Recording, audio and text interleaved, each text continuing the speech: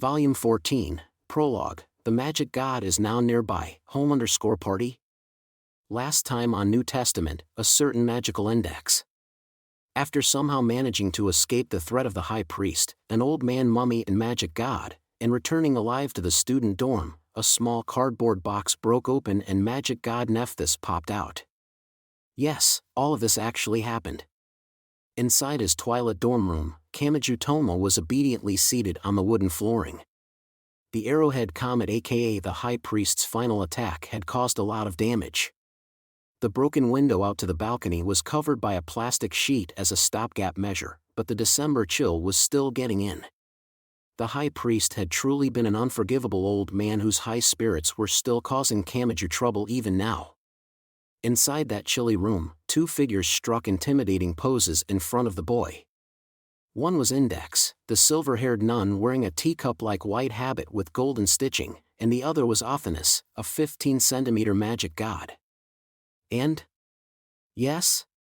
Toma, why are you still bringing in new freeloaders? Can you really take care of this many? Aren't you always complaining that this month's budget is at its limit? You know, I really don't think it's fair to get mad at me for this one. Nephthys shipped herself here in a package. Not even I know what that's all about. Everyone there except Kamachi was a freeloader, including the cat. Athanas gave him a look that said, "I don't want to hear that from you." She had recently realized the cat would not attack her if its stomach was full, so she kicked over the box of pet food to cover the floor with some crunchy chaff. All she accomplished was covering herself in food and getting attacked all the faster, but Index and Nephthys did not seem to care. They more innocently interpreted it as the cold cat wanting to use the 15-centimeter girl as a source of heat. "As I already said, this is a problem for all of you too," said Nephthys as she struggled to get up with sweat covering her body. "Kamisato Kakeru has shown up. If that world rejector holds the power to destroy all magic gods, your Athanas won't escape unharmed." She was probably trying to be 100% serious, but the horrors of interpretation meant the others only saw a brown beauty whose naked body was covered only by bandages as she got up on all fours in a leopardess pose. The corners of Index's eyes rose sharply. When Kamachi saw the dangerous canine teeth visible in her adorable mouth, he felt all his hair stand on end. "I'm pretty sure this goes beyond misfortune and counts as just plain unreasonable." "Then, Toma, can you swear to God that your thoughts are entirely pure right now?" Ahem. Averting his gaze and clearing his throat proved to be a poor choice. He saw an illusion of a thumb flicking up the safety cover on a fighter jet's control column. "Toma. Eek. I have to face this without a save point or a night at the inn after that crazy hard high priest battle. What's going to happen to our food if you keep bringing in new freeloaders? What about tonight's dinner, for example? I'm not going to let you take a piece of food away from everyone else to feed the new Girorol. That's what this is all about." Finally finding a way to fight back on the psychological front, Kamachi slid to the side without getting up from his seated position. This did a splendid job of dodging Index's attack. Yes, Kamachi Tomo was quite capable when he put his mind to it. It was enough to handle World War III if need be. "Guyan. I won't lend you my hand, Index. If you're a capable girl, then stand on your own 2 feet." Still, it was evening. Kamachi was too exhausted to want to do any kind of housework, but no food would show up if no one did anything. "Listen, Index. When things get tough, we just have to rely on the tried and true hot pot. The cost per person drops the more people you have, and it facilitates conversation since everyone eats from the same pot. I don't know what brought Nephthys here, but it's obvious ignoring it would be a bad idea. Besides, I'm about to freeze here. Why did the window have to break during December? Just how much of a pain in the ass are you, High Priest? So let's do this. Let's gather everything we've got to make some random hot pot. I won't let you just make some random thing. You only get 3 meals a day, so you have to put your body and soul into making each one. Then how about you start making them, Index?" Kamachi shouted back with this already pointy hair standing further on end. When he arrived in front of the fridge, Athanas spoke up while being assaulted by the cat's rough tongue. Do you really have the ingredients for a hot pot, or anything else for that matter? Don't underestimate the cheap meals of a student, Athanas. If I wanted to, I could turn some scraps of pork and a cabbage core into a delicious dash. He trailed off as soon as he opened the fridge. He was dumbfounded by what he saw inside. Index. What is it, Toma? I distinctly remember stocking up at that sale 3 days ago. So why is there nothing but soy sauce and miso in the fridge? Ahem. Averting her gaze and clearing her throat proved to be a poor choice. Kamachi Toma felt like a narrow circuit and his head had just fried. Why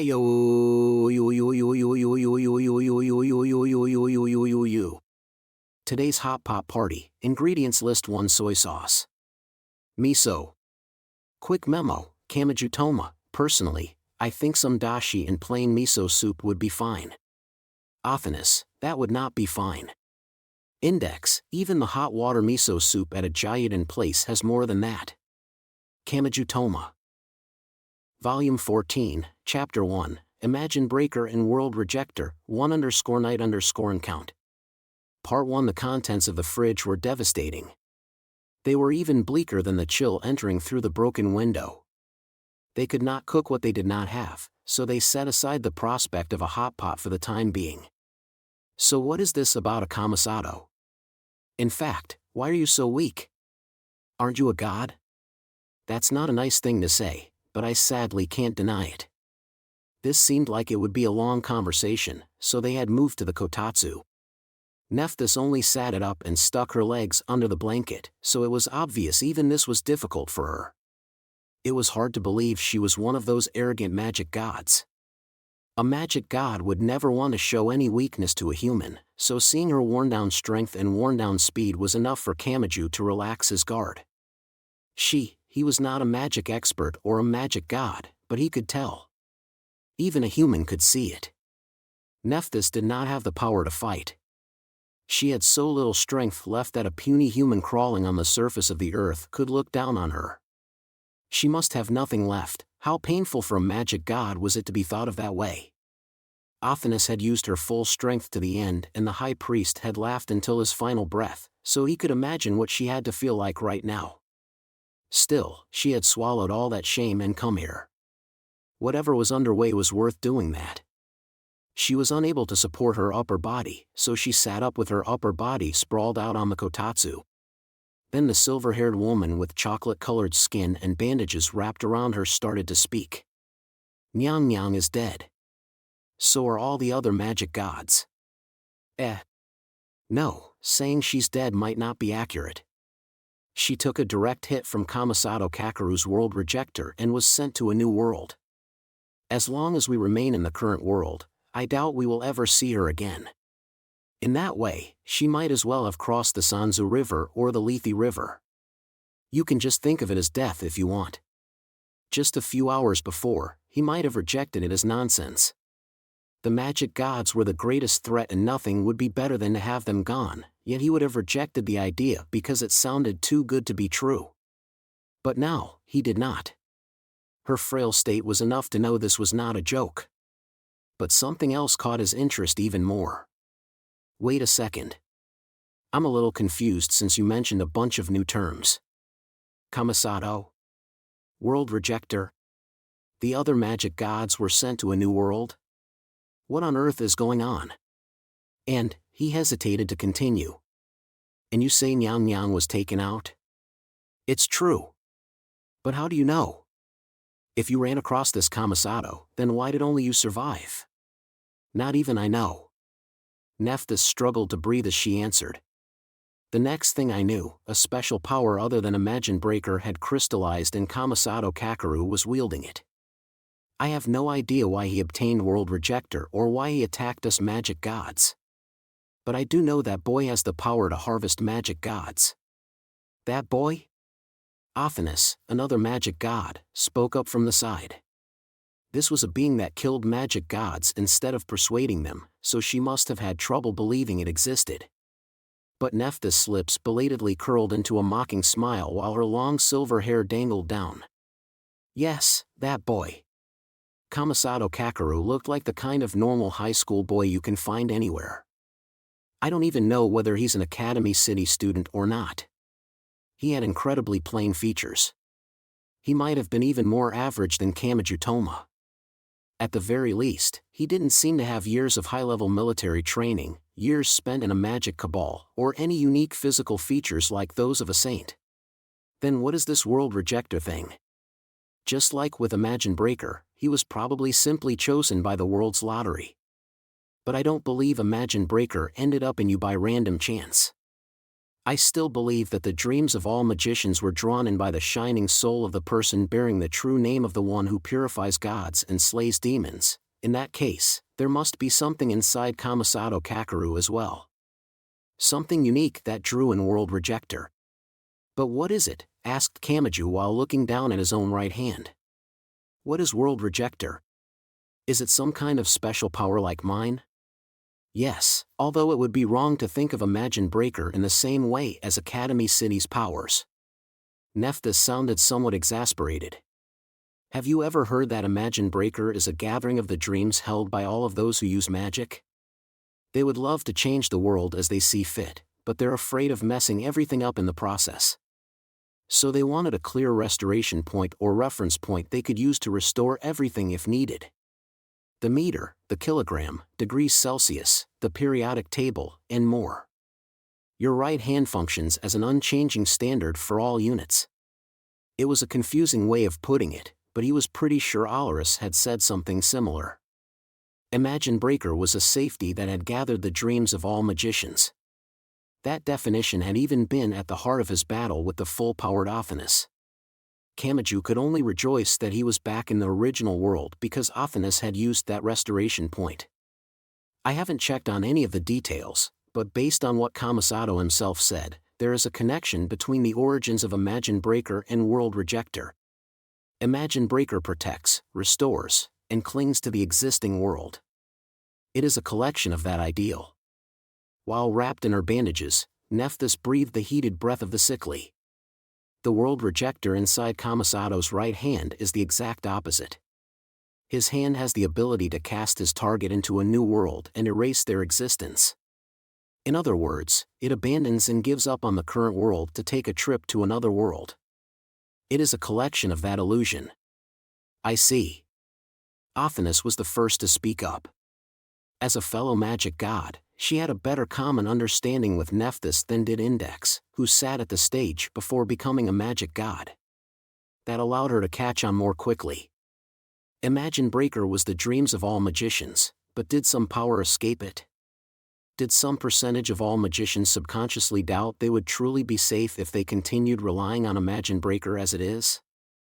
It goes without saying, but 99.9% of the magic side's total power is held by us magic gods. We may be a minority in numbers, but each one of us has far, far more power. The human magic side covers half the world, yet it cannot match even the tip of one of our hairs. In other words, World Rejector appeared inside this Kamasato because you all were disappointed in Kamaji Toma. Haha. I can see why he would hold a grudge. It's like a cell being devoured by the apoptosis it created. Did you enjoy getting the entire world caught up in your suicide? Should you really be laughing? We in the True Gremlins started doubting Kamaji Toma when he left his path to save all magic gods by gaining an understanding of you personally. In other words, none of this would have happened if not for your actions. All of the chaos since the end of the World War III, including today, can be blamed on your selfishness. Murderous gazes briefly clashed between 15-centimeter Athanas and sweaty Nephthys, who could not even support her own upper body. Kamaji was the one who tried to break the strained atmosphere. Hey, wait! Let's not fight here. Besides, Athanas, you'd be crushed by a single swat of the hand, so why are you so ready to pick fights with people? Is that any way to speak to a god? Ow! Don't poke me in the meridian with that skewer. Anyway, two girls in a serious fight is the last thing I want to see. Just imagining it feels like having a fishing hook solidly lodged in my soul. That put a bitter look on both Athanas and Nephthys' faces. It was the look of someone who had ordered a small dessert after dinner and had a cake the size of a wedding cake brought out to them. Girls, huh? This is a good example of how things can surprise you even after becoming a god. The world is a large place. He was not sure why, but a lull came over them. He made sure to use this chance to get back on topic. I get that you magic gods have high-spec minds, but could you slow down to a level a human like me can understand? Athanas snorted. I don't see how getting you to understand this would help. You're in full S mode again, aren't you? It's true. All you need to know is that this Kamasato Kakeru person has an irregular ability just as cheap as Imagine Breaker, and the two of you might clash in the near future. Oh? That doesn't seem like enough of an explanation to me. In fact, it seems a little unfair to him. You're the one that came here intending to get him involved. Are you going to play innocent while rolling around in his bed? Besides, what I said was accurate. Right, Kamachi Toma? If you could avoid any trouble with Kamasato Kakeru by throwing Nephthys and me out in the cold, would you be able to do that? The pointy-haired boy was caught off guard by the question. And without a second's thought, he answered as he always did. What are you talking about? Of course I couldn't do that. After having argued over this point, Athanas and Nephthys could only sigh at almost the same moment. Sounding utterly exasperated, the one who understood him spoke. See? That's the kind of guy he is. I see. Someone this abnormal probably would have been perfect as our scorer. Kamachi did not like how they were talking about him and he turned to Index for some support, but she turned away in a huff. Then, Athanas gave the final announcement. If that's your intention, you can't get careless, human. Until now, you've gotten through everything making full use of the blessings brought by your right hand. As all kinds of normal threats opposed you, you achieved an unexpected victory using that abnormal power. But this will be different. Your opponent's power is just as abnormal. You can no longer fight like a joker taking on a group of aces and kings. This is a joker against a joker. In a way, it's even harder to predict than a clash between two aces. You've never experienced something like this before, so you can't predict what's going to happen based on your accumulated experience. If you don't focus your mind, you could easily end up dead in a way that ignores all the rules you've seen before. Part 2. In a luxury apartment, Kiharu Uetsu, a woman in a cheap suit and lab coat, violently banged a spatula against a frying pan. Sensei. Dinner's ready. Drawn by her voice, a golden retriever trotted across the wooden flooring. He immediately began speaking using an artificial voice. Sorry you always have to go to all this trouble. Even if we're master and apprentice, I don't think you have any obligation to go this far, yet I still have you do it. Oh, honestly. What are you talking about? I can't have someone as esteemed as you eating the ready-made pet food they sell at bargain prices. That stuff is junk. They get lazy with the ingredients because they know people aren't eating it. A small silk mat was laid out on the floor with a small bowl on top of it. The main dish was ground pork mixed with some grains and lightly stir-fried with moderate flavoring from salt and oil. She did not know what it was called, but it had become her specialty dish because Kaharu-nukan seemed to like it. There was also a small bowl of water that had been boiled to remove the chlorine and a salad to provide a few nutrients that would otherwise be lacking. The golden retriever summed up the meal with a single phrase. Such romance. She was confused. She did not seem to realize that was the highest praise he could give. But ignoring the food someone had made went against Kiharu-nukan's personal style. It was only polite to focus on the meal during mealtime. He could always explain what he meant after savoring the food. He did not take this environment for granted and spoke words filled with the utmost thanks. Time to eat. Yes, eat up, sensei. He was a man with an understanding of romance, but he did not use his robot arm at times like this. He shoved his face into the bowl and devoured the food while making plenty of noise. Table manners were meant to allow everyone to enjoy their meal, so demonstrating one's enjoyment of the food was more important than unnecessary formality. He viewed this as the ultimate etiquette toward the one who had cooked it. It may not have even taken him a full 10 minutes to finish the meal. And he did not fail to thank the one who had prepared this special day for him. "Thank you for the meal." "Huh. You're done already." "But I only just started on my salad." "Sorry. I know I should have matched my pace to yours, but to be honest, your cooking is just that good." "Oh, dear. I'm going to blush. What do I do? Should I make you more?" "No, there is no need for that.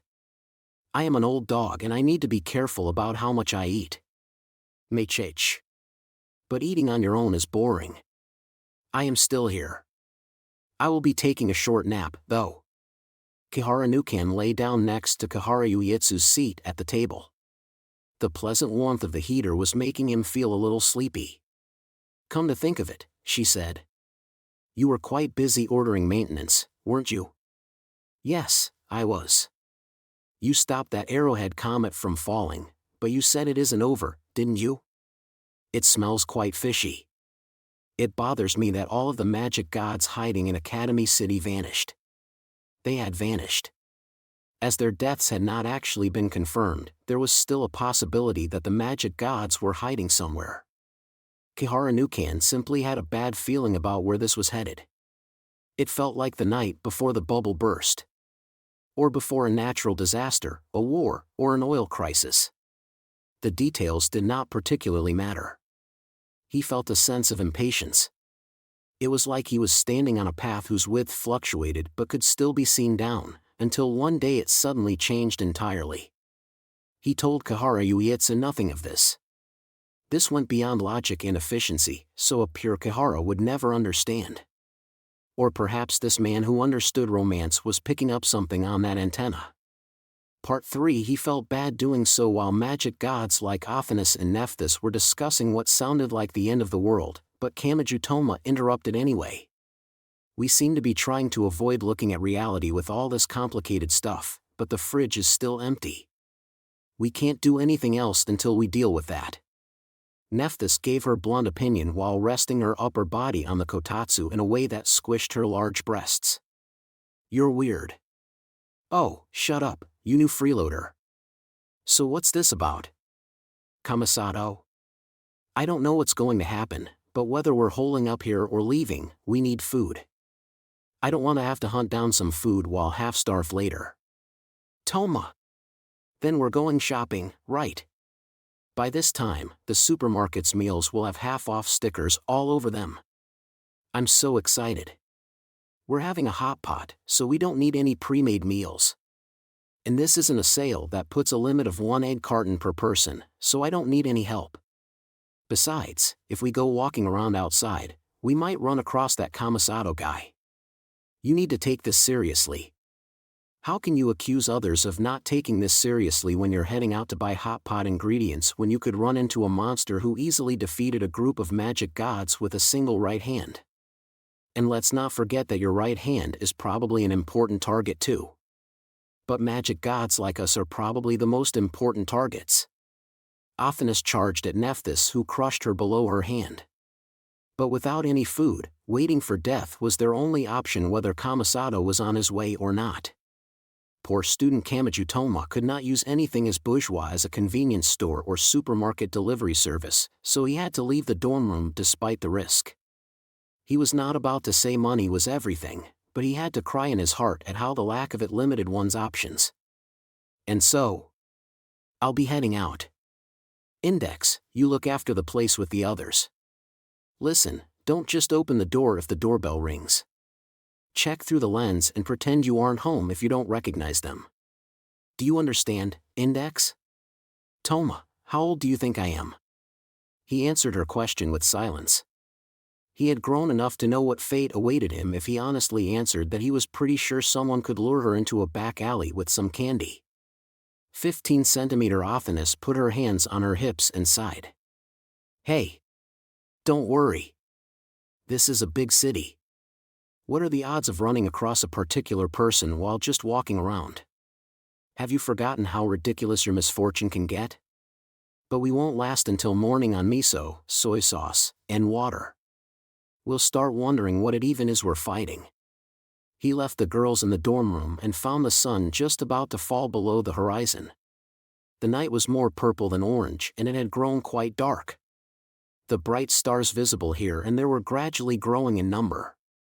At the same time, he knew the lights of electronic signs and building windows would start to come on and quickly erase all sign of the stars that should have filled the sky. How should I put it? Kamachi thought to himself as he walked along a main road lit by streetlights. I was too panicked to notice before, but the high priest really made a mess of things. Even now, he could see signs of that magic god's rampage. Construction vehicles were moving crushed cars out of the way, triangular cones and tape were placed around giant holes, buildings were unnaturally tilted, every window was broken, and shards of glass covered the road and sidewalk. Truly, if anything had gone just a little bit wrong, everyone in the city might have been caught in the downpour of glass and covered everything in blood. But Kamachi did not think he had somehow fixed everything. He had cornered the high priest, but that had only brought Academy City even closer to destruction. In the end, it had not been him who finished off the magic god after he fused with the giant comet. It had been a mysterious light fired from the ground. What had that been? 2.3 million people lived in Academy City and they had all tried to protect the city in their own way. One of them had likely settled things in some way Kamachi was unaware of, but... Your thoughts are taking a turn for the worse again, aren't they? He suddenly heard a girl's voice. He turned toward it and found 15-centimeter Ophinus's head poking out from his pants pocket. You! Don't look so surprised at everything I do. Aren't you supposed to understand me? Did you have your head sticking out this whole time? The whole time? Wait a minute. Anyone who saw that probably thought I was walking around with a figurine girl in my pock. Go gya. Wait, you idiot, just 'cause you're in my pants pocket, doesn't mean you should need me there. Kamachi leaned forward due to the attack, but the details will be omitted to preserve his honor. Ophinus gave a snort and started climbing up Kamachi's coat. I just don't feel at home when I'm not on your shoulder. You. Please hide inside my scarf. More importantly, casually cut in Ophinus. You weren't considering a redefinition of Kamachi Toma just because you weren't the one to solve that problem, were you? You weren't thinking you might have been able to handle that situation if only you had some kind of new power, were you? Give up on that idea. Would you be able to save more people if you trained in martial arts? Would you be able to resolve things more smartly if you had a gun or a knife? That would have the exact opposite effect. The more means of killing you have and the farther you move from the path that saves your opponent using their own power, the weaker you will become. That alone is certain. You might not like having someone else act like they understand you, but as someone who was saved by you, I do understand. Kamachi had nothing to say to that. For one thing, he had not realized his own true value. Of course, that lack of realization was itself his strength, so that was not surprising. Human, where do you think evil comes from? Don't bother giving me the textbook answer. Tell me the honest opinion that first comes to mind. Surely you aren't going to give me some whitewashed answer about the dualism of good and evil. Haven't you learned firsthand that this world is not simple enough to just divide things between angels and demons? Good was not good because someone decided it was. Evil was not evil because it said so in some book. Kamachi Toma did as Ophinus said and gave his honest opinion. Does true evil even exist? Haha. Now that's a question I would expect from you. And you're close. Evil is created when someone gives up on someone else. It appears when everyone gives up on someone as a lost cause and removes their path to salvation. Once they are cut off from everyone else, they become evil. Just look through history and you'll understand. What is the difference between a murderer who kills a single person and a great hero who kills 1 million? It has nothing to do with the person himself. It comes down to whether everyone else accepts him. It's an issue of majority rule. When someone gave up on someone and they become cut off from everyone else, they became evil. Thinking back to the mess from Tokyo Bay to Denmark, there may have been some self-deprecation in that girl's words. It was true that the world had given up on her, but she had given up on the world first. Martial arts, a gun, a knife, or any other obvious offensive power would only increase your ability to cut people off. You would be no different from the cruel agents of revenge who delight in robbing people of a chance to reform and then tossing the majority rule loser into the abyss, all while calling it a punishment. Kamajutoma, that is not your strength. Your greatest weapon is the powerful arm that reached into the abyss and saved even someone as hopelessly evil and rotten to the core as Magic God Ophinus. That ability to connect is your ultimate trump card, so make no mistake and do not reach for a cheap answer. You couldn't defeat the High Priest? This Kamisato guy wiped out all of those magic gods? You should be asking, so what? You should be looking down on Academy City for letting the High Priest die and on Kamisato for killing the magic gods without saving a single one. What is wanted from you is not violence on the same level as World Rejector. It isn't the power to kill. It is the power of human reason that can envelop that violence. After hearing that, Kamajutoma smiled. He had still been fighting the High Priest. Something had not been sitting well with him and it had filled his chest with worries. But he felt like he finally knew what it was. The High Priest had been truly awful. He had left his mark on every part of Academy City. But now Kamaju wished he had listened more to what he said and learned more about him as a person. If he had, something might have changed like it had with Ophinus. But now it was too late. The High Priest had been evil, but that was because Kamajutoma had made him evil. He had done so by giving up on saving him. How much did Nephthys know of the non-evil side of that old man? He knew he was giving over to sentiment, but he was curious. "You really do understand me," he said. "Why mention that now? Do you want to reconfirm what that means?" Ophinus made it sound obvious and the pointy-haired boy smiled again. This time it was a self-conscious one filled with enjoyment. The supermarket was close. He entered the air-conditioned shop and grabbed a basket near the entrance. He followed the aisle and checked around the fresh food section, but he did not go for the most delicious-looking meats and vegetables. When Ophinus saw what he threw in the basket, she spoke up in disappointment. "I understand it's cheaper, but can't you give some thought to how it looks? Why are you only grabbing the wilted vegetables? Shut up. We're having a hot pot, remember? It's all going to be boiled in the water, so it doesn't matter if they've gone a little bad. What kind of hot pot are you planning, anyway? There are a lot of options including pot au feu and cheese fondue." "Oh, I was thinking of playing it safe and going with a mizutaki. Boiled tofu is actually the easiest, but that would never satisfy a growing girl like Index and she'd definitely throw a fit." Kamaju selected some cheap packaged tofu and shirataki, but Ophinus seemed confused. "I don't know much about Japanese food, but, mizutaki? Doesn't that mean it's cooked in plain water? That sounds incredibly bland, but it does have some kind of flavor, right? That's the problem with you crazy Westerners who insist fries are a vegetable. Just watch. When poor student Kamajutoma goes all out, it'll knock your socks off. It doesn't really matter, but fries are a traditional food of the Northern European nation of Belgium and they're even trying to register them as a World Heritage item. If you start treating it like a cheap junk food, I'll cast a curse on you. Jaya. Don't stick your tiny arm in my ear. Who would have thought I'd learn about a god's favorite food here?" A chill ran down Kamaju's spine as tiny fingers tickled him near the eardrum. Once the god's curse was complete, Ophinus pulled her hand out and spoke. "And when it comes to food, you can't go wrong with herring." Oh? Is that not a universal thing? In the Norse regions, you throw herring into just about any kind of home cooking.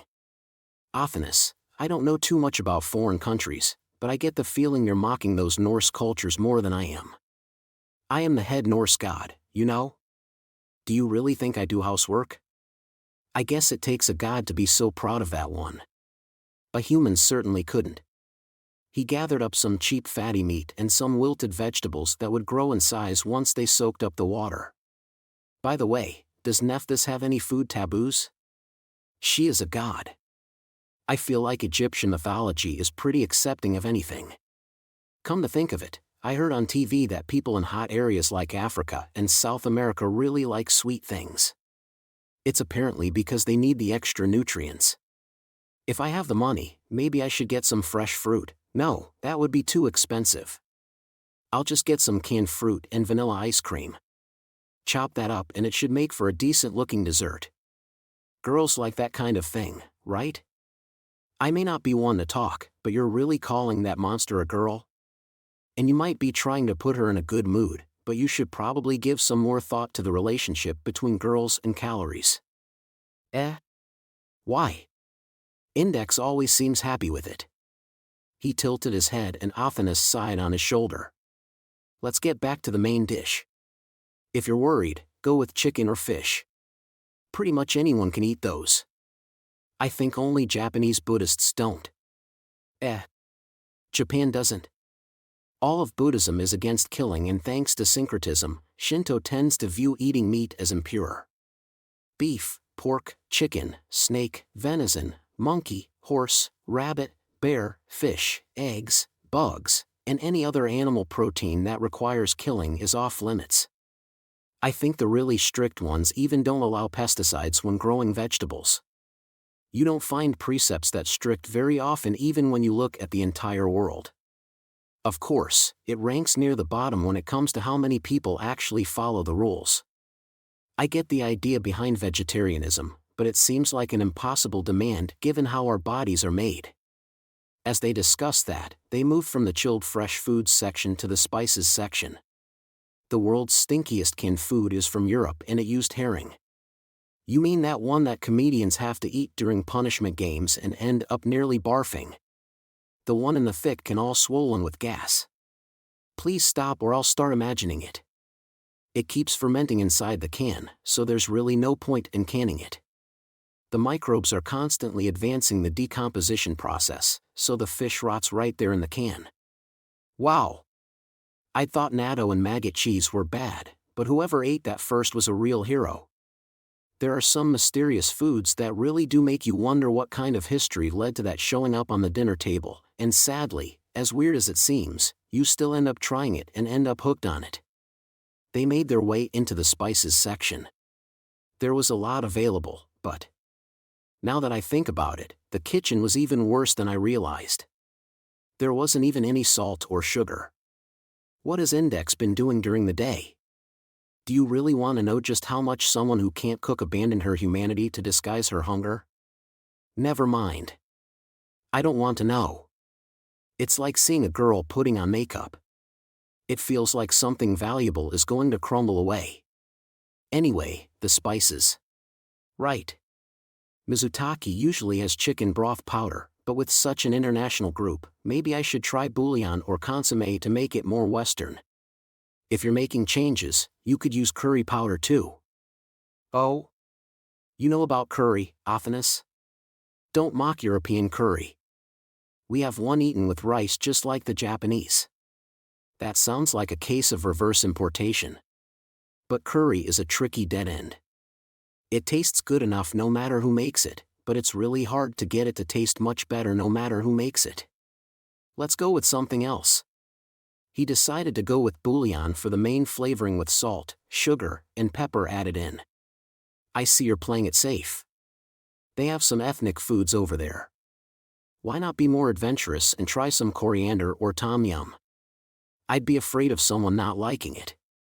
Besides, I have no idea what an Egyptian god like Nephthys likes. What did she eat in the BC times? They also argued on whether to finish it off with rice or champion noodles, but the noodles side won this time. Buying a packaged ingredient had poor cost performance, but he was not about to lug a bag of rice back so soon after the exhausting high priest fight. While checking out at the register, Kamachi realized he had forgotten his reusable shopping bag and grew slightly depressed. Hey, hero, do you really have to be kind to the planet now? That's not it, Athanas. They stamp your point card each time you refuse their bags. You really are rushing down the path of a house husband, aren't you? This would have been the final stamp on the card, and I'd been planning to use it to get a buttered baked potato without the others knowing. Baked potato! That sounds delicious. Let's go get that reusable bag. Ophanis was surprisingly excited about the food, but that was not due to her stomach like it was for Index. She was more focused on wanting a relaxing meal with him without the cat interrupting, but the pointy-haired idiot was of course oblivious to that fact. Kamachi left the supermarket with plastic bags in both hands and Ophanis on his shoulder. It was after sundown in December, so his breath was visibly white. I'm kind of surprised. About what, human? That the supermarket is running like normal. Not long ago, the high priest fused with a comet and was about to crash into Academy City. Sure, someone stopped it, but it still blew up in midair and shattered all the glass around here. The world is surprisingly sturdy. It's like I was telling you, you don't have to carry it all by yourself. There isn't just one pillar supporting the world. It isn't about what kind of realistic power anyone has, and you shouldn't give up just because you don't have anything. Even if they don't have much, if anything at all, everyone is doing their best to live their lives even now. Perhaps. Kamachi smiled a little. There was no need for him to carry everything himself. He was partially smiling at that thought, but he also thought it was a huge step forward for magic god Ophanis, who had repeatedly created the world and returned it to normal, to use the word everyone. But then he heard a footstep in the darkness. That quiet sound seemed to flip a switch for the world. Something invisible had repainted everything in an instant. He felt a prickling sensation that something was wrong. Ophanis. Yes, I can feel it too, human. She spoke as they came to a stop and stared cautiously down the dark street. This enjoyable outing just came to an end. A silhouette stood less than 10 meters away. They could not see any details, but whoever it was could apparently see them. An entirely calm voice reached them. Hi, Imagine Breaker. Then I take it your world rejector? Haha. If you know that name, I can only assume Nephthys really did end up with you. And what if she did? Thick tension filled the darkness. This was not an issue of strong or weak. Both of their right hands were abnormal and their irregularity ate into that space. The presence of a single joker was already a serious error, but two of them were butting heads here. The world seemed to be crying out to say it could not endure this. Yes, what should I do? Pondered the silhouette. I have business with the magic gods. The magic gods who made me like this. That's your business. It has nothing to do with me. True. You don't need to worry about it in the slightest. He readily admitted it, but... And that is exactly why, he continued smoothly as if all of this were following the pre-established harmony, and then he gave his conclusion. I don't need to worry about you in the slightest. A brilliant light illuminated everything for just an instant. It was apparently the headlights of a car turning from a different road. Like a nearby lightning strike during a blackout, the entire scene was burned into Kamachi's retinas. Two boys stood in that world. They both had average facial features and would quickly blend into a crowd. They were the kind of normal high school boys one could find anywhere. Kamachi Toma dropped the plastic bags to the ground and tightly clenched his right fist. The light vanished, but darkness was not allowed to resume its reign. The two boys began to move as if to tear apart that black world. Kamachi Toma and Kamasato Kakeru. Those two great irregularities finally clashed. Today's hot pot party, ingredients list: 2 soy sauce, miso, chicken breast, daikon, bok choy, cabbage, bean sprouts, shirataki, tofu, bouillon, salt, sugar, pepper, champion noodles, bargain vanilla ice cream, canned yellow peaches, canned pineapple, canned mandarin oranges. For dessert, quick memo, Index, I hope Toma gets back soon. I wonder what he's bought for the hot pot. Nephthys, I'm not used to Japanese cuisine, so I'm not sure I can use chopsticks very well. I should probably start practicing. Ophanis, why would you throw the bags of food away? Kamachi Toma, this is a matter of life or death. Do you want me to fight with bags in my hands? Between the lines, one Nephthys was a goddess from Egyptian mythology, but there was a large question concerning her origin. Stories of the deity by that name were extremely rare. When Osiris, an extremely important god in Egyptian mythology, died, All living things around the world wept at his funeral. The weeping goddess that represented that event was Nephthys. There are no other materials referencing Nephthys, and it is unknown when and where she was born. For that reason, one theory says she did not come about naturally and that she was an artificial deity created to emphasize that story about Osiris. Amid all that, no one knows anymore if that truly was Nephthys. Not even Nephthys herself. But there is a certain story. There's no room. I can't breathe. This was all a way for the pharaoh to show off.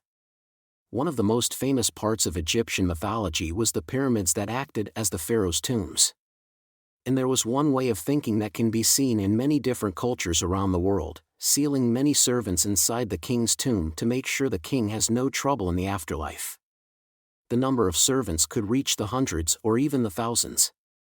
It was not that someone went around and dragged struggling girls from their families by the hair. They all willingly volunteered to serve the pharaoh. But in truth, it was unclear whether they actually could have refused. For those burying them, it was all over once the exit was sealed, but for those buried, the end took its time in coming. Humans can last for 2 or 3 days without drinking a drop of water. If they bit into the cloth of the burial goods or found some other way to gain some moisture, it was possible for them to live over a week. For those closed inside, the end took its time in coming. It took a long, long time. Enough that they would begin begging for it to come sooner. And as that seemingly never-ending series of moments passed, someone had a thought. They did not want their life to have been a waste. They were not dead yet, and they did not want their thinking existence to waste away to nothing. And there were hundreds if not thousands there. They checked through their fragments of knowledge, the pieces of the mysteries they knew, and the papyrus buried with the pharaoh so he could be resurrected. And once they gathered it all together, deep in a certain pyramid, that brown goddess was born surrounded by countless corpses. Was that mountain of death the original form that had created her, or was it more like the shell of an egg? Not even the goddess known as Nephthys knew for sure. Volume 14, Chapter 2, Freeloaders Tend to Grow in Number, Cannibalization. Part 1 Kamaji Toma and Kamasato Kakeru. Imagine Breaker and World Rejecter. They saw each other down the dark road and ran along the shortest path toward each other. The first to swing his arm was Kamasato. Do you wish for a new world? They were still 5 meters apart, so Kamaji should have been out of the other boy's range. However, he felt a chill race through his entire body. As if flinching from a nearby lightning strike, he lowered his upper body on a baseless reflex. That thoughtless reaction did not actually dodge anything. But a moment later, a disturbing explosion sounded directly behind him, as if space itself was being torn into and swallowed up. Thick tension traced along his skin. The impatience felt like a weak electric shock. Mysterious beads of sweat instantly covered his entire forehead. Damn it, does he not have to actually touch his opponent? What conditions does he need, and what exactly can he erase? Regardless, his looks way more convenient than mine. But that attack had not been targeting Kamaji. If it had, it would have blown away his upper body. He sensed something flinching back behind him, but he did not look back. Something had been approaching there, but he did not have time to check. He clenched his right fist again. He ran toward Kamasato Kakeru to attack his target, which was something else approaching from behind the other boy. It had all been planned out. As soon as Kamasato's silhouette casually swung his head to the side, Kamaji's fist passed by while clenched as hard as a rock. At the same time, it crossed paths with the something else that had been attacking the back of Kamasato's head. They collided, and it was negated. Imagine Breaker worked perfectly, so whatever was attacking Kamasato must have used a supernatural power. Whether that was magic or an Esper power was still a mystery, though. Kamaji and Kamasato now stood back to back, but they both turned 180 degrees. Were you testing me to see if I would save you or not? Well, if you hadn't, all I needed to do was swing my arm. Violently bright headlights reached them from a different road once again. The flash briefly dazzled them and burned the scenery into their retinas like a photograph. That was when they realized 2 different kinds of violence surrounded them. One was pitch black. Even from close up, Kamachi could not tell what it was. It looked like an octopus floating in the deep sea, like a soft piece of fat cut away with a knife, or like a loose rubber film being melted from the inside. The more he stared at it, the more its meaning changed and the more confused he became.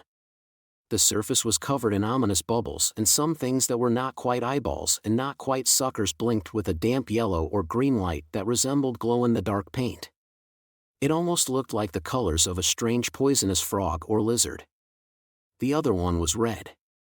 It seemed to have the texture of a deep pile carpet soaked with water and left to rot. Something like uneven teeth or tongues could be glimpsed deep in the thick carpet. Kamachi was filled with a sense of caution warning him not to look any deeper. Neither one seemed to have a solid form and they surrounded the two boys from several meters away. At any rate, it looks like the main task will have to wait. Kamasato Kakeru sounded relatively apathetic. Just to be sure, these things aren't with you, are they? Does it look that way? And if it comes to that, you seem more suspect than me. Or rather, yes, what are they doing? Have they started cannibalizing each other? The red and black amorphous monsters were acting oddly. With the disturbing sound of sludge flowing into a drain, they began wrapping around and chewing on each other. Athenis narrowed her eyes from Kamachi's shoulder. This seems to be an accident for them too, but we can't just watch. In fact, a wounded beast is even more dangerous. They'll be fighting for their life, so the standard rules don't apply. Their routine becomes harder to predict and they go all out, so there's a larger risk of anything nearby getting caught in the middle. What a pain. I wanted to have a nice chat, but it looks like escaping here has to come first. Perhaps so, spat out Kamachi. On the one side was something with uneven teeth or tongues deep inside its rotten red carpet, and on the other was something with black bubbles that resembled eyeballs or suckers. The two twisted around, sharpened, and split open their own bodies to send out something like sharp claws. Also giant moss lined with countless fangs opened all over them. Here they come, shouted Athenis. Countless predatory tools that resembled spears and blades shot from the creatures surrounding them in a donut shape. Kamachi and Kamasato both gathered strength in their right fists to break through the maw of death. Part 2. Kamachi was entirely absorbed by his activity. His imagined breaker was extraordinarily destructive to supernatural powers, but its effective range was limited to his right hand, which made it weak against multiple simultaneous attacks. Saint Germain had given him trouble by taking advantage of that. He only managed to escape being surrounded here due to Kamasato's help. He was honestly unsure what would have happened had he been alone. Pant, pant. Damn it. He did not know how far he had to run before he could relax, so he just ran and ran. He clicked his tongue when he remembered he had left the supermarket bags behind. Once he realized the ability to regret something like that meant he was subconsciously beginning to relax, he finally came to a stop. Not even he was sure where he had ended up.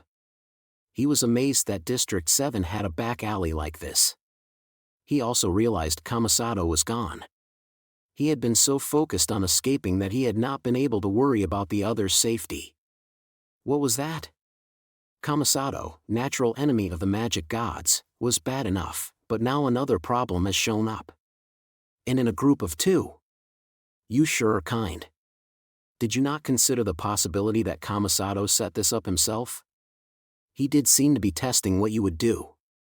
But he said it wasn't. You really are stupid. Athenis pinched his earlobe. I don't know what exactly World Rejector does or what conditions are needed to use it, but it defeated magic gods by the dozen, didn't it? Would he really run away when faced with just one or two attackers? Then, I'll admit I don't know whether they were working together or not, but he was definitely enjoying it.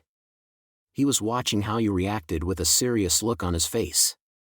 He was probably playing around and using a different form of communication for what couldn't be said with words. As he listened to Athenis, Kamachi leaned his sweaty body against a nearby building wall to think. What even were those red and black attackers? Who knows? The eye patch girl sounded entirely casual. The red one had the scent of the dark continent, but the black one is a complete mystery. It may have been a conflict between magic and science. What's the Dark Continent? Some ancient civilization that sank into the ocean? It means Africa. Expand your vocabulary. Then why couldn't you just say Africa in the first place? Complained Kamachi in his heart. Ophinus, you did some science-related stuff in addition to your Norse magic, right? Yes, but that was mostly Bursey. But even you couldn't figure anything out about the Black One? I wouldn't say that.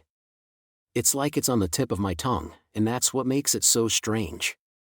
I'm the god that constructed every last part of this original world. Although that was a lot like watching an infinitely expanding snow crystal growing from a calculated core, so I didn't actually design every little thing. If asked whether Kamasato Kakeru or the black and red attackers were more powerful, Kamachi probably would have said Kamasato. But based on what Ophinus had just said, it may not have been that simple. Which meant... Oh, no. Did Kamasato manage to get away safely? Human. I know I'm being naive, being inconsistent, and getting my priorities backwards, but I won't be able to sleep tonight if I don't check. It would be no laughing matter if I was saved while he was captured and devoured. You're aware how foolish it is, yet you're still going back. How am I supposed to control this idiot? Despite Ophinus's fierce protests, Kamachi hesitantly retraced his steps to revisit the scene of the attack. He did not know where he was, but he remembered the different landmarks more than he had expected. Eventually, he found the familiar location. Kamasato isn't here. At the very least, it doesn't look like he was eaten as a human sacrifice. He heard a rustling sound from the dimly lit road, so he quickly looked down. Hey, it's my supermarket bags. Don't tell me you're retrieving them. It may be December, but the ice cream will have melted. Ophinus, the fact that they're on the road isn't what matters. It's whether they have germs on them or dash. He trailed off because the heavy bags moved unnaturally. Then a large cat hopped out. Human, the ingredients list has grown while we were gone. Enough with the black jokes, Miss God. And stop right there, stray cat. That's our precious Din Dash. He was cut off by further movement. He heard some mewing from a nearby alleyway and a few kittens approached the large cat. Based on the fur color, they were a family. This truly cornered Kamachi Toma. No fair. No fair. This is like seeing a puppy being swept away in the river or a cat separated from its owner by war. I can't do anything about it now. All I can do is cry. It's grabbing the bags and calmly leaving. It probably does this all the time. The damn creature really knows how to live in the city. I know that.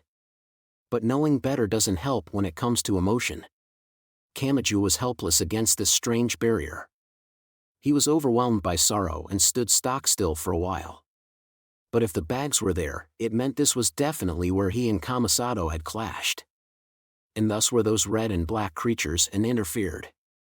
The area was poorly lit, but as he stared into the darkness his eyes adjusted to the light and he noticed something else lying on the ground.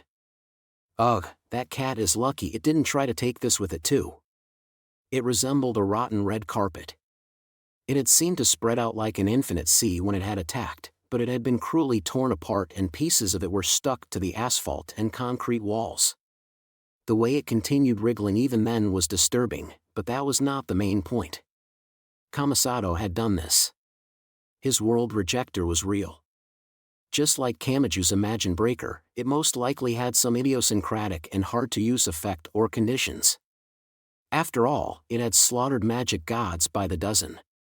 Without something holding it back, the entire world, both science side and magic side, should have been slaughtered already. But in the right environment, it was this incredibly destructive. Kamasato had claimed escaping here has to come first, but if he had been alone, he might have been able to slaughter both of the creatures. He had been playing around. Kamachi was unsure how to react to that fact. He viewed the horrific scene before him once more, and he noticed something. Wait a second, he had spotted something else amid the remains of the rotten red carpet. At first, it only looked like a dense object, but a closer look revealed that a relatively large piece of the rotten carpet was covering something. He began to flip it over, but it reacted to his right hand and vanished, revealing what lay below. He found an unconscious girl of about 12. This is what that red thing was? She had white skin and shoulder-length blonde hair. She wore a white blouse, a short skirt, and black stockings for the chic and luxurious look of a grand piano. She seemed ill-protected against the December chill, but the rotten red carpet may have acted as a coat.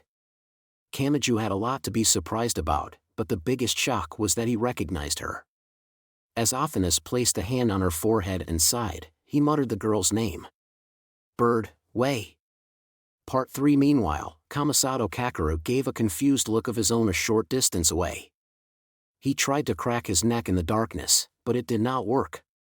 He tried a few more times, but he gave up because he felt like he was going to hurt the joint. Instead, he spoke into his cell phone. I can't believe this. You getting caught in the middle of someone else's problems is hardly new. This is sure to be related to a cute girl as always. I bet a naked girl is going to appear from the monster's belly. I'd bet my virginity on it. The voice on the other end had a certain elegance to it.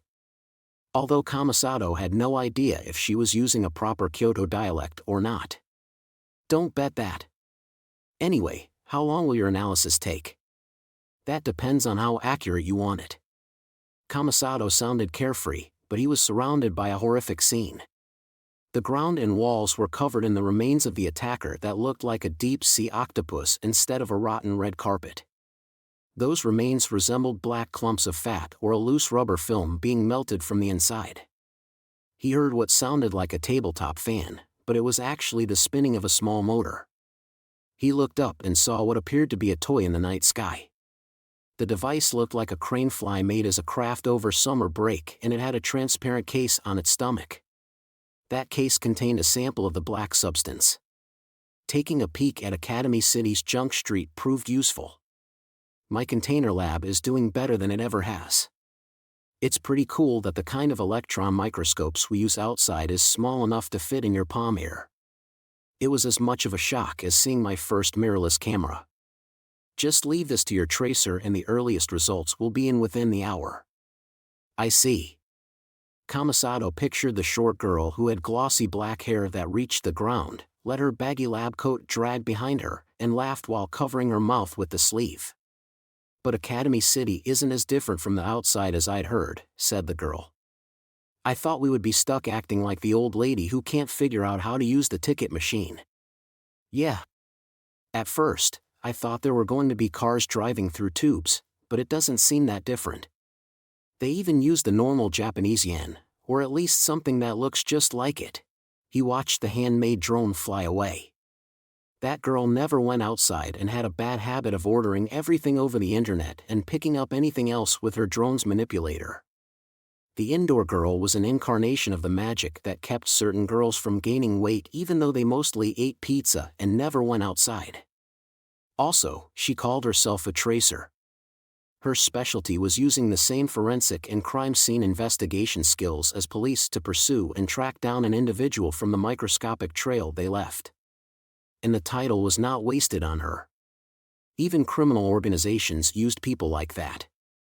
Tracking down a target or traitor used to mean gathering witness information or using an information network, mostly made from loan shark client lists, but now they hired hackers to target the Juki net and online shopping records, analyzed the many photographs and images on the internet in search of the face they wanted, or analyzed samples on the molecular level. These were of course all techniques invented by the police, but technology was just as effective no matter who was using it. In other words, this girl could track someone down even if they were put into the witness protection program or treated as dead in official records, given cosmetic surgery, had their fingerprint changed, and even had all of their blood swapped out. It was much like hunting down a target in the jungle using the footprints and broken branches on the ground. She had the Grim Reaper known as Data at her fingertips, and it could be even more frightening than simple violence. Oh, since you had the UAV out, I wanted to have you do a scan to see if I'm being followed. Why? I'm trying to figure out what to do now. I could return to the container house or I could use a different safe house in case I'm being followed. I was hoping for some extra information to make up my mind. Ah ha ha. Come on, this is Academy City. Their technology goes 2 or 3 steps further than anything we can even imagine. They say truth is stranger than fiction, but this goes beyond even that. They're probably tracking you in some really nasty way, so completely losing them would be impossible. Besides, they're scanning the entire city by satellite. Perhaps. I'm sure even this phone call is being intercepted. Of course, you knew that, but you're confident you can shake them from your tail by force and escape. Currently, Kamasato Kakeru, or rather, the Kamasato faction that had gathered around him, was opposing the magic gods. Academy City and the science side had no reason to complain about that. That said, he had entered the city without permission and he had enough power to slaughter magic gods by the dozen. The city's ruler might not choose to ignore him either because he would be a profitable subject for research or because he was a frightening threat. But what did that matter? World Rejector had enough power to deflect that conclusion. It was the ultimate strike. It was a truly definitive blow. Then I'll go to the spare safe house and see how things go. That sounds like a good idea. The other girls are going nuts after hearing you contacted the Imagine Breaker without bringing a bodyguard. Especially when you were attacked by some red and black things afterwards. That should scare you a lot more than Academy City or Kamijutoma. You need to cool your head and think of a good way to placate some girls. Naya haha. My head hurts. Anyway, the safe house is at Dash. Is that really something to say on a call that's being intercepted? Don't worry. I'm a tracer, remember? I'll track you down even if you don't tell me a thing. Bye-bye. She hung up. A look of exhaustion briefly came over Kamasato Kakeru and he put his cell phone in his pocket. Then he looked around the gruesome scene again. The disturbing black substance was splattered everywhere, but one piece of what looked like bubbling fat was being pushed up by something below. He had no idea what kind of toxins it contained and, in the worst case, it could suddenly attack and began devouring him with its giant maw, but he did not hesitate to approach the creepily pulsating blackness. Do you wish for a new world? It sounded like some sort of password. After a light movement of his right hand, the entire clump of black vanished and what slept below was revealed. She appeared to be between 10 and 12. Her short blonde hair was pushed up with a hairband, leaving her forehead exposed. She wore a down jacket and jogging wear that was as skin-tight as a wetsuit. There was a slit below the arms, so it likely had temperature regulation for use in any season. The cordless headphones around her neck were most likely linked to the wearable smartwatch on her wrist. Based on her face and the brands of her clothing and accessories, she did not seem to be Japanese. Now, then. Kamasato Kakeru placed a hand on one hip and sighed. A girl had indeed appeared from within, but she was not naked. He felt that proved the world could be kind after all. He no longer had to worry about the virginity that the girl on the phone had bet. If possible, I want this girl to explain the situation as well. They'd probably claim my own testimony lacked objectivity and refuse to listen. In order to get their story straight ahead of time, he wanted to know about her. He crouched down and checked through her pockets, but he found a card case instead of a wallet. A girl of around 10 has multiple credit cards?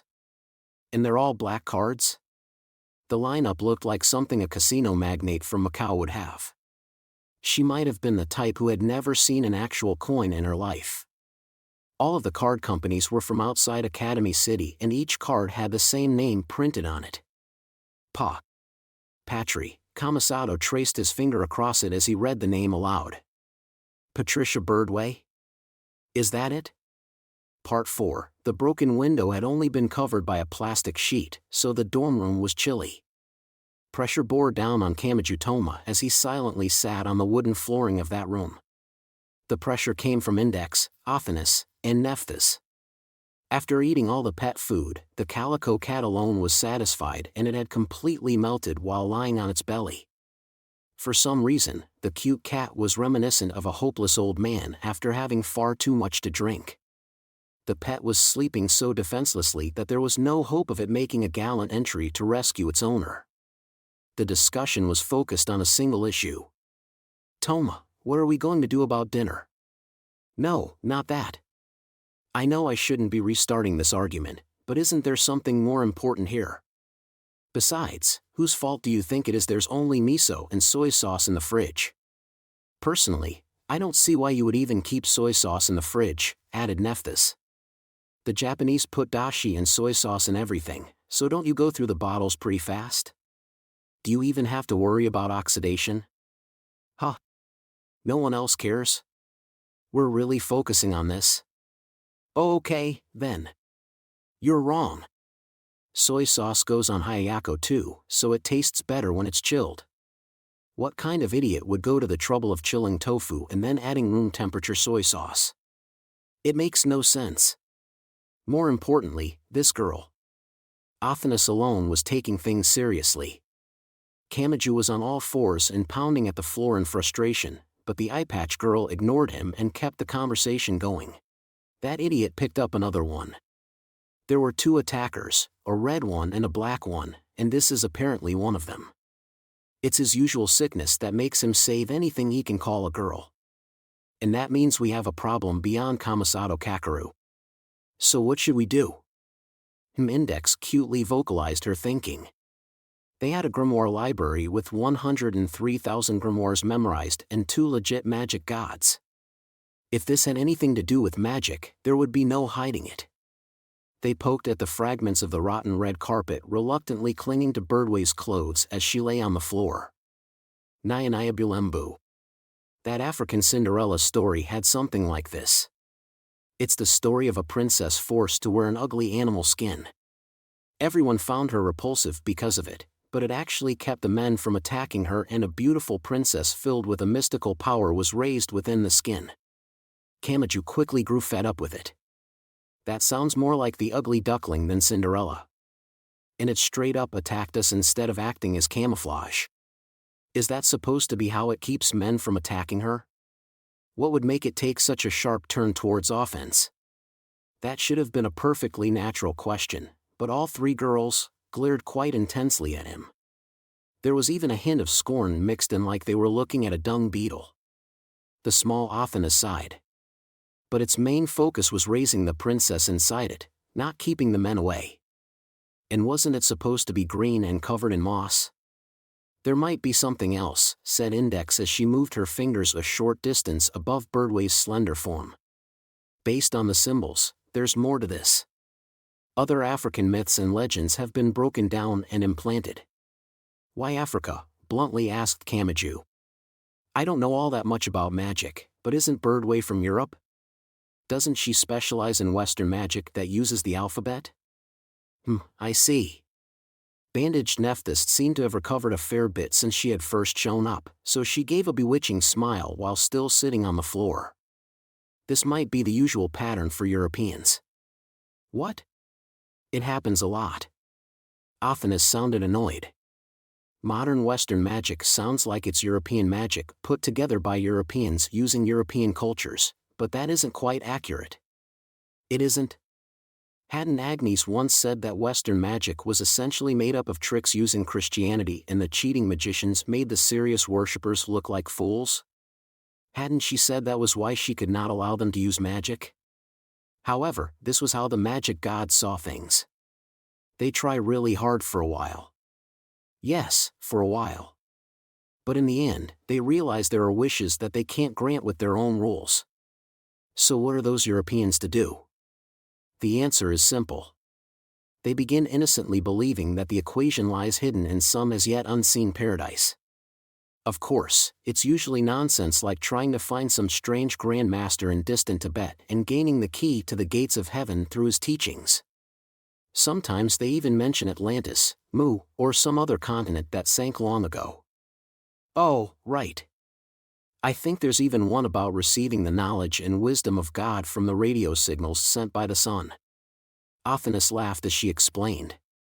As those who really did know the greatest secrets of the magic world, humans who thought they could pray to God and unconditionally receive knowledge may have seemed hopelessly shallow. There may indeed have been some secret Tibetan techniques in Tibet, but they would not be the convenient vending machine of knowledge that Europeans imagine them to be. One example was influenced by the introduction of foreign cultures during the colonial period.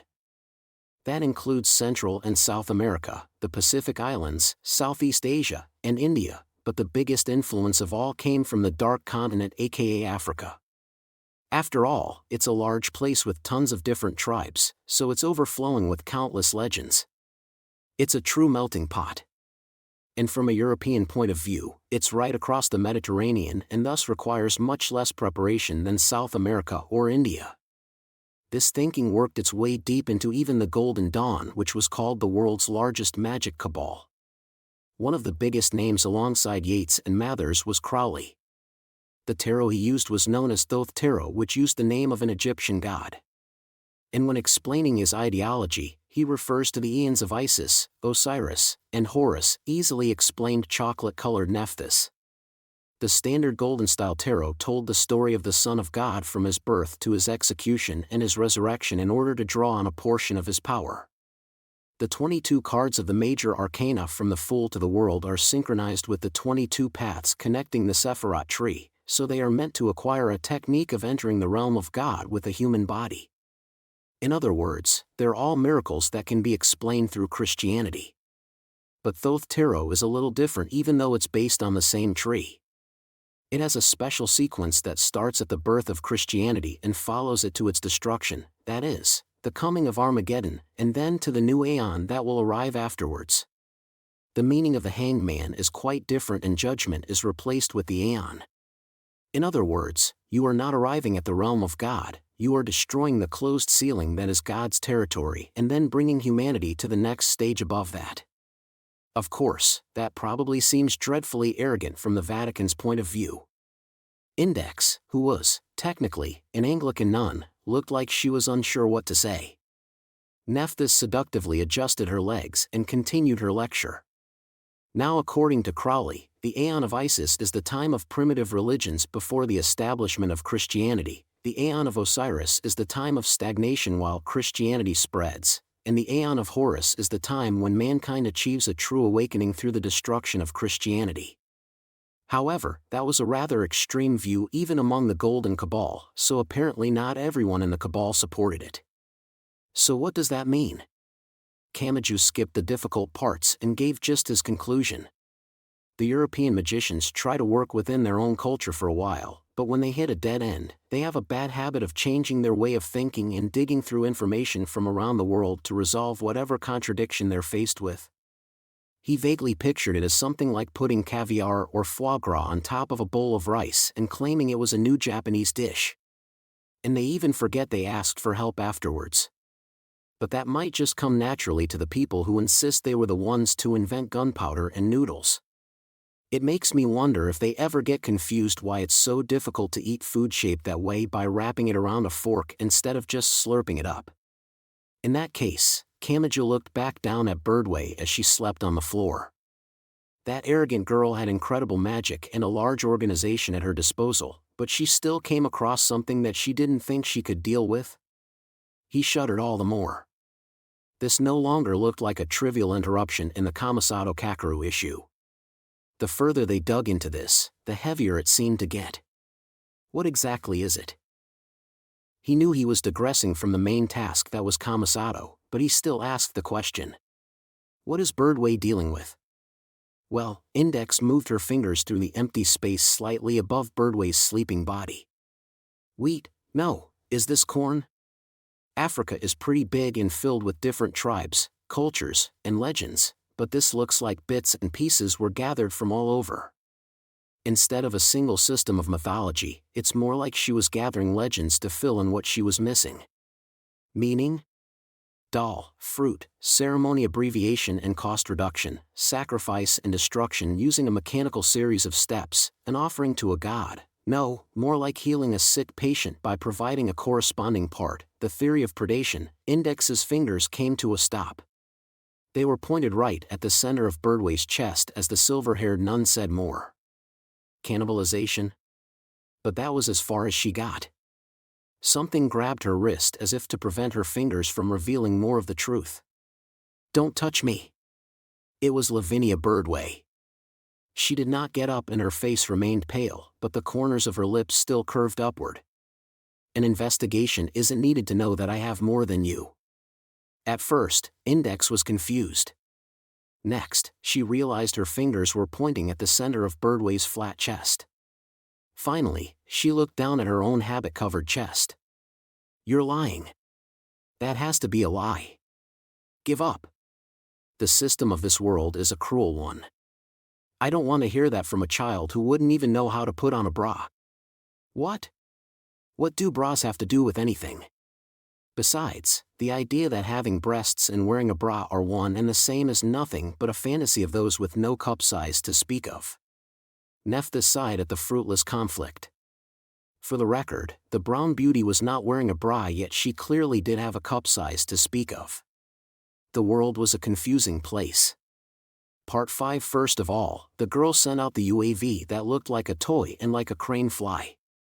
After confirming the area was safe, she approached the building in her formal clothing and her baggy lab coat that dragged behind her. With her glossy black hair reaching her ankles and her large sleeves covering even her hands, the outfit was somewhat reminiscent of a ceremonial kimono. However, she was lacking in the size needed to be called a charming beauty. Neitu, Jujima, Ganzan, Tsukuyami, oh, here we go. The solid sound of leather shoes on the floor continued as she walked down the corridor of the rundown District 7 apartment building while checking the nameplates. When she reached one with a blank nameplate suggesting the resident had only just moved in, she violently knocked instead of ringing the bell. Without waiting for an answer, she applied a few reagents to the keyhole and used some wires to unlock the door in less than 10 seconds. She opened the door to find a hellish scene contained within a 4.5 tatami mat room without a bathroom. Growling. Hiss hiss. Ow. Ow ow ow ow ow ow. Why is this girl acting like a wounded cat the second she wakes up? In one corner, a blonde girl with her forehead showing had all her hair bristled as she scratched at the normal high school boy, Kamasato Kakeru. The window was broken and covered by a plastic sheet, but that was most likely unrelated to this. The lab coat girl covered her mouth with a baggy sleeve and spoke with a faint smile in her voice. Come now. She woke up to find herself in an unfamiliar boy's apartment.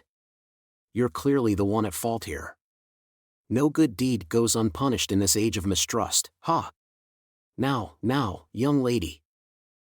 The lab coat girl crouched down to get on eye level with Patricia Birdway, whose caution was set to max and who had tears of anger in her eyes. The lab coat girl smiled while elegantly keeping her teeth hidden. Then she dropped a tremendous bomb. I may not look it, but I specialize in unofficial forensic investigation. If you don't trust Kamasato-han and you're worried about your body, I can check to see if you're pregnant. If you just squeeze your eyes shut and spread your legs, it'll be over in no time. Patricia's entire body shook. The lab coat girl was still smiling. In fact, the perfect smile was frozen on her face. She was not joking or being unreasonable. She was being intentionally cruel to this girl who had harmed Kamasato, no matter how legitimate her reasons might have been. The boy sighed, placed a hand on his neck, and swung his head a little to the side. He was trying to crack the joint, but it was not working. Ellen. Yes, hi. I'll leave my harassment at that. Honestly, if Claire and Elsa learned how ungrateful she was being, they would seriously tear her to pieces, you know? You ran off without your bodyguards and now you're injured. What do you think is going to happen now, boss? Oh, no. Maybe I should hide the injuries. Well, it's just a few welts from some scratches and she didn't draw any blood. A thick application of foundation should be enough. That was when a strange aura of fear came from Patricia's entire body while she trembled in the corner of the room. A sharp crack seemed to run through her soft cheek and something like an octopus tentacle filled with bubbling eyeballs or sucker showed itself. There were also glimpses of the colors of a strange poisonous frog or lizard. It bent, twisted, and formed a single sharp spear before shooting out like a bullet. Its target was Ellen. It shot a bit below her evenly cut bangs, that is, the center of her face. However, oops. Kamasato reached his hand casually out from the side. As soon as he grabbed it, a large chunk was torn from the spear and the bubbling mass frantically retreated back into Patricia's body. An unpleasant sound followed. It came from below the small girl's skin. Something as thick as a thumb seemed to slither from her cheek and down toward the neck, holding her headphones. The baggy lab coat girl reflexively tried to say something, but Kamasato Kakeru placed his index finger over her lips, then smiled toward Patricia in the corner. That didn't seem to be under your control. Patricia remained silent and a change came over her chest. A pulsation was evident even through her puffy down jacket. However, it clearly did not come from a human heart. Something else was wriggling at the center of her chest. To be honest, you're free to tell us what's going on or not. But if you don't tell us, we'll investigate it on our own. We will find the truth, but you can't choose the extent of that truth. As Kamasato spoke, the pulsation grew smaller.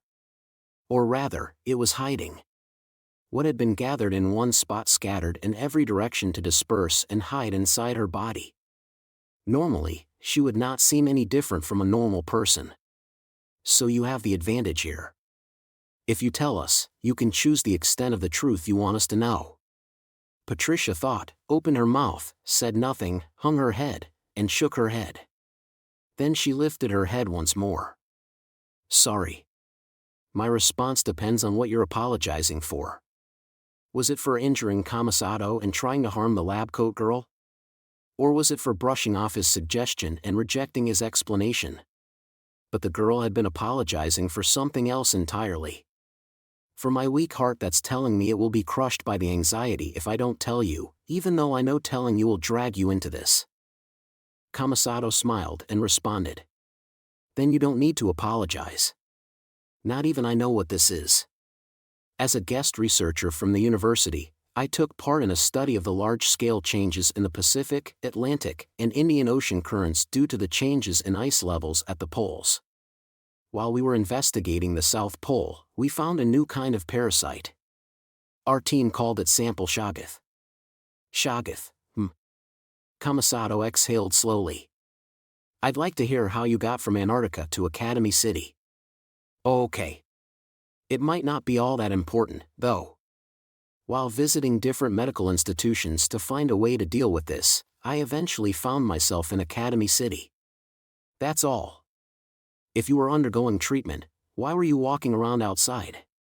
While it's a parasite, it doesn't spread indiscriminately or anything. Oh, but I can't guarantee it won't cause you any problems. Yes, it did just attack me. Ellen. I'm a victim. The upset lab coat girl brought a finger to her lips again and Kamasato prompted Patricia to continue. Apparently, even Academy City's technology has little chance of safely removing it. However, that's not what I'm worried about. The problem is my sister. Your sister? Kamasato placed a hand on his neck as he asked and Patricia nodded. The red one. That short answer held significant meaning. My sister seems to be searching for a way to save me with her own methods, but I can't rely on that. I can never accept that method, so I can't just sit around and wait. I need to stop her and have her give up on that method immediately. Why? He did not understand, so he simply asked about it. It might not work, but just like with the lottery, having as many options as possible raises the odds of a miracle happening, right? Although if you're talking about having an amateur cut you open with a rusty scalpel and no anesthetic, then yeah, you should probably say no to that. If only that was what it was. Patricia shook her head and Kamasato's frown deepened. It's something worse? If she does use her method, there's no guarantee it will save me from this. That's a complete unknown. Patricia admitted that first. And then she cut to the heart of the matter. But if she uses that method, there's a risk of her dying. She knows that and is still offering herself up to me, but that's exactly why I have to reject it. Part 6 Birdway sat up and looked around the room. The window is broken here too. That would explain why it's so cold. The entire city's like this thanks to the high priest. At least be thankful there's a plastic sheet covering it. And why is the kotatsu over there? Isn't that my seat? It isn't anyone's seat. We just felt like using it today is all. Hey, quite forcing your way in here. There isn't enough room. You're the one that stole my seat. She was pouting her lips for some reason, so she may have been picky about her position, just like a cat. Fine, I'll explain everything from the beginning.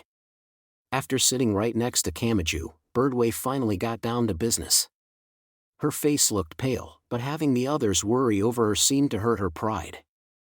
She blocked Kamachi's hand when he tried to support her back. But first, promise me something, Kamachi-toma. Do not touch me. There shouldn't be an issue since you claim to have carried me here, but I want to be as cautious as I can. I don't want one casual move from you ruining everything. What? I'm telling you not to touch my chest. Quick question, Birdway. What kind of person do you think I am? You have to ask. I'm only so afraid because it's you. She looked at him like he was a wild animal, which depressed him a fair bit. Let me be blunt, this is a personal issue. It's nothing for you all to get involved in, and you don't need to worry about it affecting the entire world. Just to be clear, this is about my life. And I still want to know even after hearing that. Besides, you already said you would explain everything from the beginning. TCH, she clicked her tongue before continuing. It's about my sister. Patricia Birdway. Oh, right. I guess you wouldn't be familiar with her. She was only involved in a fight between Anglican magicians that took place behind the scenes of an incident you and I dealt with together. She looked up to the ceiling as if thinking back to the past. She may have been sorting between what she knew and what Kamachi most likely knew. She uses the Birdway name, but she is not a magician. While I have been exclusively focused on magic, she has a more scientific way of thinking. She is my little sister, which should give you a guess at her age, but she already has a PhD and works on university-run projects. She has also been sponsored by Academy City or its cooperative institutions to join labs and research ships as a guest researcher. She has more than 20 published papers, and the media reacts entirely differently when a paper is announced with her name on it, so plenty of schools are looking for a chance to bring her in. To sum it up, she's my wonderful little sister. I can only say this while she isn't here, but she's one of the few people I don't mind having around. Why am I picturing two sadistic little girls glaring down at me with identical smirks? Her personality is the polar opposite of mine. Wow. She must be an angel. I'd actually be a little afraid to meet someone that perfect. I don't like what you're implying there. Birdway sounded a little upset. Of course, Patricia knows nothing of the cabal. To be exact, I've made sure of it. And her success isn't because we've been putting in a good word for her. She knows I lead some kind of organization related to the Birdway family, but she isn't actually aware that it's a magic cabal. She probably thinks it's a salon that dates back to the old noble days or something. It's only just barely, but she still qualifies as a normal person. What about it? What does that have to do with you wandering around Academy City as some kind of animal skin monster? Animal SK dash. Whatever. There was someone else there besides me, wasn't there? You mean Kamasato? Kamasato? Birdway sounded confused, so that must not have been the answer. You mean the black one, don't you, cut in office? Wait. You mean there was a human inside that one too? That's the problem. Birdway sighed. That was my sister Patricia. But needless to say, she wasn't born like that. There was apparently some trouble on an Antarctic investigation. Some weird parasite got inside her and transformed her into that. Are you serious? Quite serious. I initially balled up the report and threw it at Mark's head, but once I started taking it seriously, I realized how bad this is. I checked through each of the cards the Cabal holds and eventually took a step into the realm of the Dark Continent. You understand what that means, don't you? Even with my organization, there was nothing I could do. If someone claimed a fleet of UFOs was going to attack tomorrow, everyone would laugh it off. But how was everyone supposed to react once readings actually filled the radars and the many shapes were spotted on the photos taken with telescopes? The moment when the ridiculous became no laughing matter was when everything one knew crumbled away. Academy City was apparently backing the project, so she was first sent to outside cooperative institutions and then to an Academy City medical facility. But you can see the results. She escaped the bed she was restrained to and is on a rampage outside. Even the science side sees little chance of healing that illness. So that means you're trying to heal her using magic. Do you get a little of what's going on now? He did a little, but the full outline of the situation had not quite come into focus. However, this is no easy task. That grimoire library will probably have revealed most of it already, but this cannibalization is a hybrid from the Dark Continent. As the leader of a golden organization, I don't want the men who rely on me seeing me like this. And when it has to do with something even more important than my own life, my reputation is at stake.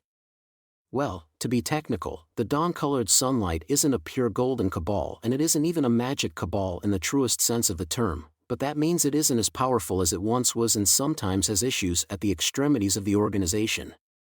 At any rate, I didn't want to spread unnecessary confusion during this difficult time, so I had no choice but to act alone.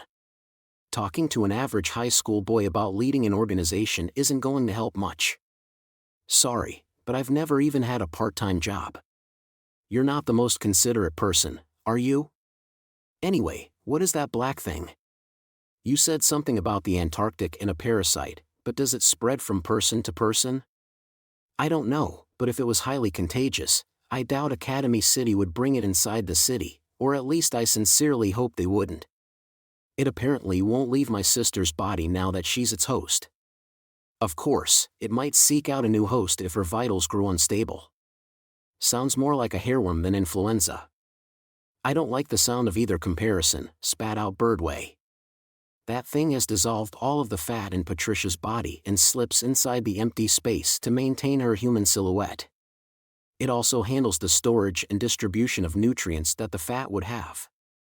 In other words, that thing holds my sister's life in its hands.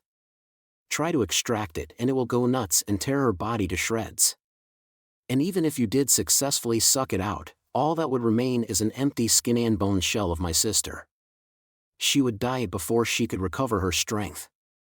In other words, she can't be saved by normal means. That's awful. That's just how parasites work. They latch onto their host and won't let go. That thing is probably doing its best to survive in its own way. Anyway, everything I told you was in Mark's report, but he couldn't come up with an actual solution. That's why I left the organization to act on my own. That meant Birdway had snuck into Academy City to do something about Patricia who could not be saved with surgery. She had even left her subordinates and cast aside the Western magic she excelled at. Then what is your trump card? My body. That's why I told you not to touch me with Imagine Breaker. Birdway lightly tapped the center of her flat chest. This animal skin is based on the African legend of a princess. It's a medium that fosters growth while providing defense and concealment so the beautiful princess could grow up without anyone getting in her way. I've been using it to grow a certain something. Birdway was of course not just wearing the animal skin for her health and beauty. But then what was it for? That girl mentioned cannibalization, didn't she? A note of resignation entered Birdway's voice. A certain concept occasionally shows up in legends concerning food. If your eye is sick, eat an eye. If your arms or legs are lame, eat an arm or a leg. If your heart is bad, eat a heart.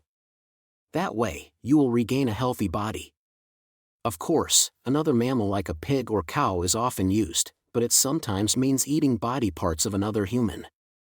Wait, you don't mean, I needed a way to save my sister. As she spoke, Birdway removed her large brooch and unbuttoned her blouse. She was not wearing a bra, but a thin slip hung from shoulder straps and covered her from the chest to below the navel. But that was not what caught Kamaju's attention. In addition to the two lovely mounds, there was something grotesque growing near the center of her flat chest. It pulsated like a living creature, but it was clearly entirely separate from Birdway's own pulse. I told you I have more than you, didn't I? Birdway gave a self-deprecating laugh. I have created a new organ in my body that is meant to be eaten.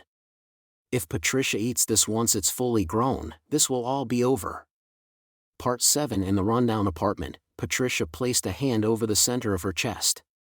The foreign object there was obvious even over her puffy down jacket. The thing must have realized she was feeling for it because it changed shape to slip below her skin. It split apart and the protruding bump vanished. It was like a diving submarine or like an octopus monster shifting its volume from its fist-sized main body to its 8 legs.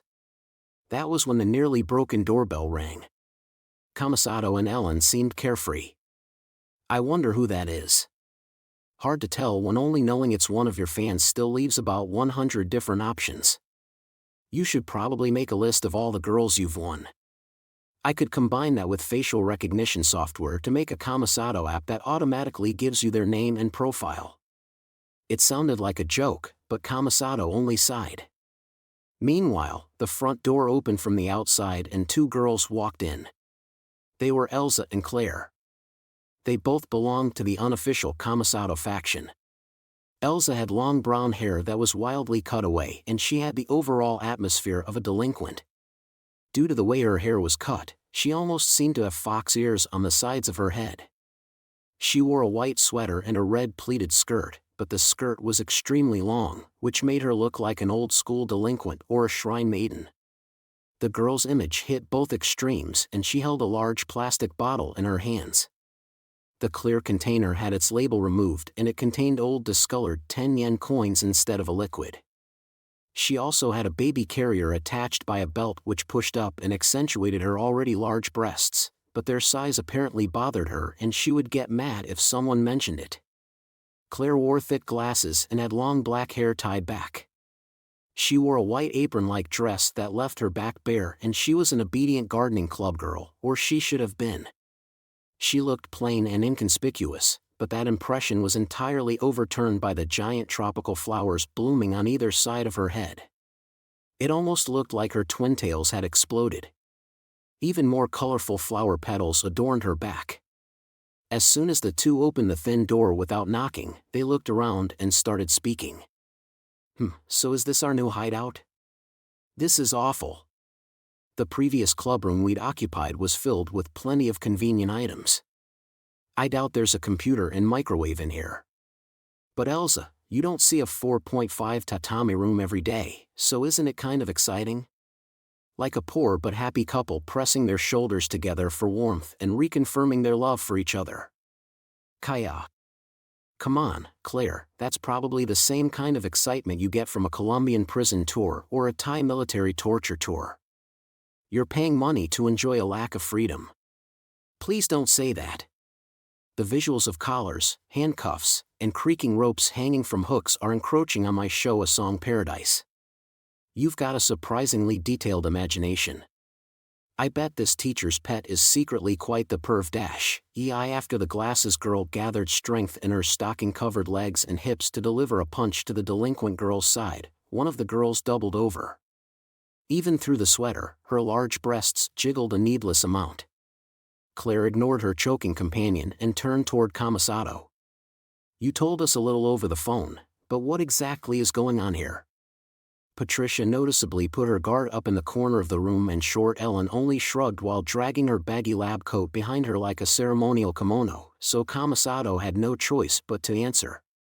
He placed a hand on the side of his neck and shook his head to the side a little, but the joint would not crack. Try to contain your surprise when you hear this. Sure. I was just being threatened a little bit. She said she has some horrible secret and I'll get dragged into some awful incident if I get any more involved. Oh, the glasses and delinquent girls both rubbed their index finger against their temple and spoke up in harmony. Ellen then chimed in with her ankle-length black hair swaying behind her. In other words, the setup is complete. You know, did she really think a hot-blooded boy was going to back off when he heard that? Are you sure she isn't sitting there waiting for the boss to jump at the opportunity? She only draws Kamasato-san in because she isn't aware what she's doing. You know, just like always. There seemed to be some hidden meaning to that, but... Yeah, it was especially bad with you, Claire. You were outside and in public, but you were still nude when you turned that corner and ran right into the boss. Talk about cheating. Thinking back, you really were the queen of cheating. I don't want to hear that from you. Who meets a guy by suddenly falling from the sky in this day and age? What dimension did you even come from? And not only did you manage to land right on top of Kamasato-san's face, but what happened to your panties? Did you leave them in that other dimension? I did have something on. It was a large band-aid though. Come now. You need to thank Ellen-chan here for using my unofficial forensic investigation skills to solve that earth-shattering incident. I bet that bastard never imagined those initial missing panties would end up being the key to ending it all. Nice job, me. And Kamasato-han was of course a real hero. They had moved their conversation along and left him behind, so Kamasato Kakeru lightly scratched at his head and tried making a rebuttal. I'm not doing any of this because I want to. Don't be silly. Don't be silly. Don't be silly. It took them less than half a second. He himself was apparently not the one who decided who Kamasato Kakeru was. Ellen waved her baggy lab coat sleeve as she said more. This might stray somewhat from the main task, but we all know Kamasato-han can't ignore it. Even if we decided to ignore it, he'd run off to the other side of the world to save her on his own if he had to. So it would be best if we helped him out so he can finish it as quickly as possible and get back to the main task. Is that okay with you? Sure is, said Elsa. I don't mind, agreed Claire.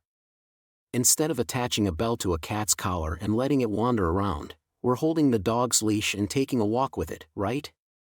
I'd feel more comfortable that way and I personally prefer it. That taste. You really are a special kind of perv dash, EI. EI. The violent rush from the teacher's pet silenced Elsa's diaphragm. However, Kamasato was not the only one who had been left behind. As the older girl's conversation continued without her, Patricia's hands nervously wandered through the air. Kamasato lightly shrugged as he too had been abandoned. Don't worry about it. They're always like this. Oh. Patricia tried to say something, but the others cut in first. The weirdest one of us all is trying to act normal. And he has guts hitting on a girl right in front of us. Honestly, could this be following the standard script any closer? This is how Kamasato Kakeru gathered 100 girls to construct his personal empire. Now, we need to organize things, so let's make a list of what we need to do and sort it by priority. Ellen clapped her hands to gather attention. The girl named Patricia had some sort of large problem and a few steps were needed to solve it. Kamasato Kakeru began thinking about the aspects of these girls that were just as unique as his own right hand, but first, we need to take a bath, but this rundown apartment has a shared bathroom and no bath. I wonder how the other residents get by. It came so suddenly. Ellen's thoughts seemed to fly in from the farthest reaches of the universe. However, this was apparently not simply a case of her being out of her mind. Yeah, I asked around and there's apparently a bathhouse around here that they usually use. That's what this tiny teacher told me. A bathhouse. Oh, that has a wonderfully retro ring to it. It has so much more charm than some dull Western term like hot spa. And it's one of the checkpoints any couple in love simply has to try out at least once. Pant. Huh. Why is everything getting so blurry? Pant. Quit going into full bloom, you pervert. You're steaming up your glasses with a self-powered thermal power plant. Wait, cut in Kamasato. He could not believe that no one was opposing the idea. That meant he had to do it himself. And he still could not crack his neck. Why are we about to go take a bath all of a sudden? Come now. Because we're preparing for battle, of course. Ellen looked entirely nonchalant as she answered, so Kamasato covered his face with a hand. He could not tell how these girls' minds were reaching this conclusion. Is this what I think it is? Is it some kind of code that seems entirely incomprehensible if you don't have the kind of mind that can view the world exclusively in terms of amazing, awesome, and cute? What's got you so quiet, boss? Asked Elsa. We ran right on over here as soon as we got inside Academy City. We weren't hanging around setting up a hideout like you. Plus, we're approaching the limits of what deodorant can accomplish. It's like sports practice after PE. Listen, if we begin a new sweaty battle without a shower, it's going to damage our pride as girls, which is more important than the world itself. They forced their opinion on him. They got by on momentum alone. That was generally how Kamasato Kakeru's everyday life went. He shook his head in exasperation and started to join the girls, but something else stopped him. Yes, they had Patricia, an outsider, with them. She seemed unwilling to have Kamasato Kakeru, the final normal person, leave her. Why are you all talking about taking a bath all of a sudden? I don't want to take one. This really isn't the time for that. Oh, right. Foreigners don't have a bath culture like us. I hear a lot of them feel pretty turned off by the idea of an open-air hot spring. I really don't think that's the problem here. Kamasato gave a mild retort. Patricia was clearly in the right on this one. She had been thrown into an entire group of strangers and, not 10 minutes after meeting them, she was being asked to go take a bath with them. That thought process was completely broken. Or it should have been. Once again, it came down to the thought processes of a girl that a normal high school boy like Kamasato Kakeru found so incomprehensible. Well, we won't force you to do anything. But with your best interests in mind, I have to ask if you're sure you want that. From what I've heard, some kind of goopy black octopus came out of you. This isn't really an issue of individual taste. I'm just amazed you would show your face in front of a boy after that. And while I don't know what that goopy thing was, what if it starts to smell after a while? Can you put up with that? Are you sure you want a boy to find out that kind of stuff comes from a girl's body or that a girl is that kind of creature? If you say you don't mind, then you can curl up in the corner and stay here, but I'd be about ready to bite my tongue at that point. And not just because it's the boss I'm talking about. Isn't it normally all over as soon as the general category of boys finds out? What dash? In her jogging wear and down jacket, Patricia's face blushed and then grew pale. Claire, the gardening club member in glasses, casually cut in. Because she was messing with the flowers on her head, her breasts were visible through the sides of her white dress. If that's just the type of girl she is, then what does it matter? I know we're not one to talk, but Kamasato-san is surrounded by girls and they all want to show off with something that no one else has. Maybe she's trying to be the smell fetish girl. Going that route certainly would be a courageous decision. You're really picking up on the worst side of Japanese culture to look at it like that. You truly are a hopeless perv dash, ei. With a solid sound, Elsa was silenced, as her breasts jiggled, but Patricia had bigger things to worry about. She did not want them to force that identity on her. And no. Don't place me on those weird rails. She desperately protested, but it was not enough to stop forensic lab coat girl Ellen. But if you keep this up, you'll be there whether you like it or not. We'll all be washing away our sweat in the bath while you're here all alone and stinky. Oh, but Kamasato-han is nice, so he won't let it show if it bothers him. He might even take pity on you and be extra nice. See, it doesn't matter what you want. You have no say. It isn't up to you. You'll be placed on those rails Elsa and Claire mentioned regardless. Do you understand now? Why do I have to follow that kind of dash, but wouldn't it be painful? Come now. I don't know your exact age. Ellen gave a cruel smile and spoke her next words like she was stabbing a knife into the girl. But people look down on someone who can't take a bath on their own by your age. Kamasato very nearly voiced his surprise. He had a vivid vision of an invisible lever being thrown. Blonde forehead girl Patricia shouted back on reflex. I can take a bath on my own. A Japanese bathhouse isn't a problem. Don't mock me like that. Patricia pressed a fist against the center of the down jacket covering her flat chest. That represented the disturbing pulsation that had been there not long before. It had dived down through her entire body, but it would gather back in one spot and surface like an 8-legged monster from the dark sea. Elsa had not heard the details of the situation, but she seemed to have good instincts for this kind of thing. Is something the matter? No, nothing. It doesn't appear when I'm just sitting around. The delinquent girl with roughly cut hair scratched her head at Patricia's hesitant answer. She seemed to be a caring person because she pointed her thumb at Claire next to her. I don't know what your problem is, but the world is a big place. You can even find glasses girls with tropical flowers growing from their heads smiling in the shopping district like it's nothing.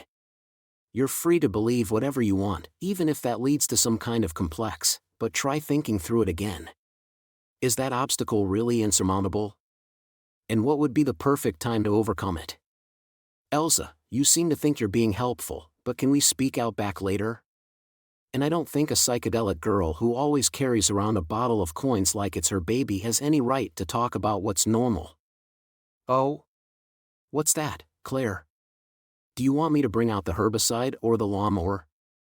The conversation jumped from place to place, moving the eye of the storm in the process. Patricia had been left behind once again, but that casual treatment may have been proof she was not being too much trouble. At any rate, they all left the rundown apartment. Kamasato had entered the city before the others, so he knew where the bathhouse was. He briefly considered intentionally taking a wrong turn to make a large circle back to the rundown apartment, but he could tell this was something of a life-or-death issue for Claire and Elsa, and he knew he would probably end up beaten to a pulp if he tried that.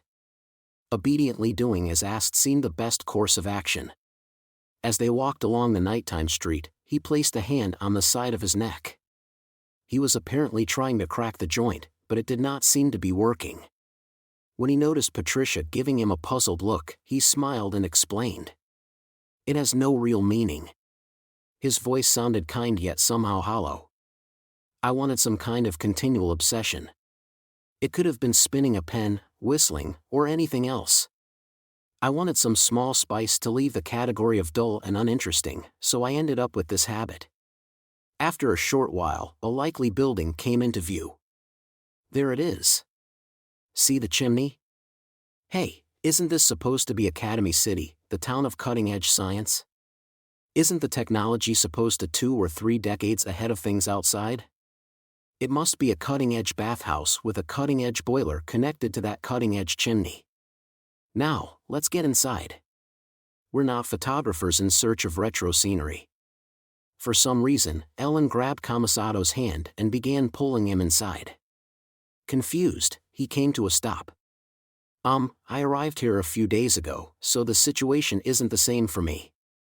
To be honest, I don't really feel any need for a bath. Sigh.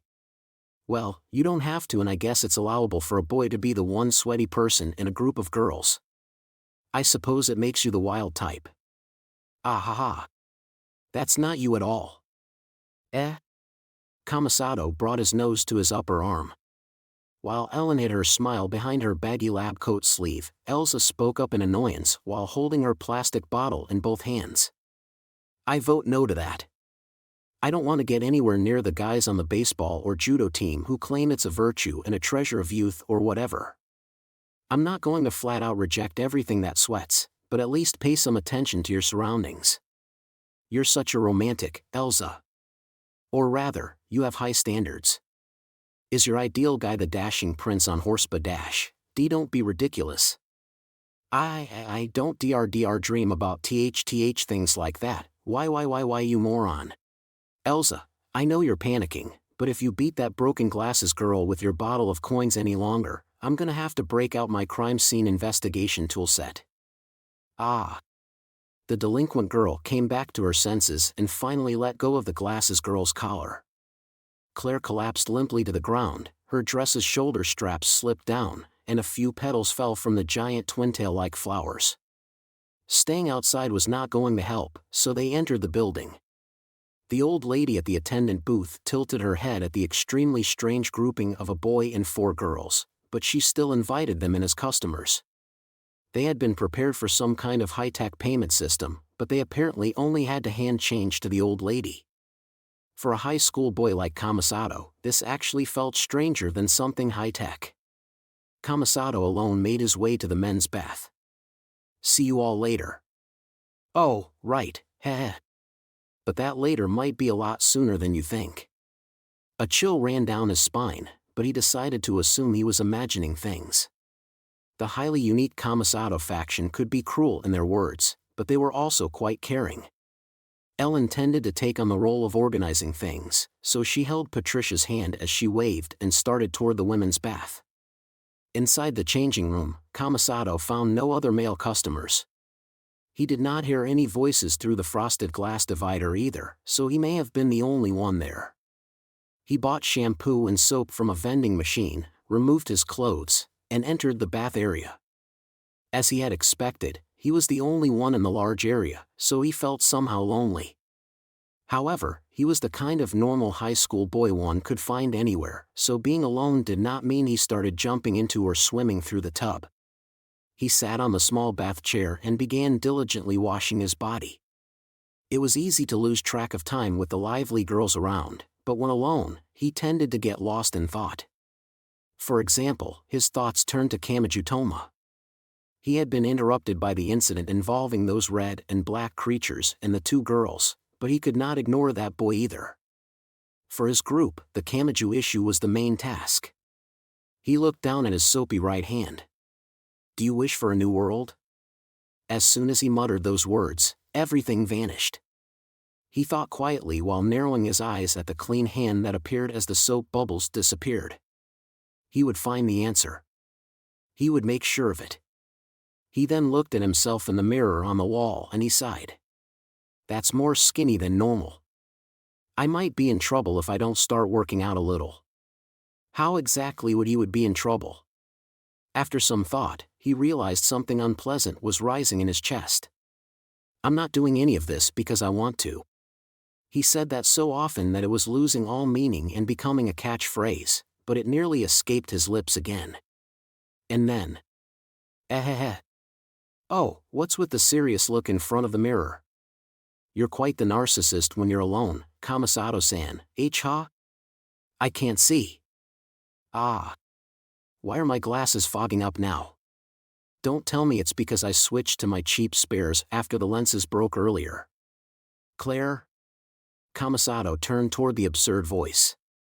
As a modern teenager, he was unfamiliar with the exact layout of a bathhouse, but it seemed the dividing wall between the men's and women's baths did not reach the ceiling, leaving a gap at the top. The pervert with fogged-up glasses was poking her head out from there. Being a girl has its advantages, he thought with a distant look in his eyes. If the roles were reversed, he would likely have had his head split open without a chance to explain himself. He placed a hand on the side of his neck and asked the question. "What are you doing?" "I sent out some cable sensor routes, so I already know there aren't any customers besides us. And even if someone else tries to approach, I set them to automatically intercept, so we're safe. That means we don't need to worry about the distinction between men's and women's baths. What I'm saying is, how about I wash your Kaya?" Before she could finish speaking, the glasses girl was pulled back to the other side of the wall. The sudden disappearance looked like someone had grabbed her leg. Then Elsa's voice came from beyond the wall. "Don't worry, boss. I'll protect your chastity, huh? Ellen's missing. Did she slip away during the confusion?" She went running out of the girls' bath earlier without even putting on a towel." Just as a bad feeling came over Kamasato, the frosted glass door to the men's bath slid open. The girl stood boldly in the entrance. She must have been loved by God because her long hair was plastered to her wet skin in a way that perfectly covered all the important bits. This was a new feeling. Could hair become clothing for mankind? A distant look filled Kamasato's eyes as he recalled a saying as old as asking if a banana counted as a snack. He wanted to believe that thinking of that fruit after seeing this scene was not a metaphor for anything inappropriate. Even now, Ellen hid her smile behind her hand in a misguided attempt at elegance. "Ha. Blame yourselves for not keeping up with me. Now, Kamasato-han, let us get to know each other a lot better. Damn her. Now that she's crossed that line, I'll have to act as a human shield. I am the boss's bodyguard, after all. I have no choice. That's right, I have no choice. And no fair. I'm his bodyguard too, aren't I? So why was I the only one pulled away? The situation was a complete mess. Kamasato turned around and searched for an escape route, but the main entrance was blocked by Ellen while Elsa and Claire were beginning to climb over the dividing wall like zombies. He was completely cornered and Ellen slowly approached him with a smile on her face. You know what, Kamasato-han? Yes? I think you should just place the blame on us and go along with this pink situation. What happened next will be described in a fairly abstract fashion. The fisherman shakes off the kraken's tentacles and escapes by the skin of his teeth. In the style of a Greek sculpture, left all alone, Patricia quickly washed herself, returned to the changing room, and put her clothes back on. Part of it was being culturally unaccustomed to letting others see her skin, but it also had to do with sample Shoggoth living below her skin. It was being calm now, but whenever she saw her own white skin and the blood vessels showing through, she would remember that thing that was covered in indescribable objects reminiscent of eyeballs or suckers.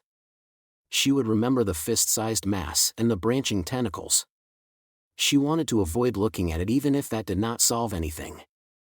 The smartwatch on her wrist displayed her heart rate and blood pressure. It had originally been a health management app, but anyone who did not know about her condition would assume it was broken and needed to be reinstalled. With nothing to do, she stood in front of the fruit milk vending machine. Is it a mixture of milk and a few fruit juices? Come to think of it, Lavinia likes Cinderella's and Shirley Temple's, doesn't she? Her sister had bragged about them by calling them non-alcoholic cocktails, but they were really just mixed drinks. Seeing this reminded her of that sister. The sentimental feeling caused her to reach out her hand, but it apparently did not take cards. She had plenty of black cards that could be used to pay tens or even hundreds of millions of yen, but she had no loose change. A heavy depression filled her. She saw no ill will in the conversations among the community built around Kamasato Kakeru. They may have had their own kind of goodness and justice. However, that did not mean it was directed toward her. She quietly placed her fist at the center of the down jacket covering her flat chest. There was sweat on her bare forehead. She hated the mere fact that this action had become a habit. It felt the same as when a parasite spread its territory by manipulating a snail into being eaten by a bird.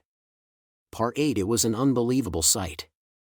Medicine had always had a grotesque and repulsive side if one looked only at the actions and ignored the intentions. Anesthetizing a patient, cutting them open, cutting out an organ, and placing in a new one was a good action when one knew it was saving a life. Ugh. But when viewed directly, it was hardly surprising that Kamachi felt sick to his stomach. Oh, was a lady's bare skin too much for you? Birdway smiled and buttoned up her blouse. Her expression looked strained and it was likely due to more than just passing out. For one thing, what if it had not been an attack by Kamasato Kakeru that had caused her to pass out? And while I'm talking about having her eat this organ, there's more to it than that. She replaced the large brooch and put on a nonchalant look. Threads and sheets made from cornstarch are used in medicine. When used to close or cover a wound, they attach to infuse with the human body so they do not need to be later removed. I'm creating a new organ based on that material, so it really isn't that different from some corn potage. Also, African magic includes a way to escape a curse by making a doll of wheat to take your place as well as a way to curse someone to death by sacrificing a doll made of corn.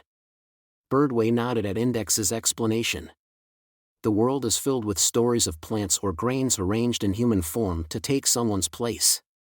In fact, dolls made of animal matter are a lot rarer and you can't create a doll without adding some mystery into the mix. They act all high and might about their sacrificial ceremonies, but securing a full human body is a lot harder in this day and age. They've had to search out replacements, so they've developed methods of producing the same effect as the sacrifice by eating a doll made of wheat or corn. I'm using that for my own purposes. Doll-sized Athena's sighed. That would explain why the supposedly green animal skin is red. Are you trying to grow an apple in your chest? It was psychedelic and grotesque. That optimal answer seemed to rob one's willpower just by looking at it.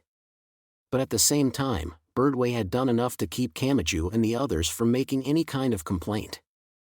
If she created the organ and had Patricia eat it as planned, the entire problem would be solved. It was just as Birdway had said in the beginning. She was not going to ask for any help, and she would move her game pieces around to resolve this personal problem on her own. The small girl placed a hand on her throat. All this talking is making my throat hurt. Something sweet would be perfect. Could you bring me a Shirley Temple? Hey, Mar Dash. She started calling someone out of habit, but she caught herself. Kamachi, Index, Ophanis, and Nephthys looked on in confusion as she cleared her throat. Her face was a little red as she changed her target. Kamachi Toma, this is your home, so you have a duty to entertain your guests. You can find the instructions with a simple internet search for Shirley Temple, so don't worry. A child could make one, so you have 2 minutes. Oh, dear. It would seem spoiled little Birdway isn't aware of the situation here. This room is currently only stocked with tap water, miso, and soy sauce. If you're fine with some cold miso soup with no dashi, I could whip that up for you. This is even worse than I thought. This is unsuitable for human life. I completely agree, but let me add one more thing. If you hadn't interrupted with your fight, the ingredients for our hot pot might not have gone to waste. This was only a petty but noisy argument, but Birdway was still the intimidating leader of the Dawn-Colored Sunlight, Europe's largest golden-style magic cabal. So if Kamachi Toma could drag that leader down to being a mere 12-year-old girl, did he play the role of a joker? Small Ophanis sighed again and brown Nephthys shrugged. Since that solves your personal issue, can we get back to the Kamasato Kakeru issue? I wish we could, replied the 15-centimeter magic god with her arms crossed. The problem is Patricia, explained Birdway with an irritated click of the tongue. Didn't I tell you she doesn't know about magic? Even if I know this is the perfect answer using everything the magic side has to offer, I can't tell her that. And even if I could, I wouldn't recommend it. It would drag her to our side more than necessary. Any supernatural phenomena would need to be explained scientifically. No matter how distorted it might be, she did not want to show the world of magic to her sister. However, I see. Patricia doesn't know how the magic works or how it would fix this, so from her point of view, how is she supposed to understand the logic of this cannibalization? Of course she's going to think her sister is growing some strange tumor inside her body and then trying to force it into her mouth. Anyone would be horrified, and I can't figure out a way to convince her. Also, that black thing wanted Patricia's body, so it would go on a rampage if anything tried to drive it out. That was what had led to the sibling quarrel Kamachi and Kamasato had been caught in the middle of. Not everything was going to go as planned. I'm calling this organ a fruit. Partly because I'm giving it nutrients so it will grow like a fruit, but also because it isn't made for long-term storage. Once it finishes growing, it will rot and wither. Even if we cut it out and place in the fridge. If it's wasted, there is no second chance. I need to make sure it grows, make sure I harvest it, and make sure it gets into my sister's mouth. That's the real problem here. There's one other thing I'm quite curious about, and I would appreciate it if you answered me. Birdway raised a finger. Where did Patricia end up while I was unconscious? Kamachi looked over at Ophanis, who only shrugged. At the very least, she wasn't at the scene of the battle. When she heard his answer, Birdway gave the look of someone suffering from a cavity in their back tooth. If she's wandering around alone, that isn't much of a problem. Next, it all gathered together on a single point. But if that Kamasato person collected her, this could be trouble. I don't remember much, but there was one other person there, and his right arm seemed to be as much of a joker as yours. Part 9. So Kamasato-han, do you prefer big or little boobs? Elsewhere in Academy City, someone else gave a completely different sort of serious expression. After overcoming quite a lot, Kamasato had just finished the bath time that Claire and the others had insisted on. He placed a hand on the side of his neck while speaking to a girl dragging a baggy lab coat behind her. What are you talking about? We're talking about what happened in the bath just now, boss. You had the most unconcerned look in your eyes as you swept the fogged-up glasses girl's legs out from under her, sent her sliding along the wet floor to score a strike on Ellen, and finished it all off by grabbing my shoulders and throwing me. How could you stay that calm? What do we have to do to get you all flustered and embarrassed? That's right. You had such a varied paradise laid out before you, so shouldn't one of us have gotten right in your strike zone? Said Kamasato as he tilted his head. His neck would not crack. He felt he needed to give some kind of answer, so he did. What does size matter as long as it fits with the rest of you? Wah! I don't think this is a case of being too embarrassed to answer properly. I really think he just doesn't care. You've gotta love someone who can speak excitedly about anything. I really do respect that. That's what it means to be passionate. Listen, boss, let's start by discussing our base definitions. We can't make these grow or shrink based on whether they fit the rest of us. More importantly, what could be more important, lamented the glasses and delinquent girls, but Kamasato continued on regardless. I went along with your demand, so can we get down to business now? Yes, Kamasato had a lot to deal with. Patricia's incident needed attention and so did that of the other right-hand user. He was prepared to flip the switch and get to work, but... You're right, said Ellen. How about we get something to eat? One hand was not going to cut it any longer, so he covered his face with both hands and curled up on the nighttime road. He truly could not understand how these girls thought. Long-haired baggy lab coat forensics girl Ellen tilted her head despite having been the cause. Huh? Did I say something that weird? No, not really. Oh, no. Is he feeling dizzy? How could someone think of getting right to work when they just arrived in a new town and haven't even tried to local food? Besides, we need to plan out what we're going to do. Do you expect us to chat out here in the freezing December air? Come on, we just took a bath. The only sensible one remaining, 10-year-old Patricia, only gently patted his shoulder. Tears did not suit Kamasato Kakeru, so he gathered his strength and got back in the fight. What is this? Patricia's incident is already straying from the main task, so when did this subquest get started? What's next? Defeating the 4 heavenly kings who guard the barriers of the different continents and then gathering the 7 crystals? Well, that's easy. We just need to save up 100,000 platinum, buy our own ship, set sail for the small island at the end of the world, climb to the top of the universe tree, and ask the goddess there what to do. Kamasato-han. Boss, I don't know what's got you so worked up, but seriously thinking about being reincarnated in another world is a serious warning sign. If something's bothering you, you can always tell us. A distant look filled the normal high school boy's eyes. For some reason, he recalled a passage from a book about raising cats. Give up on the idea of getting them to do anything or stop doing anything. Either learn to enjoy watching them do whatever they want, or do something to draw their attention away from whatever you don't want them to do. That thought caused something to escape him. He placed a hand on the side of his neck and words flowed from his mouth like they were his very soul. There might not be anything I can do. A hand patted his shoulder several times. It was Patricia. You can't go crazy here. If you break, who'll be there to give the sensible opinion? To be blunt, I've had enough of it myself. She was exactly right. A normal high school boy could not just silently accept this absurdity. He did not need to actually win the argument. He only had to keep the retorts coming. He mustered up some courage and tried speaking again. I doubt this will help, but I'll repeat myself. Kamasato Kakeru doesn't know when to give up, so I'll say it as many times as it takes. There's a girl here who holds some great secret and is caught in the middle of some kind of incident. Let's go. Let's save her. Why can't you get that into your heads? The quickest route is right in front of us, so I can't imagine why we would choose to take a detour. But he did not get through to the girls. Delinquent girl Elsa shrugged with her wildly cut brown hair looking a bit like fox ears. You say that, but this is how the world works.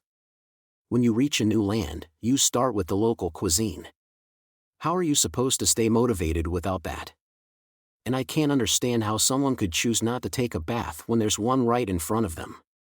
They seem to be operating under a different set of rules. While boys handled everything in the coolest way, girls handled everything in the cutest way, so there was a fundamental discrepancy in their thought processes. Since he did not know their rules, it all had a lazy, shallow, bland, and unprincipled scent to it, but it was apparently an important part of their ignition process. Is this the monstrous product of the Utori education? Hey, you're our age, so don't act like it doesn't apply to you. What years does that cover anyway? I feel like the answer has as wide a scope as the 4,000 years of Chinese history. Realizing that persuading them with logic would be impossible, Kamasato gave up the fight. It was not that they had no logic to their argument, his logic and their logic were simply too incompatible. He decided that going with the flow would be faster than trying to install his own logic in each of them. So what do you want to eat? That's your territory since you arrived here ahead of us, boss. Isn't there, something good? An Academy City specialty or something that would give us a day's worth of material for a blog. I'm not sure what you're asking for. As you can see, Academy City is nothing but metal and concrete. Now. You need to actually look, boss. That kind of thing doesn't matter when it comes to regional specialties. Hakata has tonkatsu, Osaka has takoyaki, and Nagoya has, what does it have? Was it miso cutlets or ogura toast? Regardless, it's got something. You have to have seen it already, but you just ignored it. Come on, dig through your memories. Sorry, but this city has everything from the salt butter ramen of the north to the soki soba of the south. It's boring. Having everything is the same as having nothing of your own. It's like the souvenir shops in Tokyo or Osaka train stations. How about you apologize to the station attendants? As Elsa scratched at her head with both hands, which needlessly jiggled her breasts, gardening club member and glasses girl Claire tilted her head. Is there really nothing here? It's all like a national convenience store chain? You can apparently get dishes from over 190 different countries in District 4, but I haven't heard anything about an Academy City original. They have normal fried eggs and toast for breakfast. Oh dear. Although I think the meat is all cloned and the vegetables are all automatically grown in agriculture buildings. Not counting what some of the rich eat. Elsa perked back up. I don't think you know how important what you just said was. That's it, boss. That sounds as crazy as a burger made from a million worms. You couldn't experience that in any other city. You'd eat a worm burger if it was local specialty, Elsa? Ellen sounded surprised, but the delinquent girl did not seem to get the point. Why not? If you go to China, you've got to try the scorpion skewer. If you go to Australia, you've got to see what the moth larva ice cream tastes like. And if you go to Mexico, you've got to order the cactus steak. Why would you go to a Japanese restaurant after traveling to the other side of the world? With that, their dinner plans settled on the incredibly vague plan of anything's fine. Even buying a convenience store meal or going to a family restaurant would be enough to see what cloned meat tasted like, but wouldn't a supermarket still be open this late? Oh, nice choice. If the other option is a pre-made meal heated in the microwave and cooked a little in a frying pan, we should probably get Master Chef Elsa to cook us up something good. Stop that. I am not all that good at cooking. I only do it if I absolutely have to. Elsa blushed while holding the bottle of coins between her arms. She apparently had trouble with anything that did not fit her delinquent image. Kamasato finally recalled that the pointy-haired boy had been carrying some plastic bags.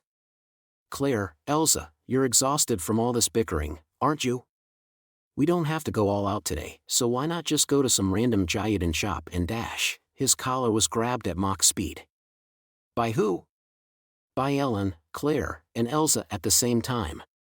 The glasses girl in the shoulder-exposing dress spoke up with a smile. Some lovely high school girls are talking about home cooking in front of a boy.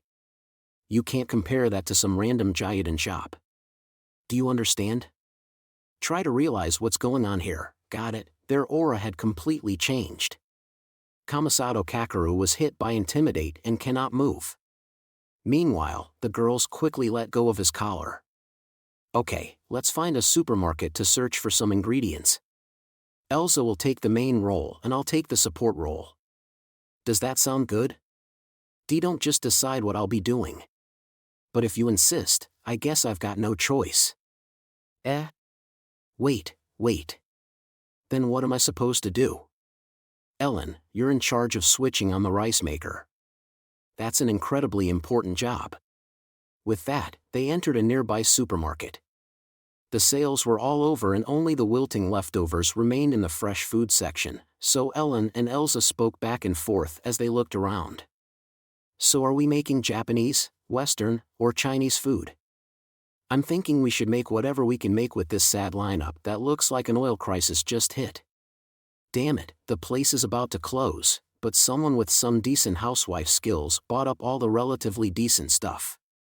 And that rundown apartment's gas range was pretty small, so I doubt it has much firepower. We need something easy to make, with a flavor we won't get tired of, but that has at least a little surprise to it. A meat and vegetable combo would be good, maybe stuffed cabbage or stuffed bell pepper. That was when a groan reached them.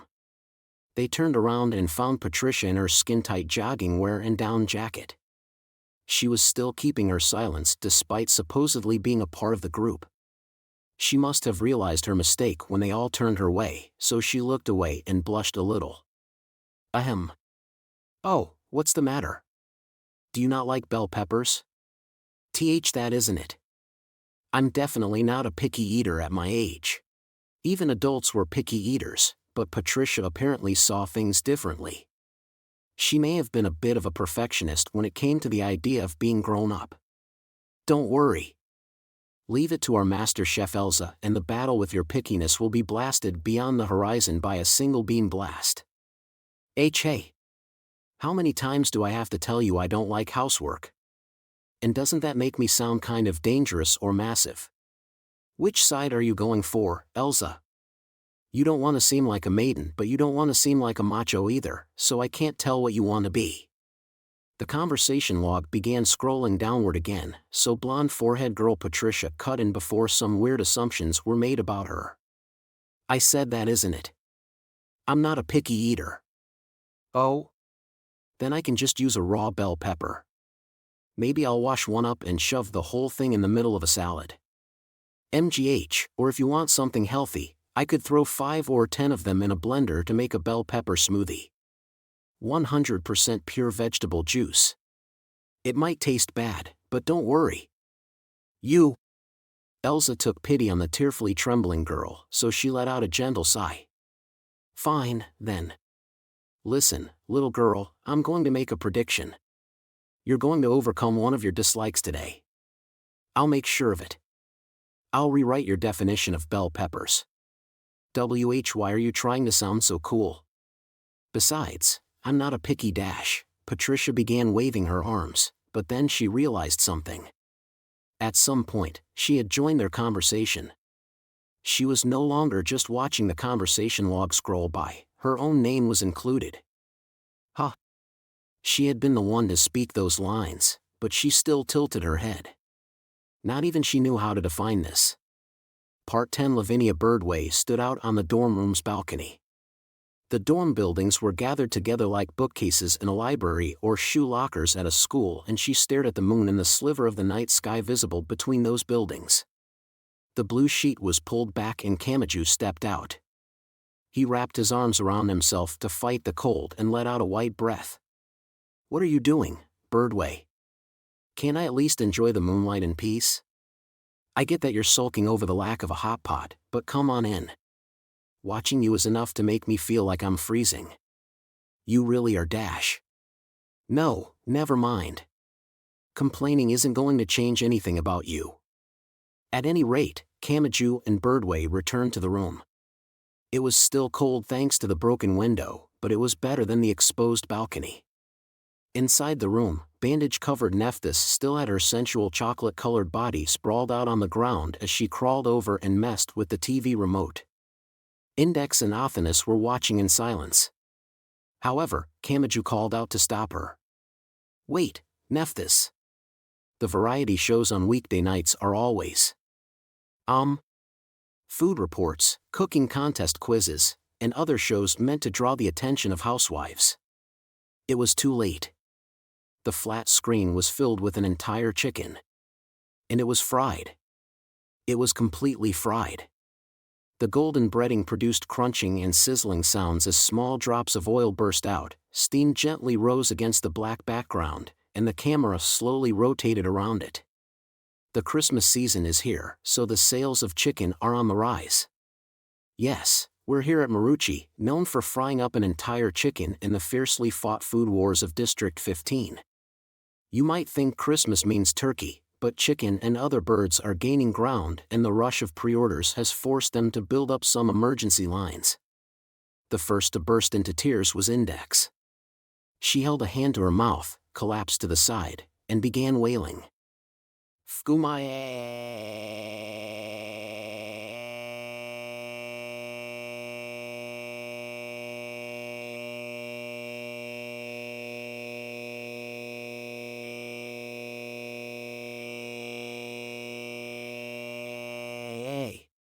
Index, I know how you feel, but let's try to maintain our ability to communicate. As Kamachi tried to calm the girl, 15-centimeter Othinus pressed her index finger against her temple. So this is what the Japanese idiom poison for the eyes refers to. I thought you needed the thought process of Japan's culture of shame to understand it, but now I understand all too well. Yes. As a god, receiving insufficient offerings is not exactly fun. Come on, can't we start seriously worrying about dinner now? Asked Kamachi. I know Birdway is in a lot of trouble, but doesn't that mean we need to be able to bring our A game? Meanwhile, Birdway gave an exasperated sigh. The amateur high school boy is one thing, but the rest of you are a grimoire library or a magic god that was willing to kill herself for her ceremony. I'm pretty sure you can control your autonomic nerves and thus control your digestive system. What? Why do you look so lost in thought? Birdway looked to Kamachi in confusion as he silently looked down. More specifically, he looked down at the hand on his pants pocket. This is bad. I was hoping to save us, but I might have just thrown new fuel on the fire. However, even if it might help us get through this, keeping quiet isn't my style. Get to the point. What if? Hypothetically now, Birdway. Kamachi Toma began speaking in a heavy voice as he slowly slid a hand into his pocket. What if the vacuum-sealed fish sausage I got while trading with my classmates at an early lunch just so happened to still be right here in Dash? He was not allowed to finish. The girls rushed forward to devour Kamachi Toma's sausage. Part 11 now, it's time to eat. But to make a long story short, Elsa felt utterly disgraced after all her boasting. After putting on the apron with practiced ease, while not wanting anyone to notice how practiced it was, the large-breasted, she also did not want anyone to notice how large they were. Delinquent girl had yet to complete a single dish in the rundown apartment's kitchen. After all, who keeps sneaking secret ingredients in the second I turn my back?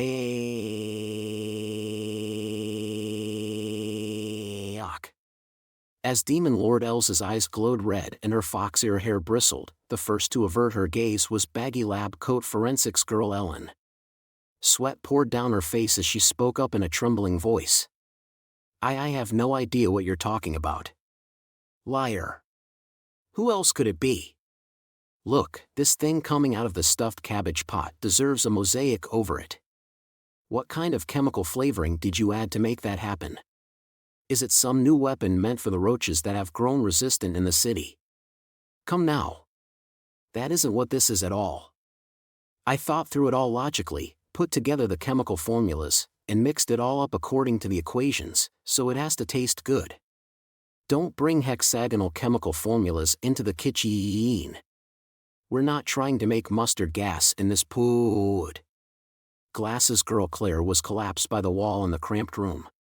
One shoulder strap of her apron-like white dress had slipped down and the giant tropical flowers growing from her head seemed to have wilted. It feels like I just had harsh undiluted American weed killer dumped over my head. How about we go somewhere else while we let the place air out? Leaving without locking up is dangerous, but the window was broken in the first place. If a burglar sticks his hand in the pot, we might get a reward for public service. Talk about easy. Are you even listening? Just like with quantum theory, the idea is already complete. It's just that the experiment to reproduce it inside the device happened to fail this time. It isn't that I have no sense of taste. You need to rethink your idea from the second you started bringing up quantum theory, where the result changes based on whether it's being observed or not. And so they made an emergency evacuation. The residents of the rundown apartment were drawn out by the sudden stench, so Kamasato Kakeru bowed down and explained the situation. Among them, an extremely short female teacher smiled bitterly and helped out, so they avoided making the news and ending up as a trending topic on websites. Once he was finally freed from his apology press conference, Kamasato Kakeru breathed a heavy sigh. To sum up, this will all be over if we leave the room for about 2 hours. Unfortunately, it looks like we'll have to eat out tonight. That teacher sure was amazing. The instant she saw Ellen's cooking, she began searching for its weakness and sealed it off with that stuff that solidifies tempura oil. I could tell she wasn't your average person as soon as she faced that mosaic-deserving mass without running away. Huh. Does this mean I'm going to be teased about this for 2 or 3 days straight? More importantly, where should we go? There are a lot of options for eating out. They began thinking, but the first to hesitantly raise her hand and open her mouth was Patricia. I'm fine with anything, but I would like to try Japanese ramen. The last time I was here I didn't really have time. Kamasato thought to himself that Japanese ramen had an interesting ring to it. That may have been how Westerners saw it. He remembered seeing an online news article about ramen encroaching on the territory of the previous 3 sacred treasures that were sushi, tempura, and sukiyaki. Of course, anything in Japan was thoroughly localized for Japanese people, so there were all sorts of options that had never existed originally, much like eating pickled vegetables with curry rice. Regardless, it was an odd turn of a phrase in a number of ways. And at the same time, will the girl way of thinking allow ramen at night? Kamasato had no issue with heading out to a ramen place, but would Ellen and Claire be willing? He was honestly quite worried about that. He could imagine them saying they would only drink weird-colored mail-order smoothies after 8 at night. However, not a bad idea. Yes, I think it takes our situation into account quite well. Kamasato's head filled with question marks, so he tried asking about it. Are you sure? Ramen is nothing but carbohydrates and the soup is full of oil. I mean, from the perspective of girls who never take down the dieting sign year-round, it's fine right now. Elsa puffed out her large chest as she readily answered. She waved a hand and pointed toward him. After all, you're with us right now. Kamasato left with the others, even though he still did not understand the situation. With 5 people in all, they were too much of a crowd for a street cart, so they decided to visit a ramen shop a bit off the main road where they would not be seen from outside. It was even tucked away enough that it had not been caught in the mid-air breakup of the comet that day, so its windows were actually intact. The heated air inside felt like a true luxury. There was no android waitress to see them to their seats and no holographic images of the food floating in midair. It was a perfectly normal ramen shop. Once they settled down at their table, Elsa toyed with her fox-ear hair while answering the question that had been on Kamasato's mind. A lot of girls like ramen, but when it's just us, well, that information hasn't spread very far and it isn't very well known. Simply put, it's hard for a group of girls to go to a stubborn old man's ramen shop. Oh? But this time, we've got you with us, boss. As a boy, you can shield us while we try out some places we wouldn't normally be able to try. We can visit the restaurants we were interested in but seem to have too high a barrier. Kamasato guessed it was the opposite of a stern middle-aged man asking a girl to go with him because he could not exactly go out and eat a parfait on his own. A cheap 15-inch TV was placed in the perfect spot to claim the customers are only catching glimpses of the owner's TV and thus it isn't an in-restaurant broadcast. It was apparently tuned to an extra-long 2-hour drama. A college boy with no real interests or skills was, for some reason, being served by several rather high-spec girls, and he was using their powers like 7 tools to defeat a crooked job-hunting official in a revenge story. The protagonist was played by Tatsui Hajime. Given the crazy setting and pop culture jokes, it was probably an adaptation of a manga that was being used to raise the popularity of some of the actors. Kamasato Kakeru narrowed his eyes a little and sighed. Everyone loves those simplistic things, don't they? I don't want to hear that from you. I don't want to hear that from you. I don't want to hear that from you. He sighed again at the united retort. However, that peaceful time did not last long. Ellen and Claire's argument over the menu soon spread to everyone else. What are you doing? You want to know what she said? She said she was going to order salt ramen for all of us. Is she crazy? I will only accept seafood soy sauce ramen. Eh? Salt ramen is obviously the ticket to happiness. Claire, I'm pretty sure you're ruining your life with that terrible choice. Ellen, you asshole. Let's take this outside. As a Westerner, Patricia spat out the ice water in her mouth. While patting Patricia's back to help stop her choking, Kamasato scolded the glasses girl and told her not to shout English swear words in a restaurant. Then he spoke to someone else. Specifically, the delinquent girl who was resting her elbows and large breasts on the table. What about you, Elza? Arguing over what kind of ramen is best is like a religious debate. You're never going to get an answer.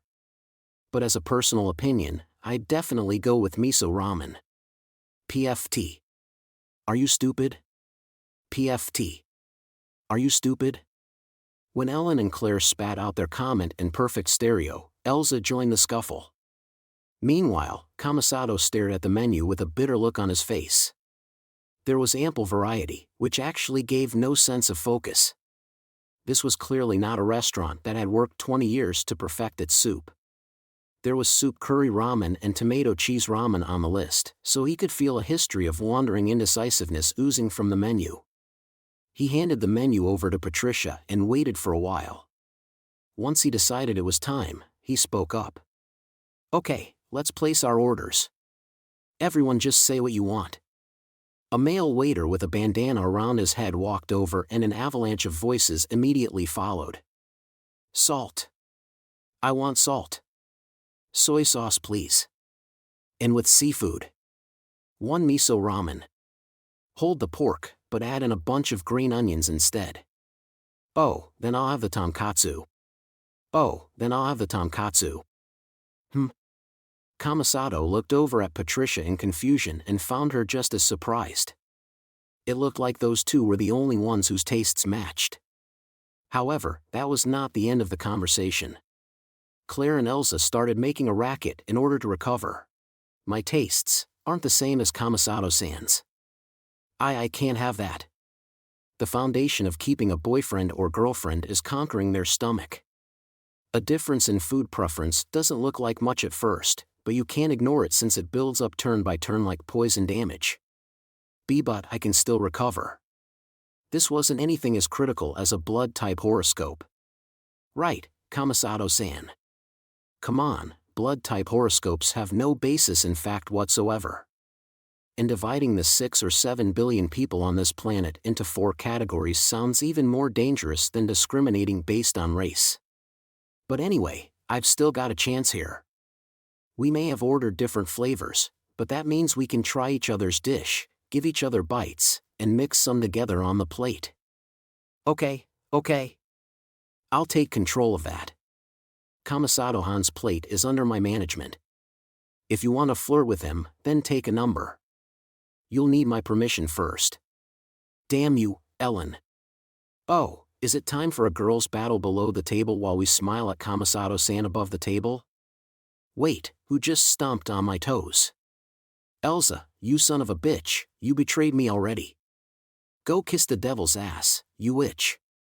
Calm down, Claire. Why don't you cool down with some ice water? Thank Dash. That was a close one. That's the jar of garlic, Ellen. Pah. Maybe I should have dumped it over your head to make sure those flowers got some. As she watched the girls arguing, Patricia felt like something was not quite right. It was a sort of unease, like they were freaking out over a supposed photo of a ghost but had not compared notes on where in the photo the ghost was. She took a mental step back and observed the commotion at the table again. And she finally caught on. Kamasato Kakeru was smiling happily while surrounded by all those girls. But to Patricia's eyes, his smile looked somehow twisted in pain. Part 12. That golden retriever was a man who understood romance. As such, Kihara Nukin's actions could not always be explained using logic and efficiency. His walk through the nighttime streets and to a convenience store near a certain elementary school may have been one such example. The convenience store's windows were broken and covered with blue plastic sheets, but that was not because of any kind of harassment. The mid-air explosion of the Arrowhead comet had shattered most of the glass throughout Academy City. Perhaps I should have used a smarter method. A slightly bitter feeling rose within him, but the middle-aged store manager, who was sweeping up leaves near the entrance, immediately grinned when he saw the large dog with no owner. "Oh, sensei, out of cigars?" "Yes, the Cuban ones I have you order for me." "You go through them fast." "Are you sure you aren't smoking too much?" "We don't have any standard values for dogs. No one has bothered to take any statistics. Based on body size, I would assume you could handle less than a human." Speaking with a dog was an odd thing to do, but the convenience store manager did not seem to mind. "Has anything odd happened around here?" "No, not really. I haven't seen any kids using their clothes to hide more of their skin than necessary, kids who have been ignoring a cavity for too long, or kids who have been wearing the same clothes for over a week without washing them. The kids are sharing some shocking rumors, but innocent malice is impossible to avoid with kids that age. And they didn't seem to be attacking anyone in particular, so it isn't a problem." This had not originally been the golden retriever's habit. It was a different Kihara who had built up a network of adults who could pick up on the SOS signals and casual conversations of children where they gathered to enjoy their allowance, convenience stores, department stores, discount stores, etc. That Kihara was Kihara Kagen. Known as the worst Kihara, he had gotten involved in the realm of human lives and souls. He ranked at the top of even the Kiharas when it came to the number of people he had killed, but his ultimate record dropped back to 0 because he had resuscitated them all with 100% accuracy. Even if he had worked in a different field, he had found an answer that Nukin had not, seen something there, and sealed it all away. What he had done afterwards was unknown, but he had ultimately become a teacher at that elementary school. Whatever had led up to that, Nukin doubted it could be explained using logic and efficiency. He too had been a rare Kihara who knew of sentimentality. "You've changed too, sensei." "Have I?" "Yes. How should I put it? You're mellower. Those who understand romance are blessed with opportunities to learn what is hidden in others' hearts. And that affects both sides of the equation. But to be honest, I wish I could have known him better. Kihara-sensei was an amazing person." Yes, he was. If a dog could have formed expressions, the golden retriever would surely have been smiling. It would have been a happy yet somehow sad smile. Amazing was a cliched word, but Kihara Nukin knew it contained infinite space between the lines. And the convenience store manager was also quite something to have readily agreed to help a certain teacher protect the children despite knowing that teacher was a Kihara. It did not matter if he could fight or not. His true strength lay somewhere else. But he was also a difficult person to be around, said Nukin. There were always children running around him and they would always interrupt our conversations. They would step on my tail, pull on my ears and tongue, or even try to ride me. One in particular, a Kamakawa, yes, Kamakawa Maria-kun was something like my arch-nemesis. Just thinking back to those times is enough for my tail to tuck between my hind legs. You say that, but you never uttered a peep as you put up with them tugging on your fur or rubbing your belly. They were far too reckless. If I were not a gentleman, I might have bitten them. That Kamakawa Maria was no longer in elementary school. In fact, she had apparently grown up enough to watch over Kihara Kagen's final moments and continue moving forward. For that reason, this nighttime walk was meaningless. The golden retriever continued with his task even after all of the humans had left the stage. But the fact remained that he could not bring it to an end.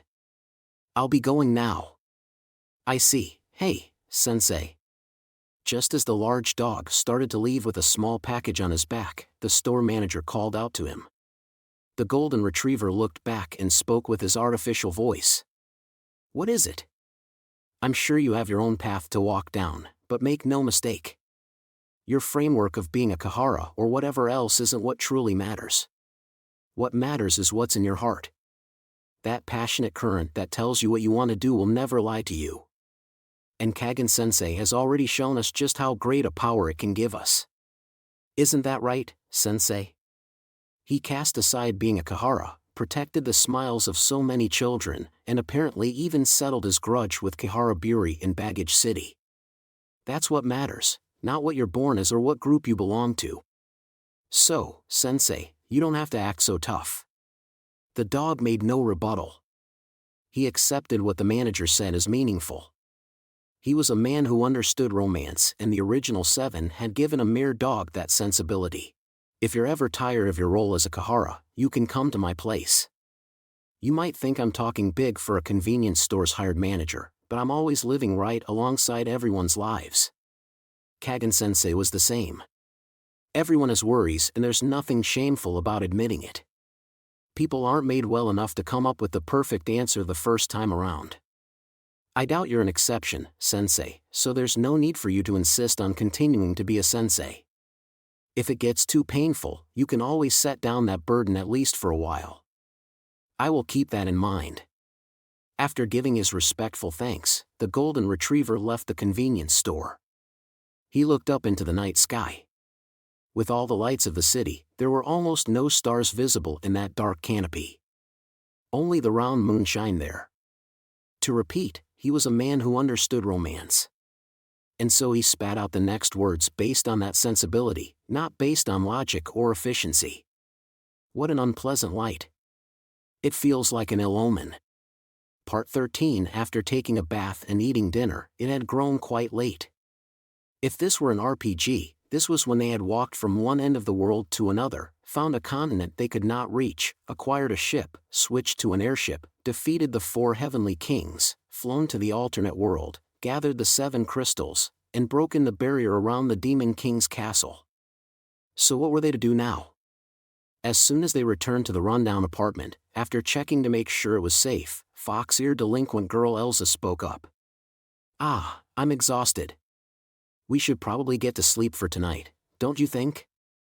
In that instant, the tiny person inside Kamasato Kakeru's head peeled away all of its skin and transformed into a muscular demon. He completely forgot to place a hand on the side of his neck and his tone dropped a pitch. "Hold it. Oh, no." Kamasato-san just entered a wonderful but embarrassing punishment mode. "What landmine did you step on, Elsa?" "But I can't help but feel Jilb Gaia." "Kamisa, wait, don't pluck those. Please don't pull out my head flowers." After her unwanted interruption, Claire was left with tears in her eyes. She did not seem to realize that raising her arms to protect her head left her underarms and chest entirely defenseless thanks to her dress. Kamasato got back on topic. "I have one question here. What magical space is this? Have we been thrown into the kind of space-time that girls use to always be starting their diet tomorrow?" But Elsa was unfazed. "Who cares? Kamajutoma isn't about to run away from Academy City and disappear in the next few days. And as for Patricia? Her problem isn't going to cause the world to explode if it isn't resolved before midnight, right? If we can do it tomorrow, then let's put it off. After warming myself in the bath and filling my stomach, I've been feeling pretty sleepy." That "who cares" was the problem. That crude dismissal was common among girls these days. Kamasato's mouth flapped open and closed as he turned to Ellen and Claire. He used silent eye contact to search for a reliable comrade to help him out, but... That's right. I'm feeling tired too. The weariness is really hitting me now, Although I think that might have more to do with you plucking out my flowers just now.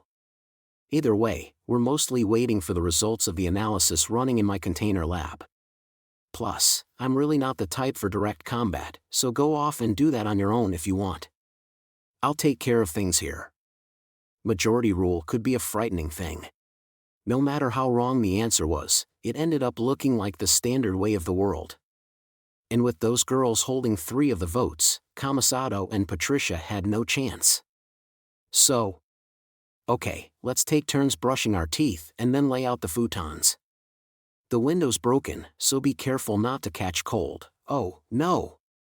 What are we supposed to do? How do we lay out 5 futons in a 4.5 tatami room? Yeah, there isn't room for one of them. Someone's obviously going to have to sleep in someone else's futon. They tried a variety of layouts, but eventually ended up laying 4 futons along the outer edges like a windmill or shuriken. This of course did not leave enough room for the 5th one, but did you know that the 4.5 tatami room has its origins in Ginkakuji's tea room? It wasn't originally a room for poor people. Instead, it was for the rich who enjoyed condensing all of their luxury into a small space. Yes. But by arranging the 4 tatami mats like a shuriken, the half tatami space in the middle was used to place the tea set. That way everyone could sit around the room and enjoy the tea. I already knew that. Kamasato still looked pale as he stopped them. But why am I in the center space? All I can do there is curl up in the fetal position.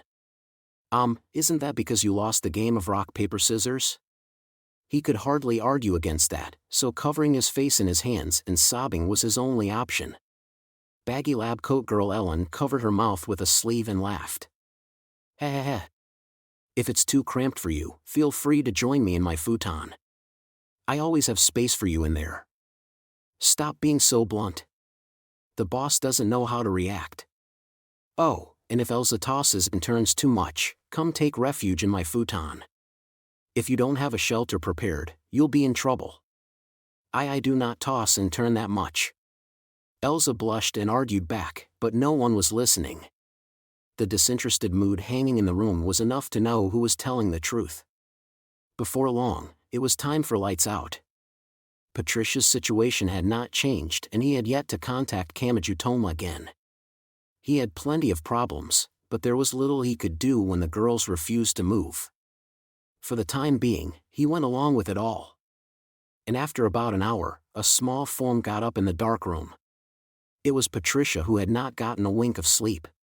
In her short time with them, she had started conversing with them a little and she had learned something.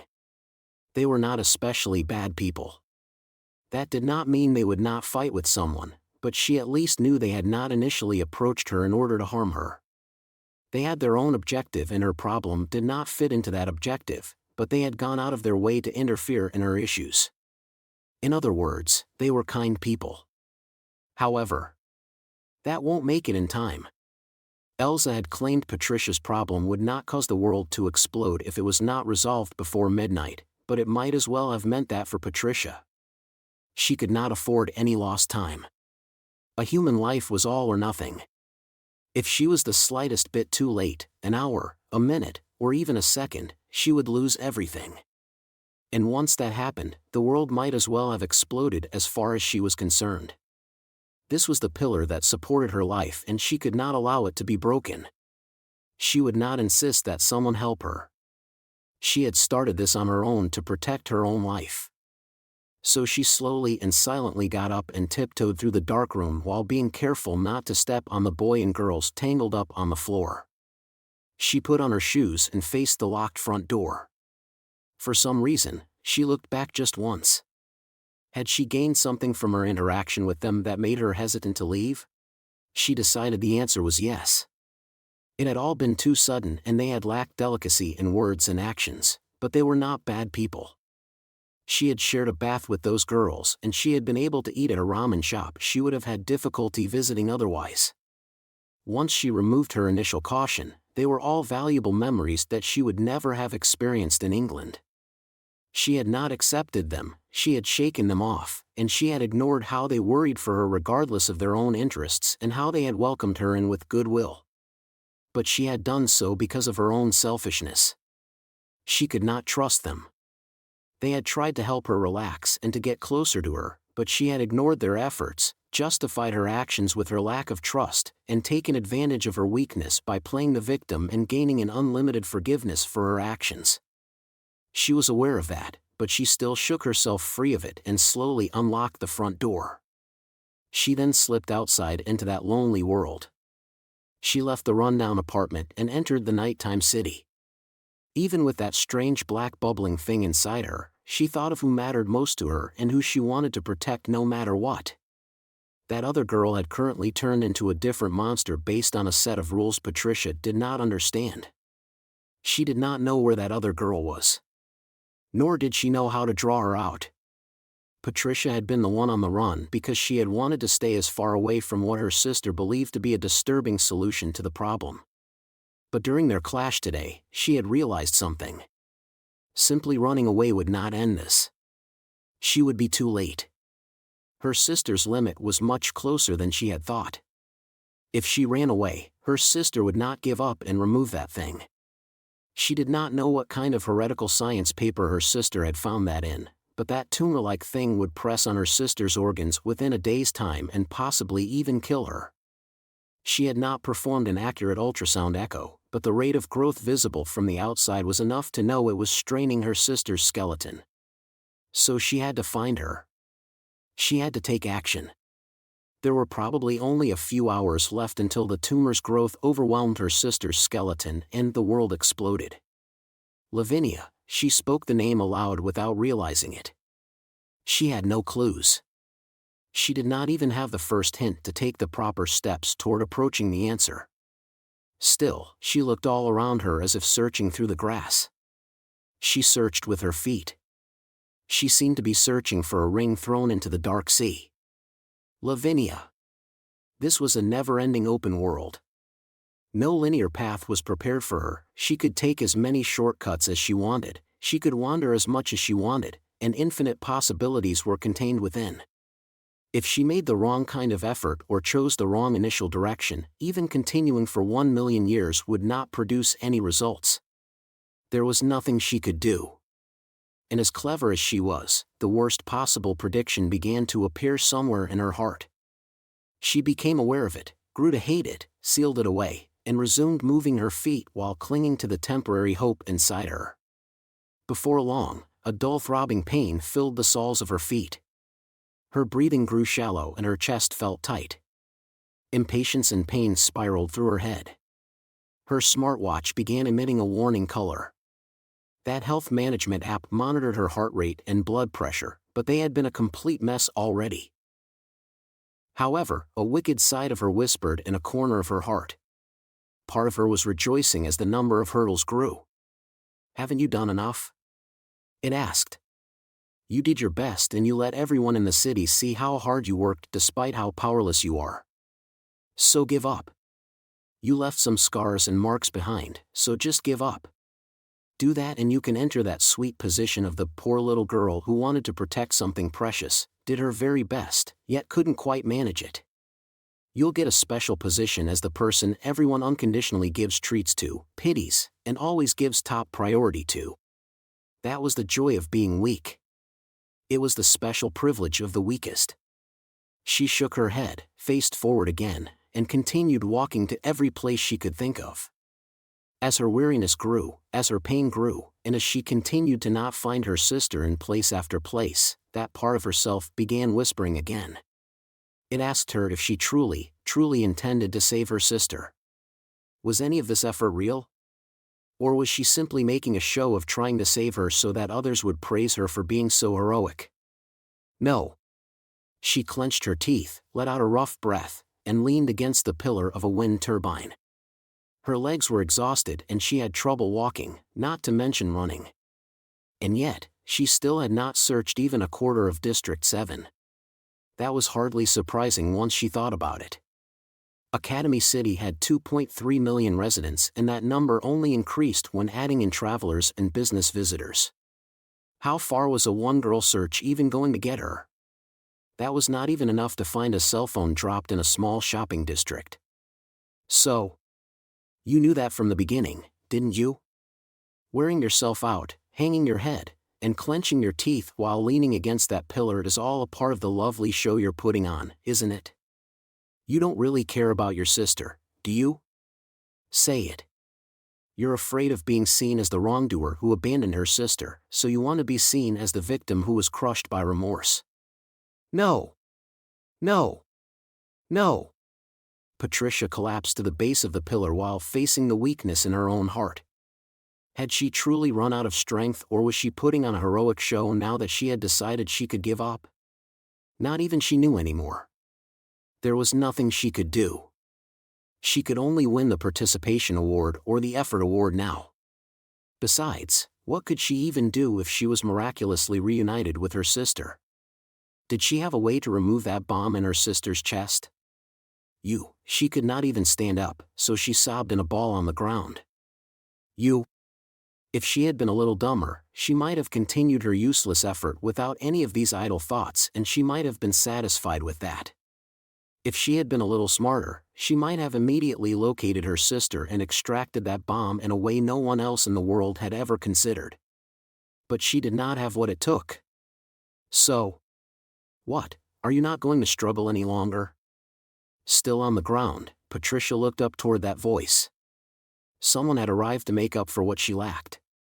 He was the kind of normal high school boy one could find anywhere. He was someone so bland he seemed to blend into the background. He was Kamasato Kakeru. How long have you been here? How long indeed? How much, do you know?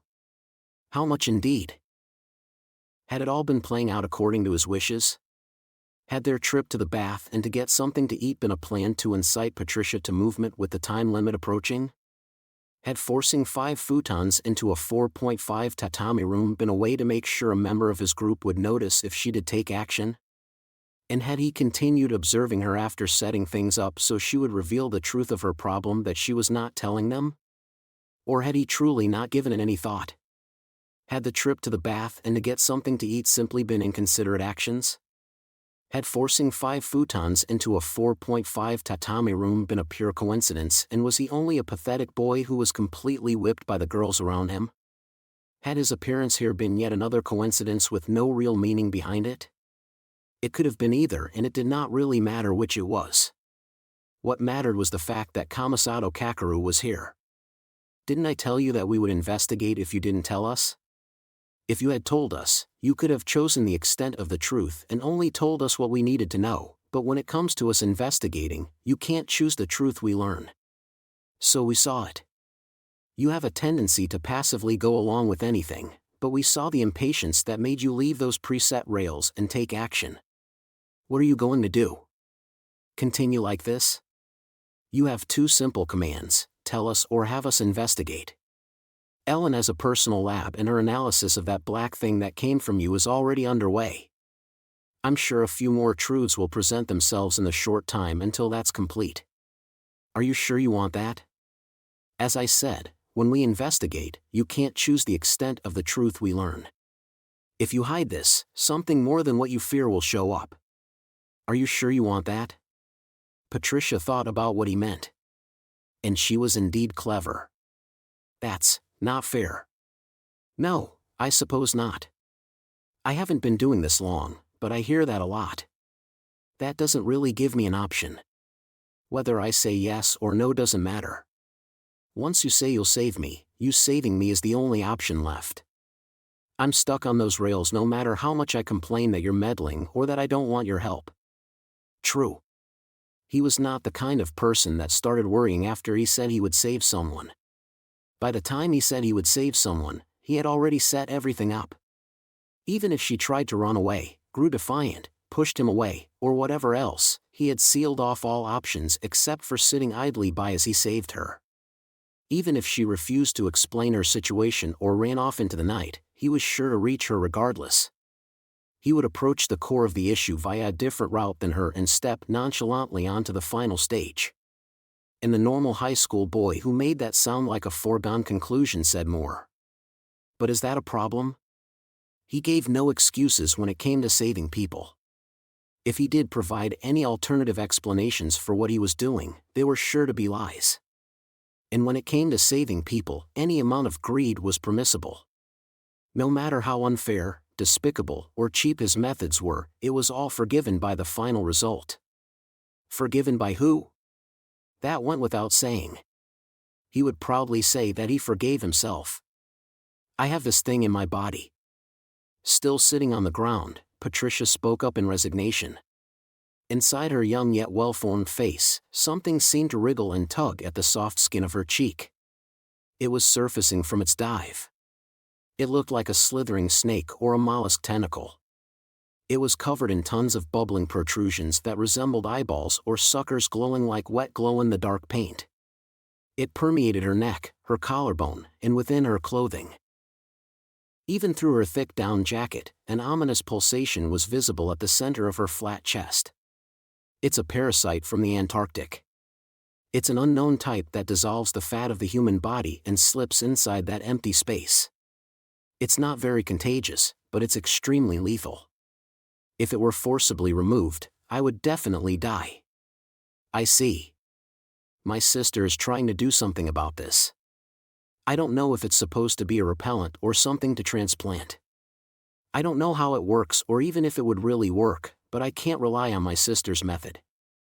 Because you would die if it failed? Patricia shook her head. Because even if it worked perfectly, my sister would die as soon as the method was complete. I mentioned a risk before, but the odds of her death are 100%. It's certain. She holds a bomb in her chest. It's like a tumor, but not really. From what I've seen with long-distance ultrasound scans, its rate of growth is highly abnormal. At this rate, it will place pressure on her heart and lungs. No, it could even cause her to burst open. The limit is, probably before tomorrow morning. And she doesn't seem to care. I see. Kamasato placed a hand on his chin. So saving you means your sister's death, but saving your sister leaves no way to heal you. You believe me? It honestly doesn't matter if what you just told me is true or not. Either way, we will eventually learn the truth and arrive at the conclusion whether you like it or not. So you don't need to convince me. I'll step onto your rails for now. He sounded incredibly careless. He was completely ignoring her feelings, but that was the reverse side of an unconditional trust that would force no responsibility onto her if he failed. It was to remove the possibility of him saying, "It was because you lied and kept things from me that I didn't make it in time at the very end." You essentially killed her. What matters is what you want to do based on that scenario. You want to save your sister. Since you're searching randomly around here, I assume she's somewhere in Academy City. So, what would you do if you did happen across her? How would you save her?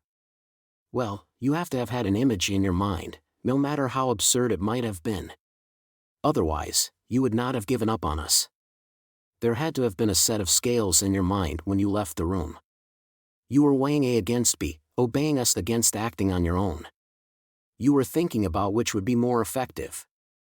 Removing the bomb in your sister's chest is your top priority, even if that leaves you with no way to survive, declared Kamasato Kakeru. But you don't actually have a way of doing that. Not many people have the skills to surgically remove something. And it would probably be difficult if you relied on that Antarctic thing inside you. That wasn't what you were relying on. So what means of saving your sister were you thinking of besides removing the bomb in her chest? Patricia did not answer. If she did not tell him, he would investigate on his own. And when he did that, she could not decide what truth he found. It was just as he had said. The answer is simple. You were trying to remove the motivation behind your sister's actions. The quickest method would be to eliminate yourself so she no longer had any reason to hold that bomb inside her. You intended to sacrifice yourself from the beginning. And even if you have no means of removing that bomb, the sister who placed it inside herself most likely does. So you were trying to throw your own life away to get your sister to act. Would that be checkmate? That would explain your previous actions. It would explain why you look somewhat heroic and yet seem to be enjoying the pain of harming yourself. You were working up the resolve to take your own life, or perhaps losing yourself in the role to weaken the realistic fear. You weren't trying to find your sister. You were showing yourself that you're a small person who could never find her no matter how hard you tried.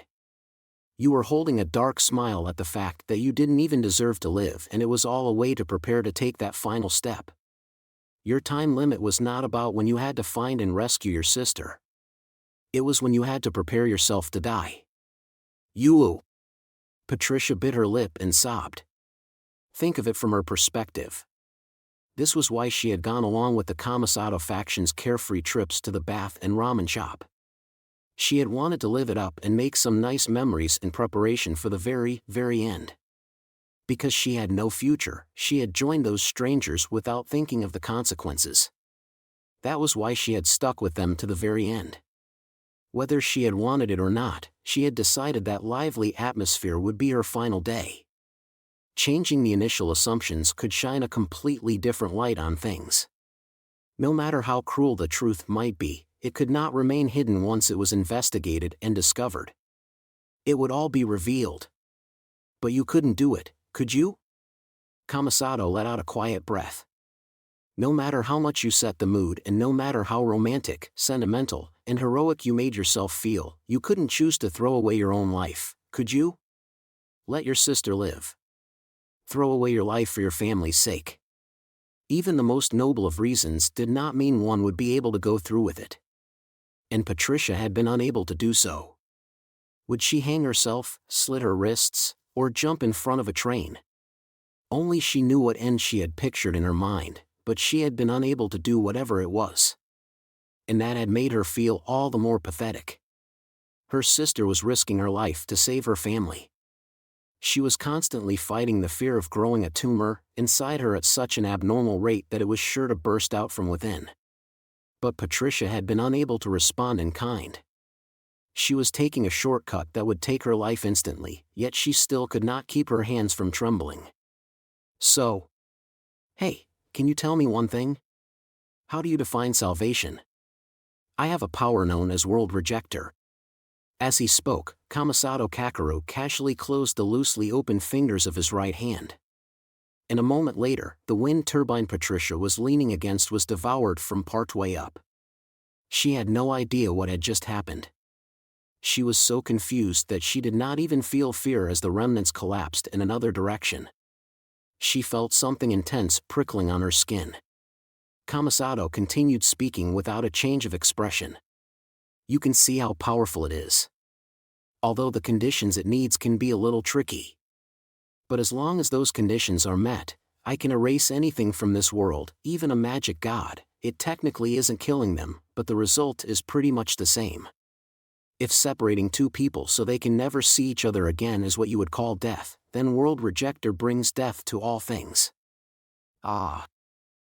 I can guarantee you it brings no pain. I've never tried it on myself, but based on those who have been kept alive for a bit, hope for a new world fills their heart. It can't fail. As long as the conditions are met, it can erase even the sun or a black hole in a single blow. And it does not leave a gruesome corpse.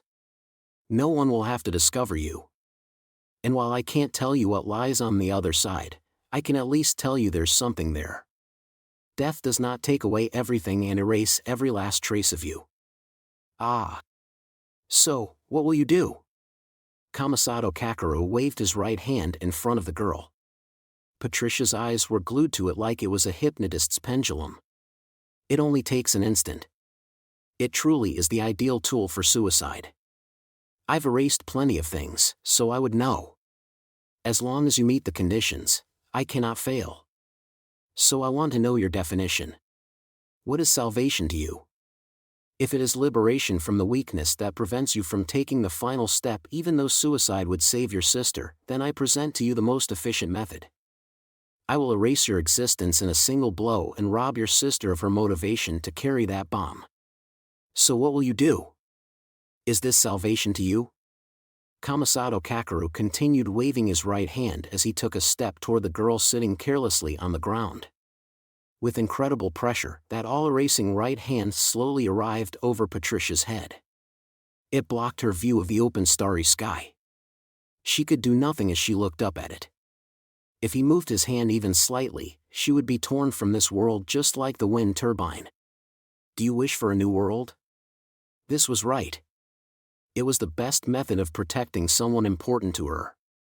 She would feel no pain or suffering. It would all be over in an instant. If she accepted this wonderful method, he truly would be her savior. Yes. Yes. Yes. That's right. But. No. Patricia suddenly found herself speaking. Her weak self was making another appearance. Someone else was going to see it.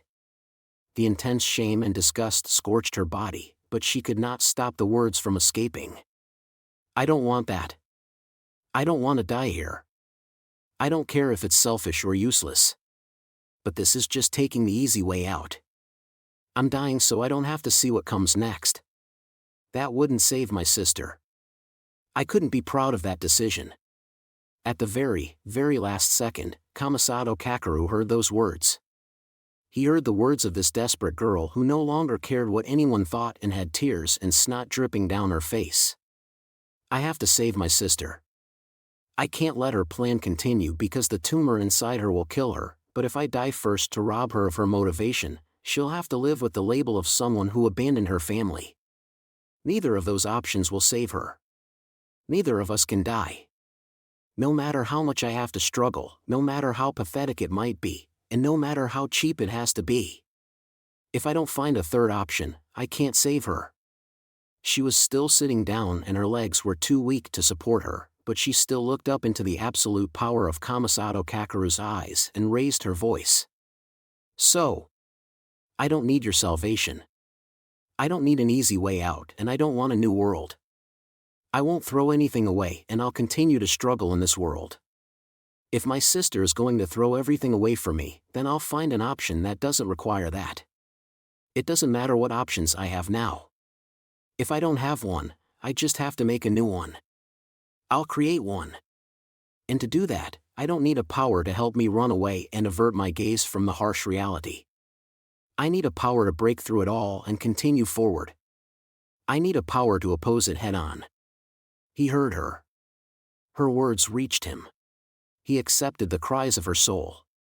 And once he did, he simply placed his right hand on top of her head. There was no pain. There was no fear. But why would there be? He had touched her with the right hand holding the great power known as World Rejector, but her body remained intact. My power requires certain conditions to activate, he explained with a gentle smile.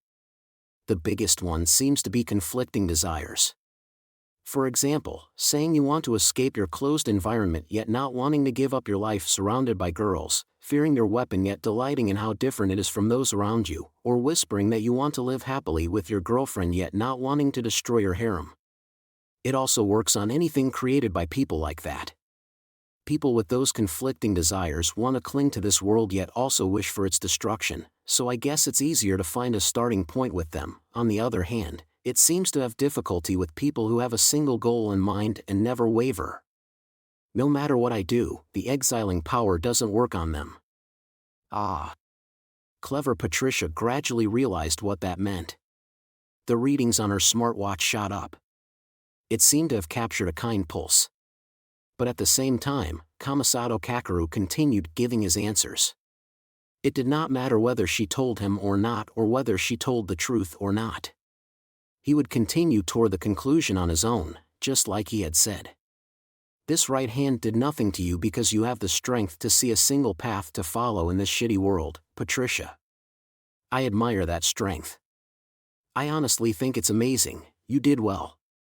You overcame the negative ideas held by humanity. He kindly rubbed her head. When he removed his hand, she wished he would have kept it there a while longer. But this too was a necessary ritual. As he continued, he held his right hand out toward the small girl. He directly faced her as someone he considered an equal or even greater. So I want to shake hands with you. Who can hold this hand? And could I maybe help with the work you need to do? I won't be saving you. I will simply be a part of your legend. Shaking hands was a simple action anyone could do.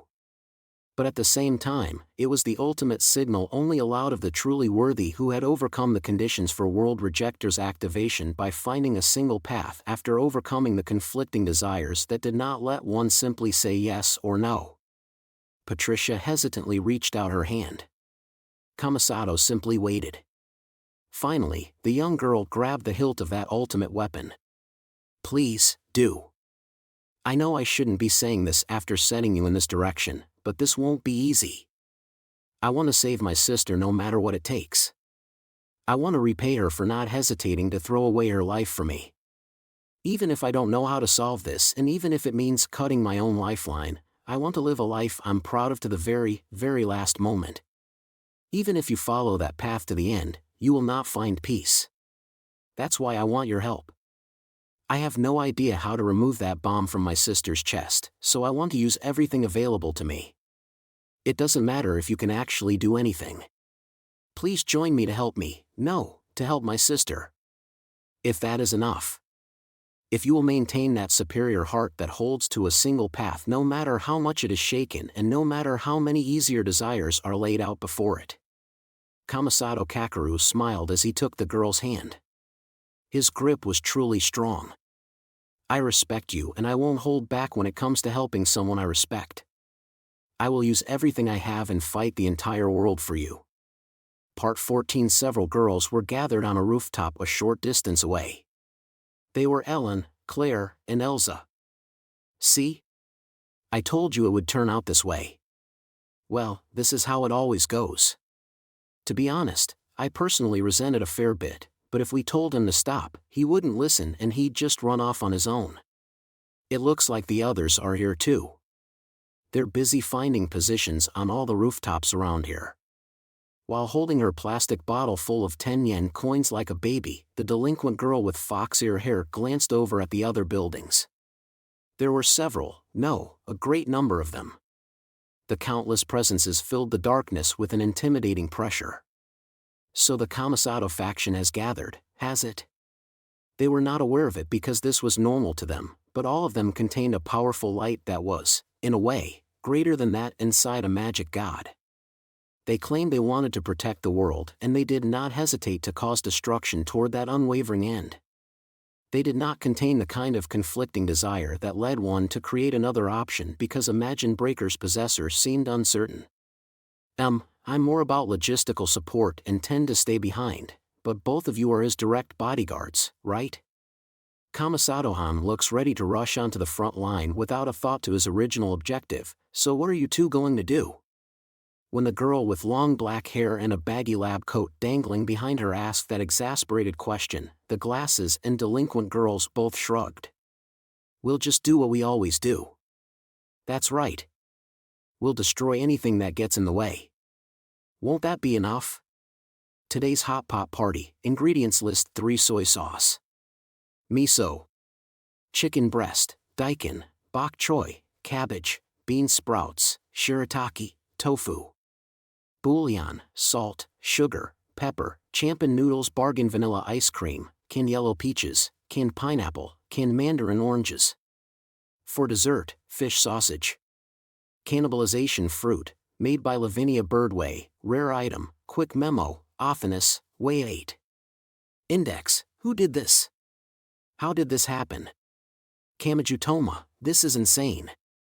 What kind of hot pot is this supposed to be? Birdway, don't freak out. It's just an awful hot pot. Besides, didn't I tell you it's made from corn? It doesn't matter as far as the magic is concerned, but I had a fake one grown on the outside to test the shape and composition. Now, how should we cook it so a picky eater like Patricia will eat it? Nephthys, a fist-sized mass floating in the middle of a giant pot. I just don't get Japanese food. Between the lines too, a kingdom fell and its culture vanished, but its rituals remained. Because it was not protected by the world at large, its interpretations grew more secret, grew more focused, and generally escalated. For example, during an extreme drought when a single cup of water was impossible to find. For example, during a plague when the value of human life became as flimsy as paper. For example, when all of the stored grains were devoured by a swarm of insects in a single night. Or when fear permeated someone and they wanted a way to ensure they would never feel that way again. Looking through the legends of the world's religions and mythologies would reveal plenty of cruel stories. People were decapitated, had their hearts removed, were burned at the stake, etc., etc. Even the very foundation of the world's largest religion was an execution. Then came the initial period of persecution and later the witch hunts in the Middle Ages. But even looking past those, there were stories of a nun gouging out her own eyes or people gathering the brains of a saint after his head was split open. Simply viewing the actions was not enough to judge the essence of the matter. There were reasons and thoughts that led to those results. But among the extremely focused rituals, that kind of essence tended to be lost. They grew more sensational and grotesque as people saw special meaning in doing something no one else was doing. Somewhere sometime, a man was weeping. Ow! Ah! It had been an experiment to prove the existence of heaven. Egyptian mythology was a religion that believed in being reborn, resurrected, and reincarnated. Mummies were made to preserve the physical body for when the dead soul would return from its temporary time in the underworld. That meant one could manage their body and soul. One faction decided to prove it. A young maiden was given a sheltered upbringing in a clean environment to maintain her purity until a certain age. She was to be killed based on a certain ritual, have all of her organs save her heart removed and stored in containers, be filled with sawdust to maintain her shape, and be wrapped in linen soaked in medicines. To ensure she was not assaulted in the afterlife, her crotch would be sewed shut. In Egyptian mythology, one's heart was removed and weighed to judge whether they were good or evil, but this experiment was using that heart like a signal to see where a certain something went after it left the body. Would the gods detect their wicked thoughts and close the gates of heaven? Or would the gates of heaven be opened because the sacrificed maiden herself was free of sin? Ooh! The girl was known as the genealogy of sinners. By the faction's values, she was a sinner, so it may have been only natural for her to offer up her life. The girl herself wished for that. She believed a burden would be lowered from her shoulders on that day. She had no complaints. That tragedy alone may have spread through them all. Maybe no one will stop it. Maybe no one questions it anymore. Maybe most of the world isn't even aware of this misfortune, and maybe no one would care what's happening on the other side of the planet even if they did. The man who was collapsed on the ground spoke under his breath as if cursing something or clinging to something. He knew that girl would smile at and greet anyone, would smile as she ate any food without being picky, and would respect anyone who knew what she did not. He knew she was a human being who could laugh and cry, and not just an entry in some paperwork. Although that may have only been due to the twisted purity inputted into her by the project. However, did those behind this project really understand? Did they know she had taken a step beyond that? Did they know about the small flowers she grew behind the building? There alone, she would be honest to her preferences. She would pout her lips depending on how the flower was blooming, and she would uproot the surrounding plants if necessary. That was a sign of something not in the prepared plan. It was evidence that she was no longer the doll she was made to be and was constructing her own identity. And yet he had no choice but to trample it underfoot. I should have been able to say this is wrong. So won't someone please weep with me? Won't someone stand with me as I lament how wrong this is? The work would soon begin. The girl's entire body would be altered by a mechanical process. The journey would begin. Just as so many magicians had hit a roadblock here in the past, this would most likely fail to control or measure the soul itself, and it would simply waste a life. But just before it began. Yes, your voice has reached me. Something was there.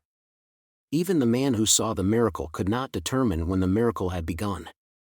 He simply saw a brown goddess wrapped in bandages standing before him, and he saw the tears welling up in her eyes. I am Nephthys, she said. I am a goddess who objects to the legends of death that are treated as necessary sacrifices in our mythology. So let us weep, no matter how pitiful it might be. Let us accuse all that claims perfection yet could not reject death. A moment later, a shrill cry caused all matter to vibrate so intensely that the entire faction was instantly turned to ash. Volume 14, Chapter 3, The Girls' Desires and Their Intersection, Winners_Apple.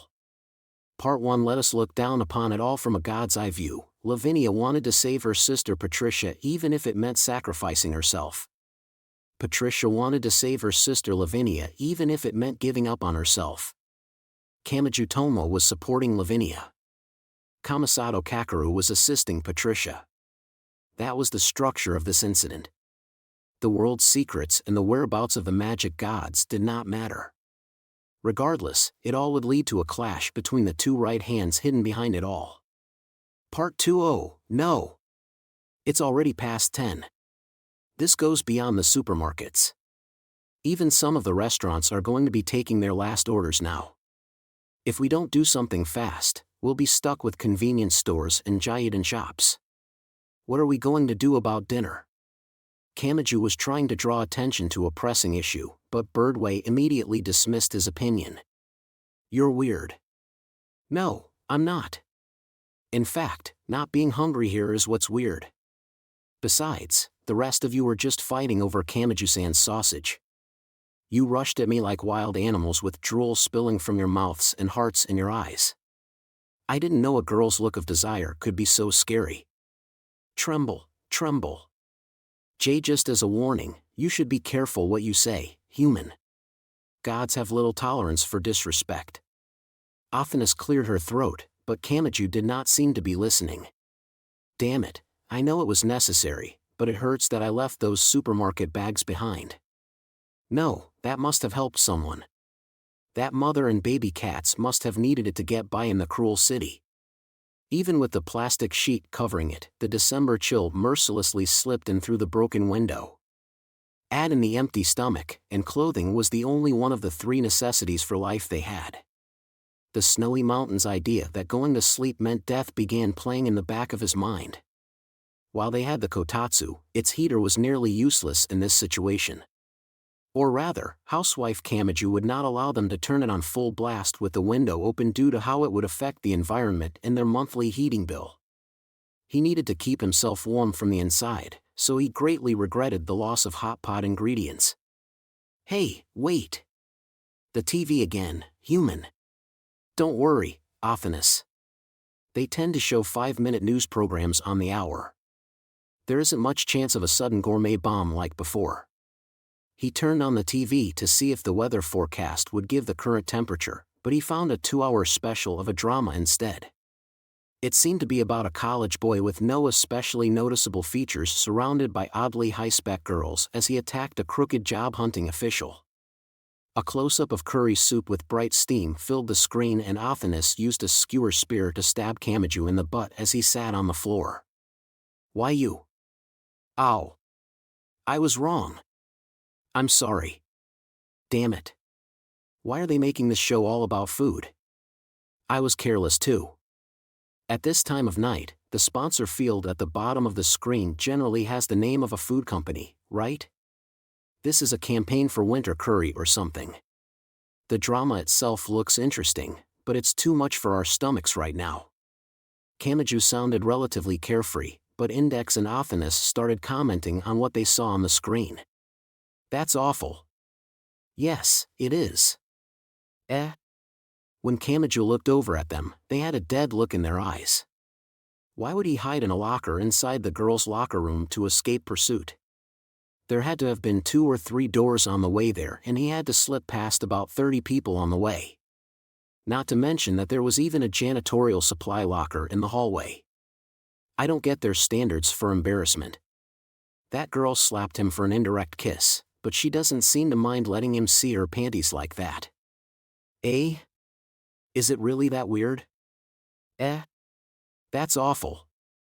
Your life must be just as awful as this drama if you can't tell what's wrong with this. Realizing the discussion was getting nowhere, Kamachi started to reach for the remote he had thrown to the floor. But then something entered the corner of his field of vision. Brown magic god Nephthys' face was covered in tears and snot. Wait, what? What's the matter, Nephthys? Bibwa, HGHBGH, I didn't catch any of that, but here are some tissues. Blow your nose. Did you want to eat some curry soup that badly? Just like when dealing with a small child, he balled up a few tissues and held them to the brown beauty's nose. As her shoulders trembled, she finally recovered enough to speak again. Yes. Sorry about that. I'm just so susceptible to this kind of thing. Crying with someone is part of my very essence, so I just can't stand it. Oh, no. Here it comes again. Fway. The tears are pouring like a waterfall again. How can you possibly get this invested only 30 seconds after changing the channel? Well, she's the crying woman who is paid to weep at a funeral. That's probably why she's so quick to tears. Athanas did not seem to care much. But even if she'll cry at cheap melodrama or feel her heart warmed by a picture book that adults can enjoy too, that very aspect of her is what makes her a true magic god that can easily destroy the world. The easier she's swept away by emotion, the more frightening and violent her systematic divinity is. Sob. Athanas, you're mean. Now, she's crawling around like a baby. She's got some weird switches, doesn't she? I don't think I like the idea of a god being this easy to influence. Kamachi could not help but shout at this frightening discovery.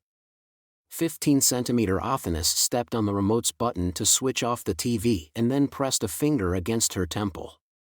Let's ignore that emotional idiot and get back on topic. You're suggesting we head out, but have you forgotten that our last trip for food is how we ran across that Kamasato person? I really don't think we'll run across him 2 or 3 times in a row. We're not talking about some girl running around with toast in her mouth. Sob. But Kamasato Kakeru must have his own food problems, right? Are you serious? So as long as he's wandering around in search of dinner, we can't get anything to eat in peace? Toma sharply cut an index. Let's get him. That is not what I'd expect to hear from a nun.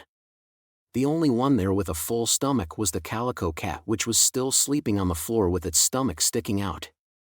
We only have miso and soy sauce here. Kamachi reconfirmed their starting point. But heading out into Academy City tonight could easily lead to trouble with Kamasato. So what's the answer? Asked Index. Athanas, Nephthys, and Birdway were looking his way too. Not one of them was satisfied with this situation. They would make fun of him if he commented on it, but he could not ignore it either. The overall atmosphere made it clear he would be pummeled with retorts if he did not find an actual solution. Whoever said we had to leave the dorm? We can just borrow some meat and vegetables from someone else in the same building. His first stop was his neighbor's room. Tsuchimikado Motoharu's cooking skills were nearly hopeless, but his stepsister was Maika the maid master. That meant his refrigerator was periodically filled with food and ingredients. And since he did not cook himself, the odds were good he had some extra stuff lying around in there. Plus, Tsuchimikado could not complain about lending Kamachi something. When his stepsister had made a sudden visit before, he had grabbed everything he did not want her to find and stuffed it in Kamachi's room. Index had found it after returning from a walk, which had led to some misunderstandings. Kamachi was prepared to bring that up for some high-pressure negotiations. Hey, you idiot! I've got something to discuss with you, so get out here. He rang the bell twice and knocked loudly on the door, but there was no answer. He thought the boy might be out, but the electricity meter was spinning. Then the force of his knocking caused the door to slowly creak open. The day's commotion must have broken this room's window too because it was chilly inside. Kamachi had a bad feeling about this. He felt like something as yet unseen had happened. He felt like he had stepped onto some strange rails. What had happened in this room one wall away from his own? Unable to fight the chill that ran down his spine, he remembered all the allies in his own room. There was no rule saying he had to set foot in here on his own. Hey, in dash, as soon as he started turning back for his own room, his feet were forcibly stopped. He glanced down and saw something extending from the cracked door where it wrapped and tangled around his right ankle. Was it a thumb-sized rope?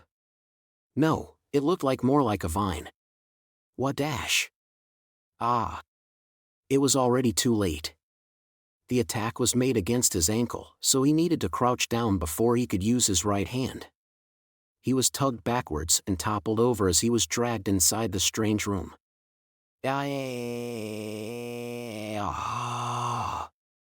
He slid into the center of the room while filled with dull pain as he bumped against this or that.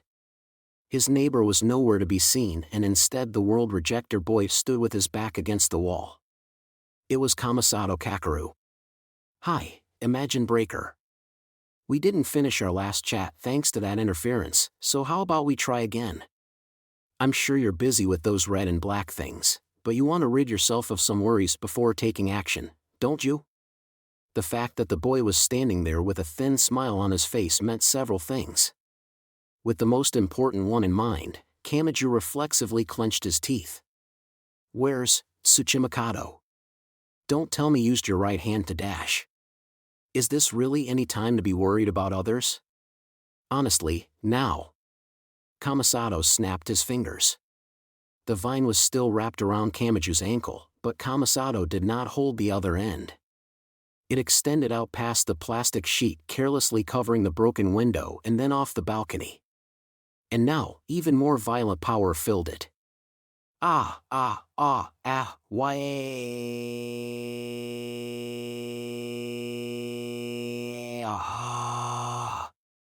He was tossed outside. It may have been for the best that he did not use Imagine Breaker to break the vine. That would have been like destroying an invisible roller coaster's rails to toss himself out into the air. He was forced into a 7-story dive between the buildings. Below, a giant net was prepared made of more vines. He sank into it and it absorbed a certain amount of his momentum, but it must have reacted to Imagine Breaker as he flailed his limbs around because the net snapped and he dropped to the asphalt. Jaya! As Kamachi arrived around on the road, Kamasato Kakeru did not hesitate to leap into the open air. A new net was formed and it neatly caught him. I have not erased that Tsuchimikado boy. I only had him silenced for a short while. Kamachi reflexively tried to drag his aching body away, but he finally realized another presence was approaching through the darkness. And it was not alone. Including Kamasato, he was surrounded from 3 different directions. "Allow me introduce you. This is Claire. Nice to meet you." Even though it was December, the girl wore a dress that left her back exposed. Her black hair was tied back in twin tails and she wore large, unfashionable glasses. White stockings with a garter belt covered her legs. She looked fairly obedient, but something else overturned that impression entirely. Tropical flowers grew from either side of her head like giant hibiscuses. A closer look showed colorful flowers covering her back as well. She is a type of gemstone and her body's cells are apparently more like plant cells than animal cells. I suppose she technically belongs to the science side. She can violently amplify the bonds of algae and fungi and she can absorb metal or plastic to use their traits. Simply put, she can devour a modern weapon and construct a missile or chainsaw out of nothing but plants and flowers.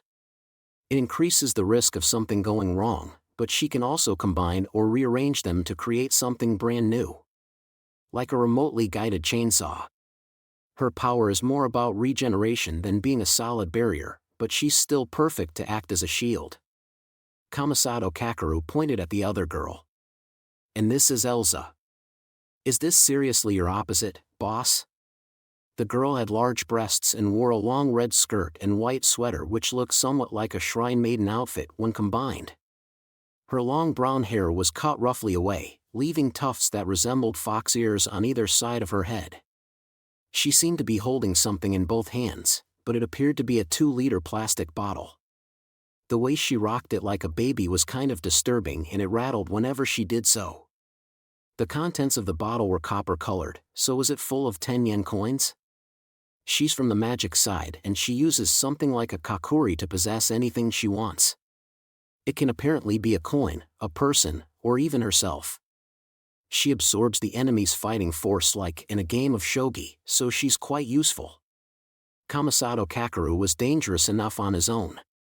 If what he had said was true, taking them all on at once would be a bad idea.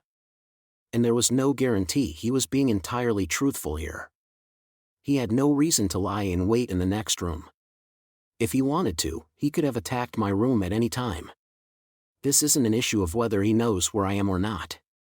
He's hiding some other technique that found me when he had no hints whatsoever. I can't escape this just by finding a new hideout. Let's talk. Kamasato almost seemed like he was joking. If you do that, I'll call them all off. Or would you prefer to get this started without speaking? Kamachi thought about his room.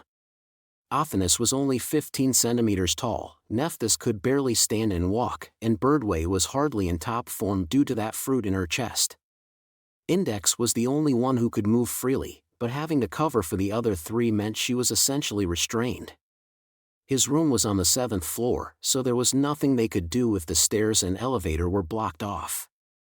He did not know what kind of nasty fighting force Kamasato had waiting nearby, and he had a definite means of tracking them even if they did escape. They were cut off at every turn. Kamachi tried thinking of every possibility, but this opponent had truly been thorough. He had only shown up after setting up everything for checkmate. What could we possibly talk about? I understand you're worried, but there's no need to rush this. Those red and black things have become a lot of trouble, but there's no helping that. People like us are always calling in that kind of trouble. Kamasato Kakeru winked as if he were enjoying himself.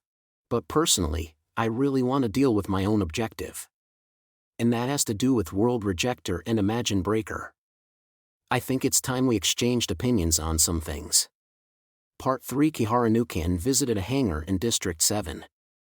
He had an anti-art attachment hangar in each of the 23 districts, but this one was disguised as an industrial refrigerated warehouse. No one would question its presence, but no one would ever think to peek inside either. It was a black box that could use up quite a bit of electricity without raising suspicions. As he looked across the rows of weapons, he spoke to someone over a communicator. You did a good job in such a short time. Completing the overhaul despite the ridiculous schedule shows just how big a problem you think this is, Alistair. What is your honest opinion about this? They must be abnormal indeed to not be caught by your observation network. That isn't something that can be slipped past with a cyber attack, so it would have to be pure stealth or some odd ability to unconditionally erase or reject anything influenced or created by you. But I can't imagine what would follow those rules. The golden retriever walked through the hangar that had fallen to room temperature after the refrigeration was fully deactivated. And I lose track of their level altogether when you start asking such silly questions. What happened to that plan of yours? Even if the situation branches out infinitely, isn't it all supposed to gather back at the same place in the end? I will deal with this somehow. That statement did not sound careless. The glimpse of slight anguish lurking behind those calm words helped Kihara grasp the uncomfortable feeling that had filled him this entire day. I see you still can't rid yourself of everything unnecessary. What are you talking about? But let me tell you one thing. I like that side of you. Between good and bad, it would be near bad, but between like and dislike, I quite like it. That is what I'm saying. It took Alistair a moment to respond, but he finally did. Sorry. Don't worry about it. I will struggle in my own way. You can look forward to seeing just how much of it remains within the scope of your predictions. The anti-art attachment had been thoroughly polished up in such a short time, and that acted as a small offering from the board chairman of Academy City. It was all in the palm of his hand, but he would still destroy it. He had washed his hands of all the irregular elements that continued to appear, and he had finally set his eyes on recovery, but he would still leave the possibility of that recovery's destruction. That was the kind of softness he held inside. Between good and bad, it was bad, but between like and dislike, Kihara liked it. When it was to this extent, he could hardly get mad. This might be the last time we speak, so I'll use this opportunity to tell you something. What is it? Alistair, I will not stop you from perfecting humanity. You can do as you wish. But don't abandon your humanity. I know for a fact that there were people who walked by your side because they were drawn by that humanity. After a few seconds of silence, the transmission came to an end. The golden retriever sighed at the carelessness that silence conveyed because it was exactly the kind of softness he enjoyed. Part 4. After a glance from Kamasato, the girls named Claire and Elsa vanished into the darkness. However, that was not enough for Kamachi to relax.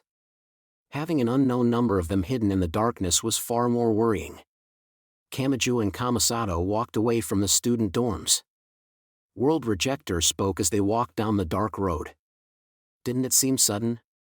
I'm not talking about those red and black things. I'm not talking about the events of today either. I'm talking about a more fundamental issue. World Rejector?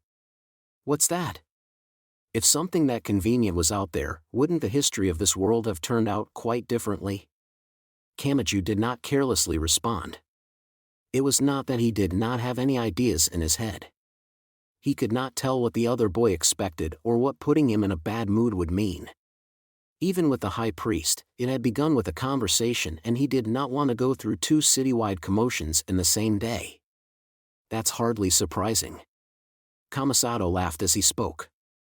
Looking at that small slice of the conversation, it looked a lot like a scene from a normal school. I only received World Rejector just the other day. What? I'm not exaggerating. I noticed something off around the beginning of November, but I didn't realize it was a power residing in my body until only 2 or 3 days ago. Hunting down the magic gods was something like my very first battle. In his very first battle, he had annihilated all of the world's magic gods. There was no point in even bringing up his lack of experience. World Rejector had made up for all of that. This news only made the boy more frightening. What kind of a monster would he develop into after he went through more battles and gained that experience? So you weren't wrong if you thought this was sudden. That first impression was correct. Congratulations, Kamachi-kun, you seem to have gained something as silly sounding as a truth of this world. The beginning of November was after World War III had ended and when Ophinus's actions via Gremlin had come to the surface. 2 or 3 days before was when Ophinus's issue had come to an end and Saint Germain had appeared. What had the High Priest, Nephthys, and the rest of the true Gremlin been thinking during that time and what had they been losing hope in? Thinking on that gradually revealed what had led to World Rejector residing in Kamasato Kakeru. Yes. It had happened when Kamachi focused on Ophinus individually rather than the magic gods as a whole. The more definitive that change had grown, the more their hearts had shifted away from Kamachi. Eventually, they had started to desire a replacement. He did not know what dreams the magic gods had originally held concerning him and Imagine Breaker, but they had begun to wish for a different solution. They had wanted a backup plan and they had gotten it. What if a special power was forced onto someone like that, and what if they had been forced off the path they had previously walked? Do you see my situation now? Kamasato laughed as he walked alongside Kamachi. I don't care if you find it disturbing or look down on me as some strange guy, but there is one thing I want you to know. Until very recently, Kamasato Kakeru was the kind of normal high school boy you can find anywhere. If I was involved in an incident concerning some weird red and black things, I would have been the poor first victim who was killed in one blow and left to rot in a garbage dump. I didn't turn into this because I wanted to. He clenched and opened his right hand. That power could instantly kill a full-power magic god. That horrific weapon could eternally exile someone to another world. And yet, that you can find anywhere? Yes, immediately confirmed Kamasato. You might find it surprising, but I'm not from Academy City. Nor am I part of some group from England or Rome.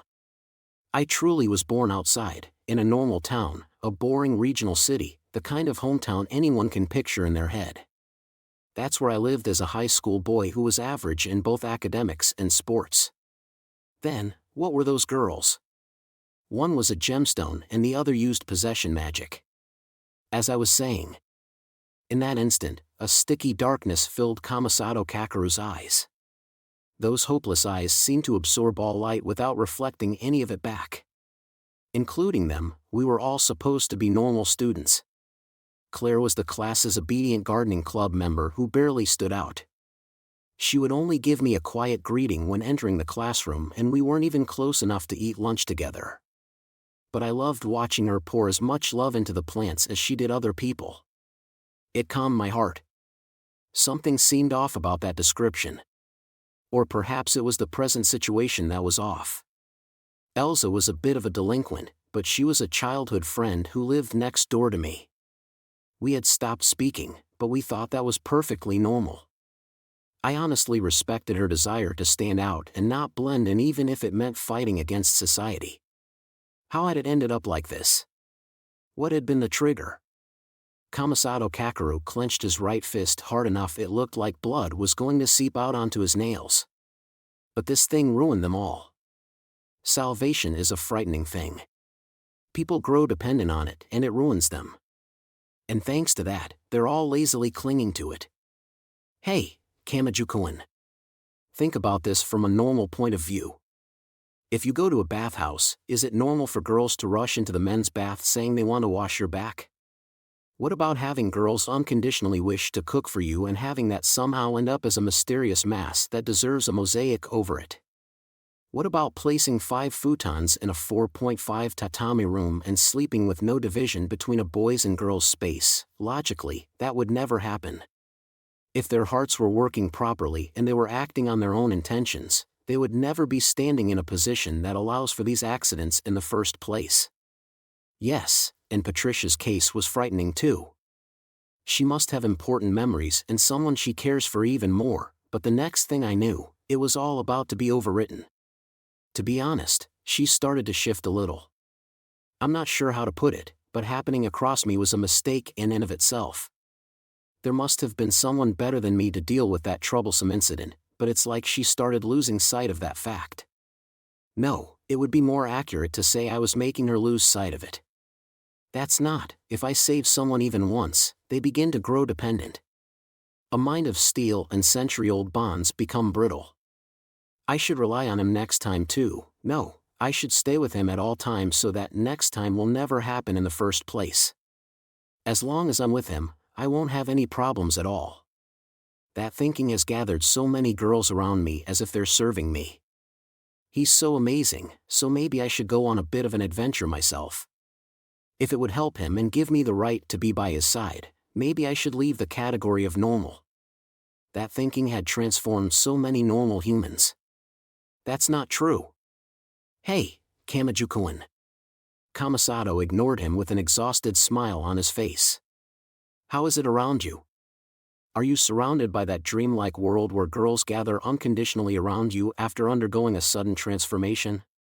And despite my complaints, those transformations bring some useful skills, so I end up using them when I'm in a pinch. They become a card in my deck. Yes, in that way, Patricia was truly in a precarious position. If she had been poisoned any further, she might have started looking for a way to control that black thing that looks like a collection of fat or a deep-sea octopus.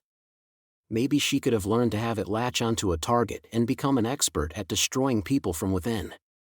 Calm down, Kamaju told himself. He had been presented with this question more than enough during his fight with full power Offinus.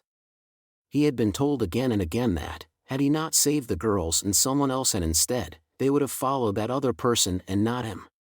He had been told the goodwill turned his way was nothing more than that. But he had overcome that. He would not be swallowed up by a comparison like that. Kamasato Kakeru was not Kamaju Toma. If I say those girls started liking me after I saved them, it makes you want to argue back at me, doesn't it? It sounds like I'm saying I had control over a switch in their hearts, doesn't it? But what if I put it another way? Kamasato continued in a disinterested voice. Hey, Kamajukoan. What if you had never saved anyone in your entire life? Do you think anyone would have turned your way? Are you conceited enough to think you're such a perfect model, inside and out, that so many people would have accepted you if you were just standing there? You aren't, are you? Everyone's focus on the individual named Kamaju Toma truly comes from the fact that you saved someone. They're judging your personality, physical strength, reflexes, intelligence, philanthropy, or courage based on that action. In other words, you cannot escape saving people. As a person, you are inextricably attached to the act of saving. That is what I'm talking about. After all, Kamasato paused for a moment. Then he confidently spoke to the person he was comparing himself to. Kamaju Toma is nothing more than the kind of normal high school boy you can find anywhere. Kamaju's mind was shaken. he hated the fact that he could not deny it. He only needed to look at it in reverse. Kamisato was not questioning what Kamijutoma had done. He was saying it was strange for a normal high school boy to have continued doing that for so long. A normal high school boy should have died somewhere along the line, so he had to have something special to have continued for so long. That something was what resided in his right hand. If that something was taken from him, he truly would be dragged down to the level of a normal high school boy. And the important part was not whether he had that power in his right hand or not. The important part was what Kamisato was truly trying to say. Yes. We did not gain these powers because we chose them. They came from the dreams of all magicians. Or to be more specific, the magic gods who individually make up a large percentage of that power. Their selfish desires created these strange powers and placed them in our right hands. And that power twists the actions of the girls around us, creating this ridiculous harem army. Like with Patricia, even those who have some other important person are forcibly dragged into it until they unwaveringly obey that single path. God damn it. Kamisato kicked over a nearby trash can. Was he acting unlike himself because he was irritated or because the presence of his right hand was making him bolder? Can you allow that? Can you allow the world to revolve around a single person, where everything is overwritten for that one person's convenience without a thought given to anyone else's situation? Can you, Kamijutoma? I didn't want to be the center of all these girls' attention. I was fine not speaking with my childhood friend and not having any real connection to that shy gardening club member in my class. The normal scenery surrounded me where normal people freely used their normal hearts. I was satisfied living as a mere part of that. But those magic gods interfered. They were probably grinning as they discussed it. They were probably saying they'd make me popular to make up for the complicated role they were forcing onto me. They probably thought it was a small thank you, a bit of an extra reward. That's all. That's all? That's all it took to twist people's thoughts and emotions to your will. Those gods would be forgotten to history if no one worshipped them, and they have the nerve to invade the human heart. Kamiju sort of understood. Kamisato Kakeru had the power to reap magic gods by the dozen, but that was only the method. He had also needed a reason to take such extreme action. If he had started annihilating the magic gods, it meant he had a reason worth using that method. This was where the core of his hatred lay. He did not care about the fate of the world. He had no interest in some legendary battle.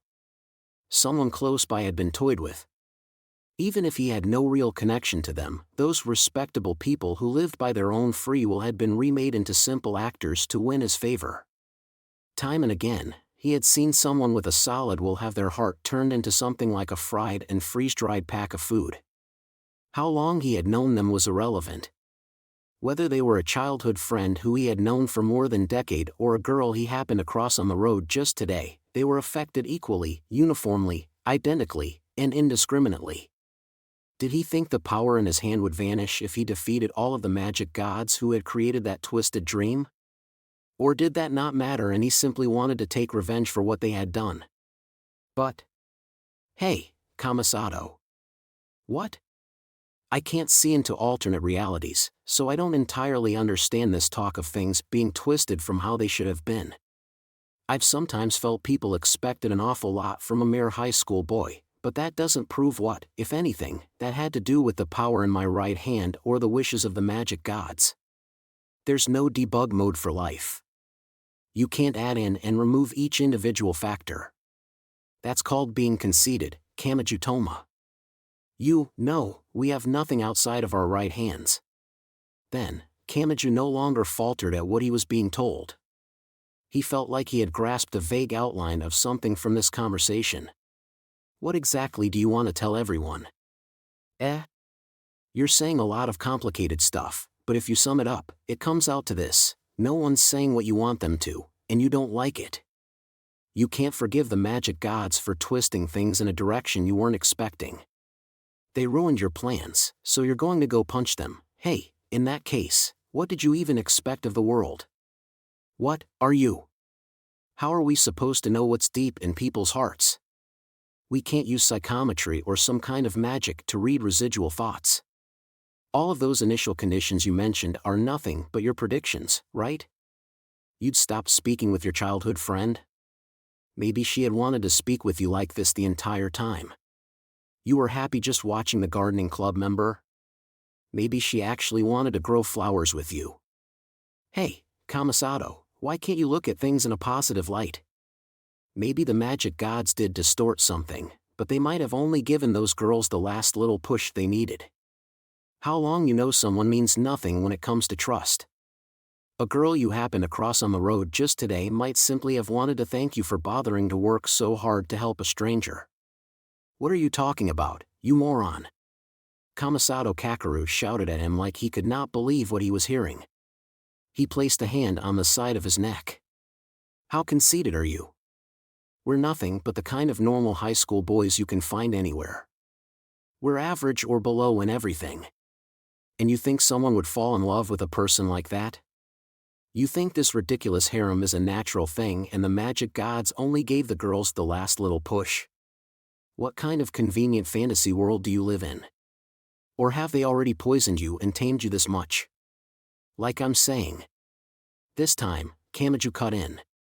Why can't the girls around you look up to the kind of normal high school boy you can find anywhere?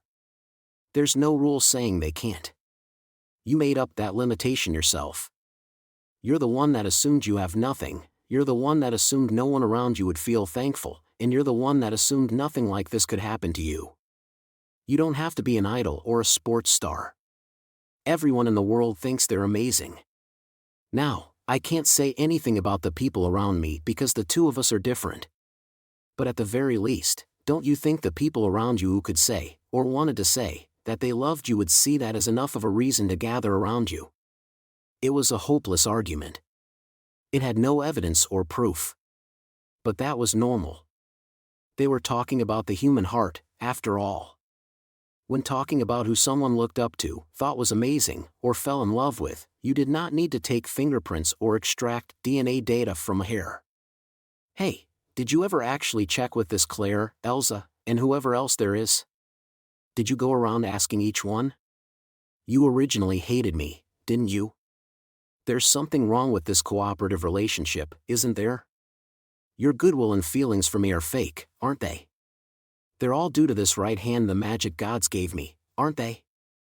Ha! I'd bet my life that you'd be lucky to only get a slap in return.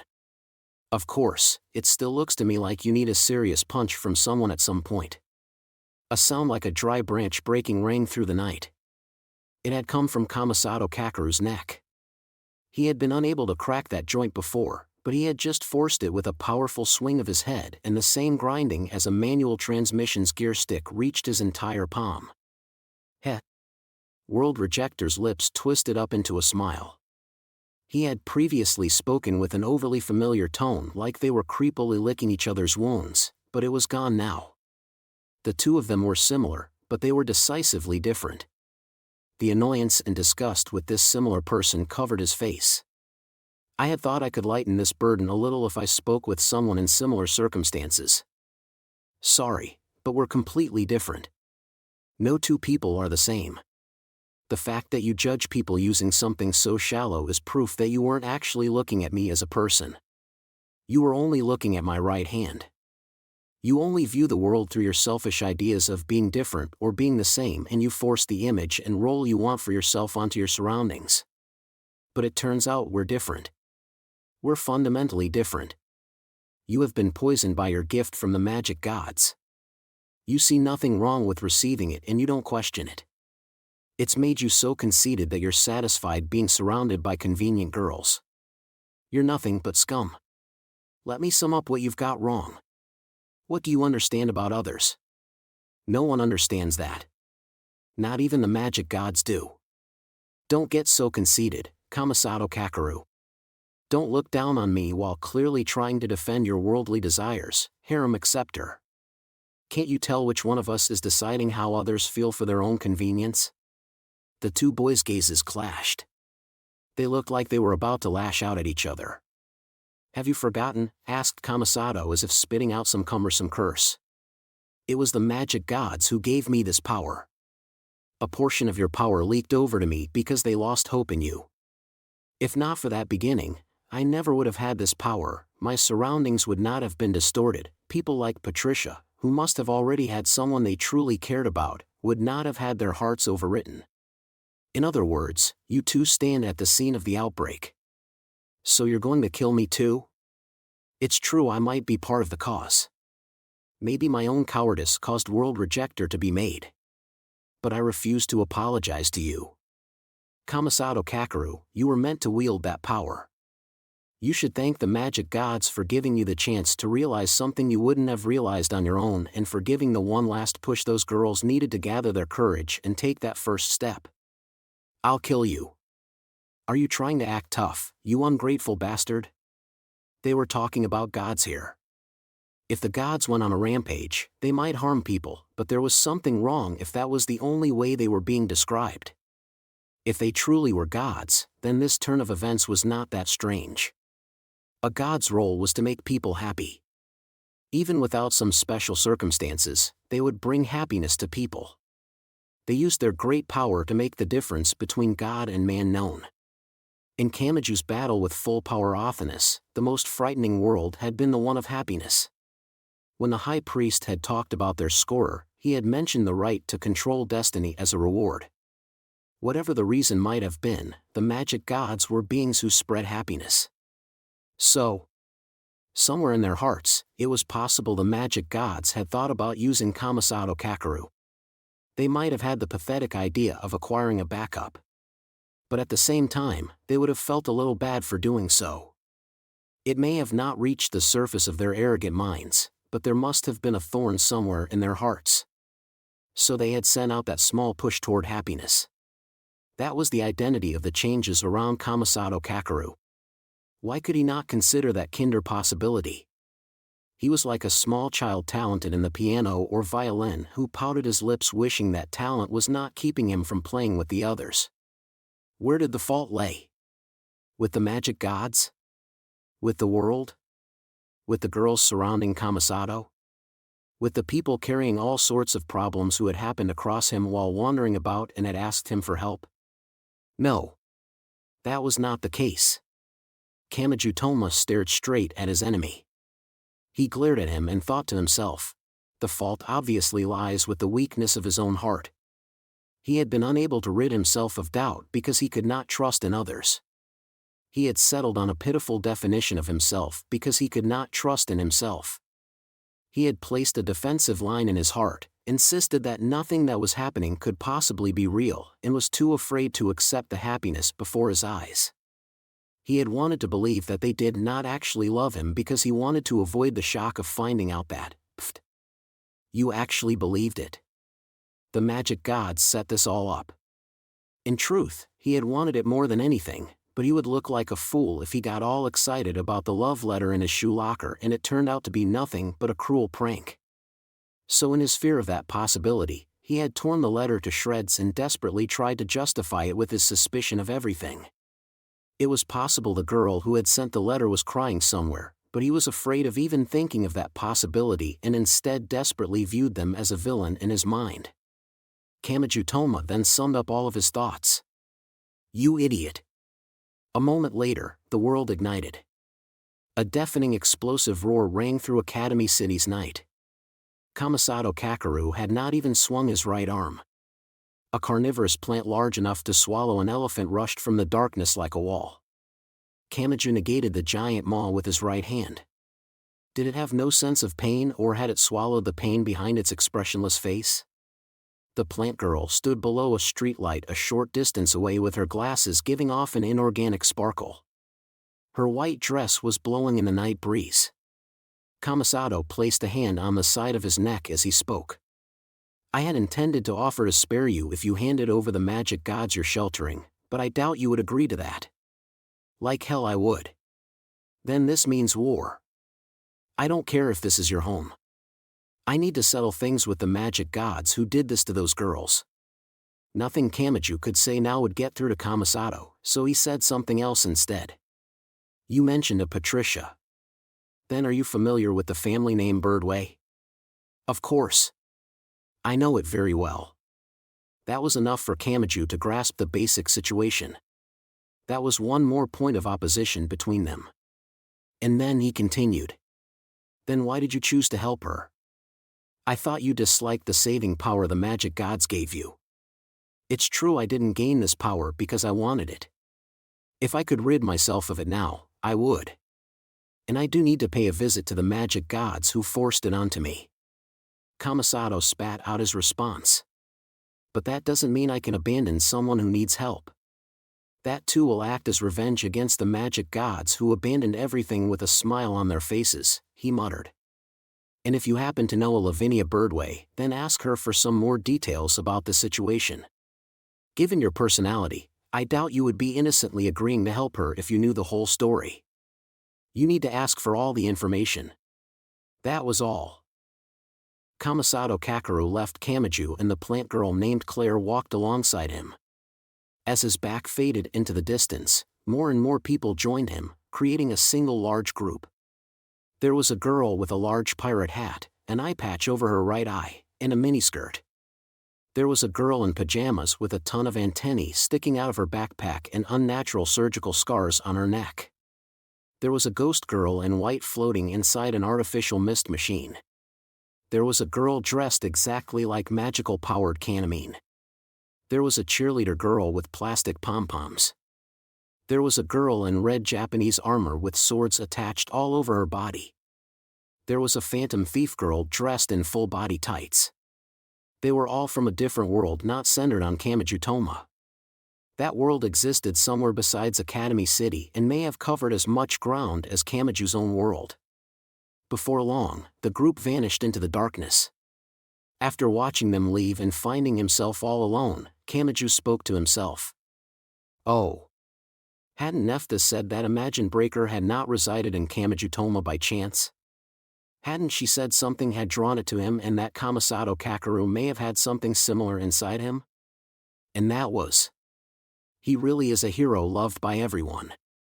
Kamasato simply had not realized it. And ironically, even as Kamijutoma watched that other boy leave, he had not realized the same about himself. Today's hot pot party, ingredients list for soy sauce. Miso. Chicken breast, daikon, bok choy, cabbage, bean sprouts, shirataki, tofu. Bouillon, salt, sugar, pepper, champion noodles, bargain vanilla ice cream, canned yellow peaches, canned pineapple, canned mandarin oranges. For dessert, fish sausage. Cannibalization fruit, made by Lavinia Birdway, rare item, quick memo, Kamijutoma, it's a miracle. We're right back to square one. Oftenest, this is a good example of how seemingly good ideas from you rarely lead anywhere worthwhile. Between the lines 3, the religion of Egyptian mythology had been lost to the long, long span of history, but it had fortunately left behind plenty of records. They had been well preserved and great progress had been made in their analysis, so their system of gods, their rituals, and their views of life and the soul had been gathered together. It was also a geographically convenient religion. For Western Europe and its modern Western magic, that mysterious world was only a quick trip across the Mediterranean. In fact, a trip across the sea was not necessarily needed. For a variety of reasons, many of the monuments and burial items were preserved by museums and collectors across Europe. That was much easier to access than Tibet, which required crossing the Eurasian continent using the Silk Road, or South America that required crossing the Atlantic Ocean. That may have been part of the reason that it had become a treasure trove of breakthroughs for magicians who had hit a dead end and could take a quick overseas trip. The Aeons of Isis, Osiris, and Horus. When was it that the man who divided the world's chronology into those eras had crossed the sea and arrived in the desert? When was it that he had experimented in summoning a great demon no one had ever heard of? However, there was a certain brown goddess who would appear where she pleased, identify with people as she pleased, and weep for them as she pleased. And for once, she was laughing. Oh, dear. You don't hear those 3 names often these days. It was a little too enchanting to call it a nostalgic smile. That bewitching woman's smile contained some thorns and venom.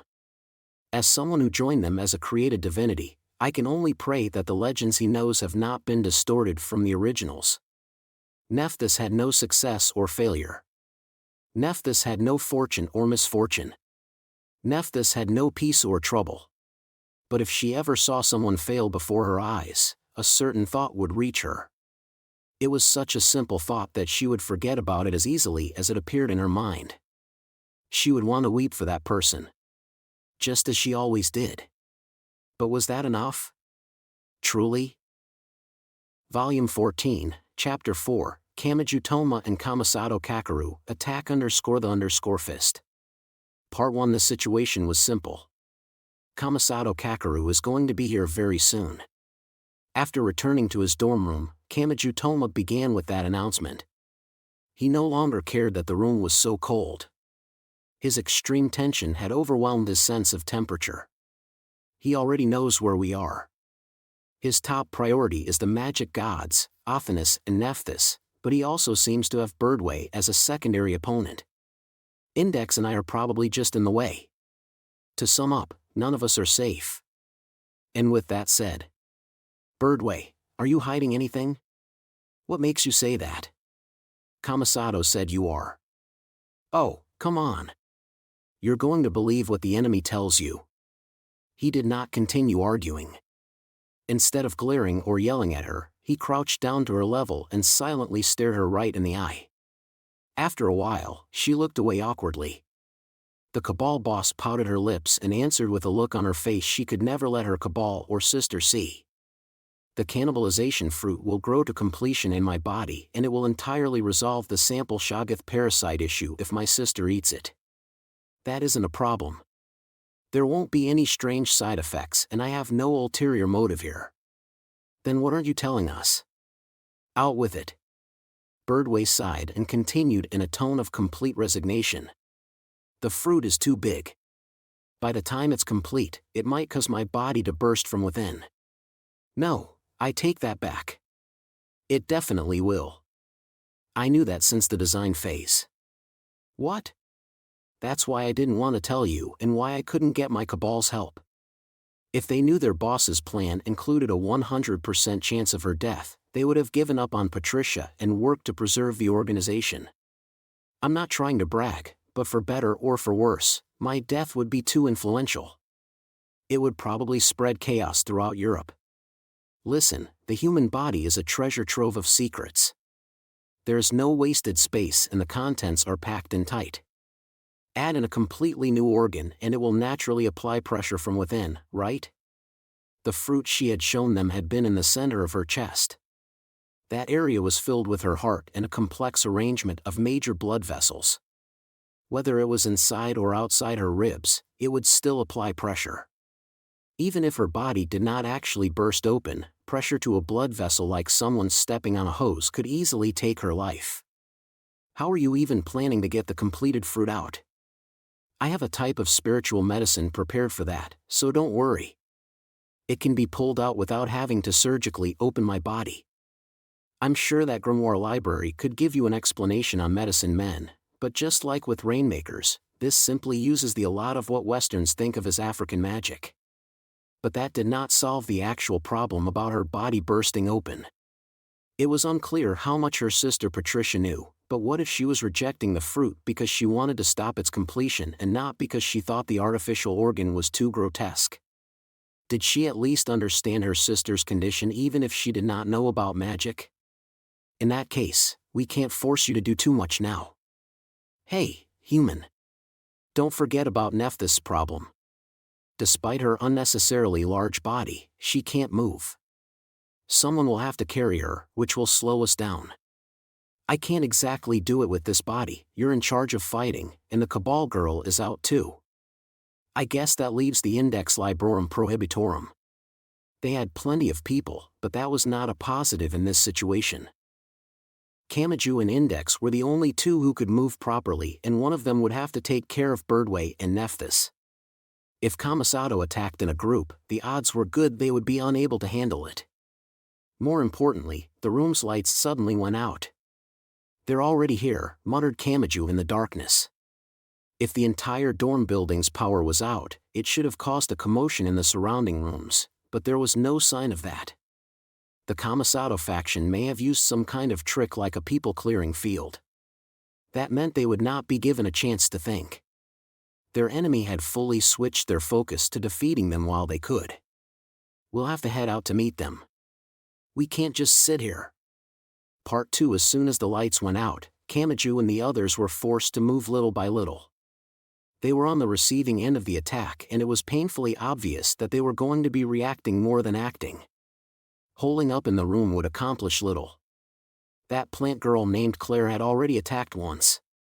Her vines or whatever else could easily get in through the 7th floor balcony. Locking the front door and pushing furniture against it would not last long either. On top of it all, Kamasato Kakeru had his world rejector. Its effects, conditions for use, and range were still unknown. They only knew it could instantly kill even magic gods. In the worst case, there was even a possibility it could cause the entire dorm building to collapse. We'll have to escape to the ground. Index. Sorry, but you len nefthis your shadash. He trailed off when he heard a disturbing sound. It did not come from the door, the window, or beyond the walls. Surprisingly, it came from within the room itself. Birdway's head shot up. The duct. Something large fell from above the gas range in the kitchen space. An amorphous blob reflected the faint light coming in from outside. It emitted a sticky light like glow-in-the-dark paint, and it was covered in what could have been eyeballs or suckers. Trying to stare at it to perceive its silhouette only made it look like a deep-sea octopus, chopped up pieces of fat, or a film of rubber being melted from within. It was like viewing a flag for so long that each individual color stood out more than the overall meaning. Different points wriggled, sharpened, and fired what looked like spears in every direction. It was not Kamachi's imagined breaker that blocked it. Birdway moved before he could. After a sound like a large cloth beating the air, her entire body was covered by something like a rotting red carpet. Birdway. This is no time to be picky. Ironically, the weakest ones here are the magic gods. You two take them with you. Your mind isn't up to enduring a death, is it? Either way, this is perfect for me. My foolish sister ran away from home, got lost, and ended up in some guy's home, so I need to have a talk with her. Sample Shoggoth. That black mass was covered in glow-in-the-dark bubbles. It was supposedly Birdway's sister who had been attacked by a parasite from Antarctica, and Kamasato Kakeru had supposedly taken her in. That bastard. Kamachi desperately tried to keep his boiling head from exploding. We'll meet up later at the place we first met, he shouted. Oh? You certainly have learned how to make things sound romantic since I last saw you. He placed Athanas on his own shoulder and had Index take Nephthys, who was breathing heavily and could not stand steady. He did not like having the girl do physical labor, but he was their fighter and he needed to stay nimble for the coming battle. He practically tackled the door open and ran out onto the 7th floor corridor. Several flashlights and smartphone screens immediately shined light on him. As best as he could tell. 3, 4, 5. No, there are more on the next building over, on the ground, and on the surrounding rooftops. And that's just what I can see. How many of them are hiding around here in all? On top of that, no two of them were the same. In order to support Kamasato, they each had some kind of tricky, specialized supernatural power or technology. If they all attacked at once, he would be unable to analyze them all and defend in time. As he looked around, he shouted to Index. That fox girl. Index, I know she's a magician at least. Understood, Toma. Triatottdyb. That fox rain will avoid us and thus will soak your bodies. That was spell intercept. Index could not refine magic power, so she could not use magic. But her empty and meaningless incantations could interfere with another's magic, create an intentional mistake, and take control of it. And in Kamasato's introduction, he had said that fox-eared girl named Elsa was a member of the magic side who used something like a kakuri to possess people and objects. She would bring the enemy to her side like shogi pieces and she could move those coins. The busted delinquent girl gave a shout. Wah! What the hell? The plastic bottle she was cradling like a baby suddenly exploded. The 10-yen coins filling it scattered, but then stopped, altered their aim, and were fired with tremendous speed. They were not as fast as Misaka Makoto's railgun, but they applied enough pain to knock back one's limbs so they dropped their weapons. These enemies did not need to be defeated. They only needed to flinch for a brief moment. Kamachi used that time to stare into the darkness and locate his true enemy. That boy was their greatest fighter and also their Achilles heel. Kamisato. With Athanas on his shoulder, Kamachi raced full speed ahead. He had no idea how many fighters were lurking in the shadows. They could have them surrounded several times over to seal off any possible pattern ahead of time, so it was impossible to analyze now. But at the same time, those girls formed the Kamisato faction. He was their center and their peak. If he was in danger himself, it would destroy their pre-established harmony. Even if he told them not to leave their positions, they would still instinctually move to help him. They were not an army or a religion. They were a group of friends bound by goodwill. I don't need to defeat them all or continually protect Index and the others. I just have to target their king. If their entire force turns my way, Index and the others will be safe. Do you wish for a new world? An arm that was far from thick was casually swung in the darkness. It was World Rejector. That mysterious power could instantly kill a full-power magic god if it hit. But even when faced by that, Kamachi Toma ducked while still running to just barely dodge the deadly strike. At this point, Kamisato Kakeru finally gave off a hint of unease. Kamachi did not wait for him to recover. As if making a low tackle, he threw his full body weight into Kamisato's hips. A dull sound rang out, the two of them flew over the railing, and a slight sense of floating enveloped them. I don't know World Rejector's range, but how does he aim it? In the instant of weightlessness, Kamachi thought through his predictions. He doesn't actually touch whatever it is like I do. That wouldn't allow him to attack long range. Then is it anything he sees? Anything he points at? No, it isn't those either. If so, he wouldn't have caused a blackout before the attack. He would have wanted to increase his field of vision. So, the shadow. He almost seemed to be whispering as his confident voice shot out to give the answer. You use the shadow cast by your arm to determine World Rejector's effective range. That's why you wanted to shut down the lights before your attack. That way you control the only light sources and you can freely determine the direction and size of your shadow. The sense of time returned and their fall truly began. As the threads of gravity grasped the two boys, Kamachi swung both arms to desperately grab the railing on the 6th floor, one floor below. He ignored the stinging pain in his shoulders and checked cautiously around. What had happened to Kamisato Kakeru? Not bad given the situation. He was surprisingly close by. There was another figure dangling from the 6th floor railing.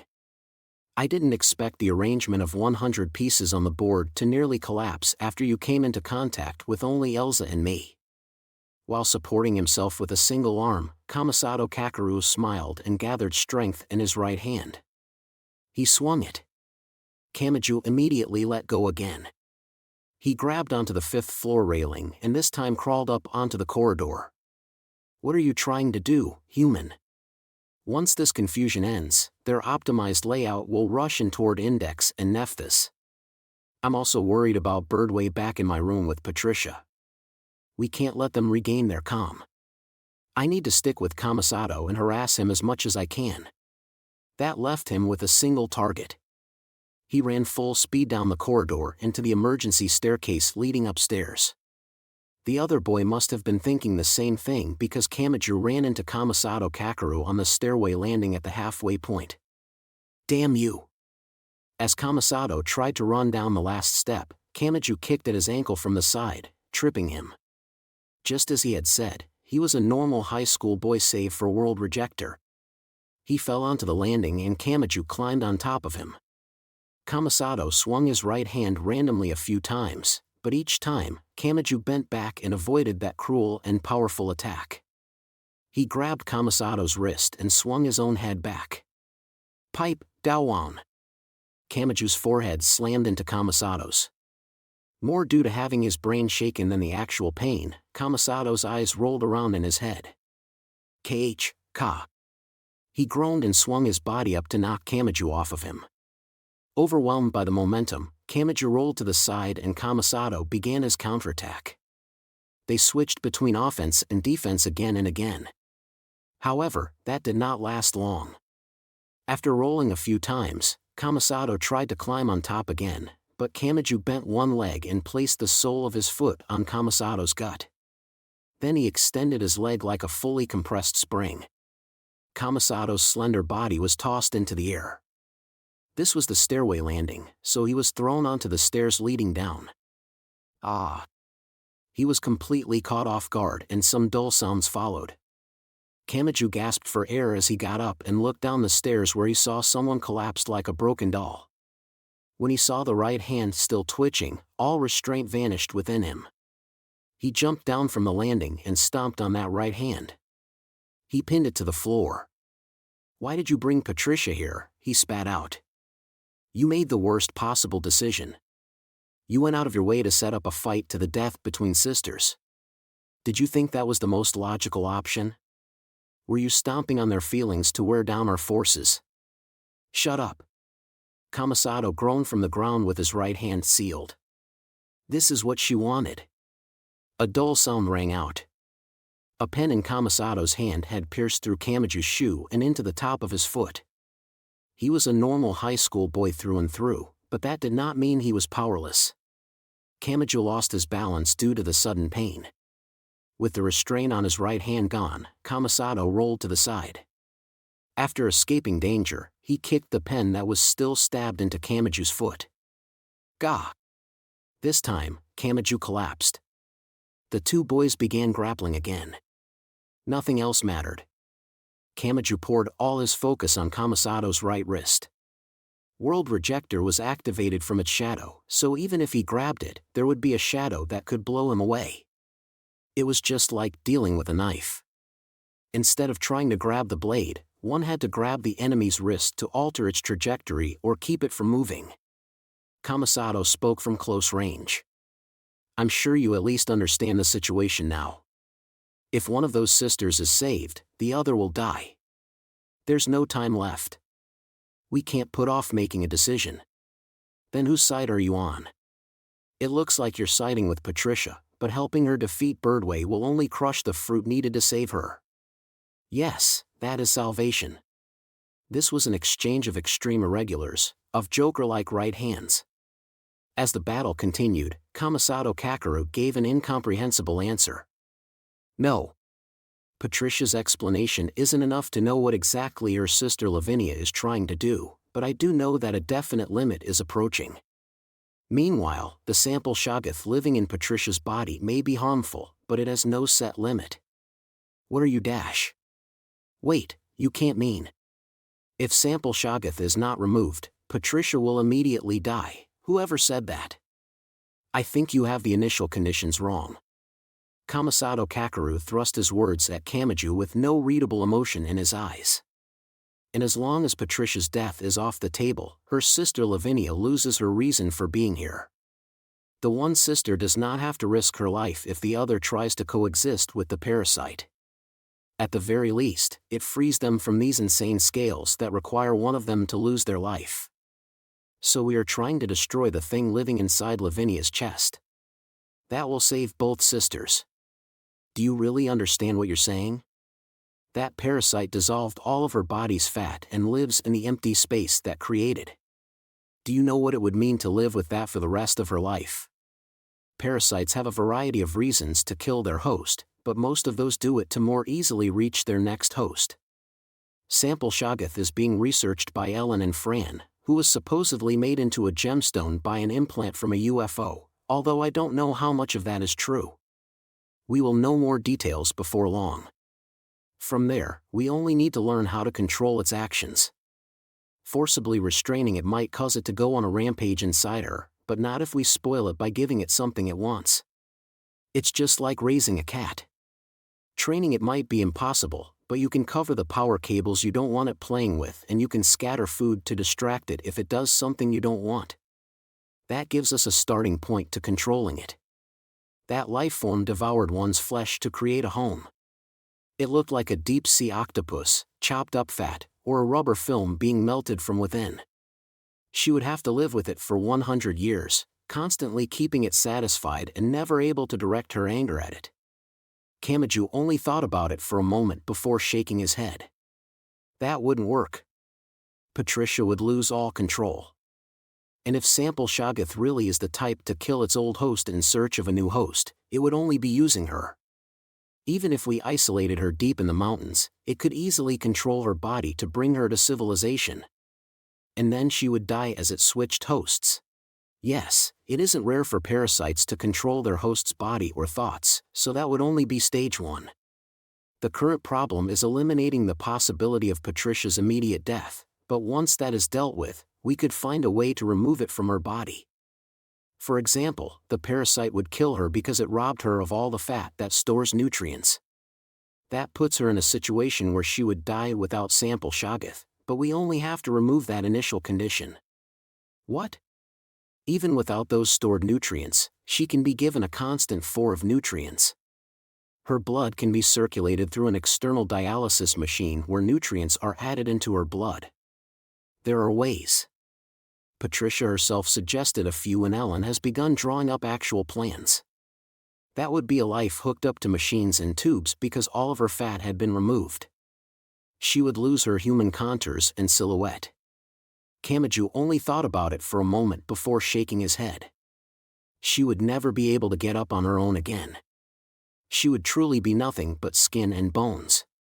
Her hair and skin would be so dried out that they would peel away. She wouldn't just be bedridden. All of her joints would dry out and solidify, so she couldn't move. Yet if they were crushed from the outside, something would ooze out. She'd be just like a chrysalis. All she would have is her life, and she'd only not be alive in a medical sense. Isn't there any other way? Yes, a normal human would give up. An unavoidable destiny is one thing, but no one would choose to abandon their working body. They might say they would, but they would have a change of heart somewhere. But Patricia didn't. She doesn't want her sister to die, and she doesn't want to leave her sister with the stigma of letting a family member die. So instead of choosing one or the other, she tried to create a third option that would save both their lives. Even if all it saves is her life. She drew a line there and gave up on everything else. I respect that courage. I respect that small sense of righteousness that allowed her to face the pain without running away and to accept the fear without giving up. So I'm sick of meaningless talk of good or evil. I don't care who looks down on me or criticizes me. I won't leave Patricia all alone. Her heart was powerful enough to deflect my world rejecter, so I'll support her to the end. Because he had approved of it and because he had accepted how she felt, he was telling the formal textbook to shove it. It was entirely subjective, it asked nothing of anyone but that girl, and it did not try to understand anyone else. Was that the kind of conclusion he was backing? But you have to be wrong. The rails shifted at some point. I don't know what happened between you and Patricia, but I'm sure something did. Is this really what she wanted in the very, very beginning, when she tearfully asked you for help and clung to your hand? Did you compromise somewhere? Did you only later decide that this was the one and only best answer? You know what? There was no obvious emotion in Kamasato's calm voice, but something oozed out from the depths. I've wondered and wondered why I wasn't the very first one to be destroyed by World Rejector. After all, I hesitate so much and I can't get my desires sorted out. But I think the reason I'm still here is because my hatred for the magic gods overpowered any desire to return to my lost days or to abandon this power I was given. I save people and get along with Ellen and the others in order to get back at the insane magic gods. In other words, it's part of my revenge. I oppose those conflicting negative thoughts with a single negative thought of my own. So I respect Patricia for facing such unreasonable circumstances and yet taking the first step toward what little hope she could find instead of wishing for a new world or hating the current world. She chose to climb to the stage above me, so I won't let anyone get in her way. She is my hero. He could not do it. He had been unable to do it. After all of his decisions, only dark violence had remained. But unlike him, Patricia had continued thinking of her sister to the end. She had never wavered or been conflicted. He respected that. But you're satisfied with heroically driving a tearful girl into a corner? You drive her to the edge of the cliff and then praise her for having the courage to jump. That's wrong. Simply becoming a hero isn't some wonderful thing. Not when you're throwing your life away like that. Fighting against the urge to lower the value of a life is an amazing strength. It's far, far, far more admirable than useless people like us who can only wave our right hands around to fight. It has to be. Whenever an intense battle ended, he was scolded by Index, Misaka Makoto, or someone else. He had a special right arm, but the world did not press him to keep fighting and fighting. That was true kindness. If that kindness was taken away, the world truly would be over. A cruel and cold-hearted digital system would take over where the fate of people's lives was decided simply by comparing the parameters. That was Kamasato's ideal that surpassed simple good or evil. If someone had a special power or special circumstances, did that alone mean they were forced to risk their life and fight? Were they to forget the path they had walked thus far, cast aside everything precious to them, and charge toward death like a clockwork doll? If Kamachi found a girl troubled by those thoughts, he would have no choice but to unconditionally tell her she was wrong. That was another form of righteousness. But this opponent he could not easily reach sent mocking words his way. Then what are you going to do? Save both sisters or refuse to give up on either one? You're the kind of fool that never manages to make a decision and loses both of them. You're a nothing with a different obsession than mine. You're just a hypocrite who protects your own humanity by sobbing that there was no other option after you lose everything.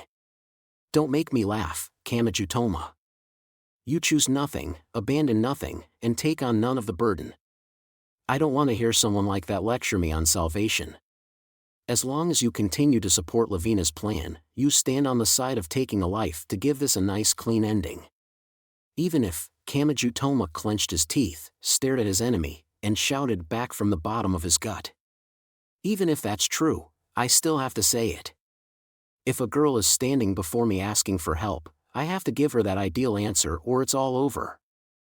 I have to tell her that I won't let anyone be lost, that I won't leave anyone in a world of fear and suffering, and that I'll make sure everyone can smile together in the end. For just a second, Kamasato almost seemed to choke, but then anger and hatred filled his eyes. World Rejector was making a comeback. Are you trying to put off making a decision or do you just not want to make it yourself? You don't have any way of doing that. If you say that, you'll end up losing both of them. That's right. I'm not a genius with an IQ of 200. I'm not the Index Librorum Prohibitorum that's memorized 103,000 grimoires or a magic god that can remake the entire world. But that doesn't mean I can give up just because someone tells me to.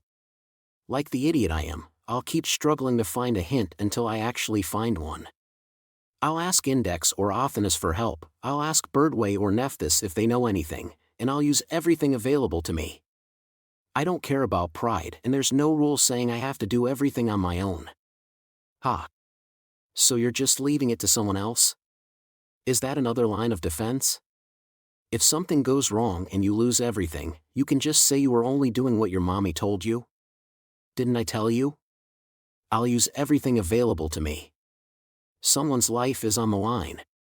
There's no time to keep up appearances. So I'll use it. Your method forces us to watch Patricia living a bedridden life as a chrysalis while we try to convince ourselves this was the best option even as a shadow hangs over our smiles. You can call it pathetic, unsightly, or backwards if you want. But I'm not going to become some self-absorbed asshole who acts cool by calmly giving up too easily and then tries to show off how he made the painful decision no one else could. You don't get to decide what salvation is, Kamasato.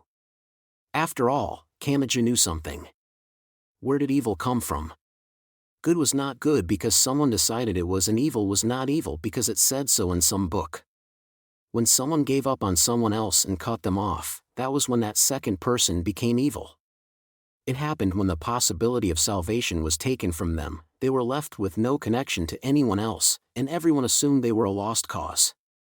It had happened to the high priest. Kamachi had done it to him. It was possible they could have reconciled their differences like he had with Athanas. It was possible they could have talked it out like he had with Nephthys. But he had been so influenced by the high priest's appearance, history, and violence that he had entirely forgotten about that option. He had unilaterally defined him as something to be defeated. He was not going to let that happen again. He did not think the high priest had been a good person. He also thought that conclusion had been the best one possible.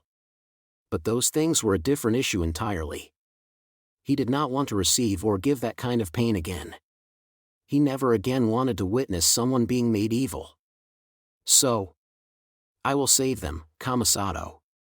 I will save both Lavinia and Patricia. They may both want to sacrifice themselves for the other. They may be willing to accept the pain and fear of being skin and bones hooked up to a machine. But I'll destroy all of that and ruin all of that to save everyone and everything. No matter what happens, I will not cut off the Birdway sisters as a lost cause. What are you talking about? This is what it means to be a hero. This is what it means to be a normal high school boy. This is what we say at times like this. An actual method or real odds of success don't matter.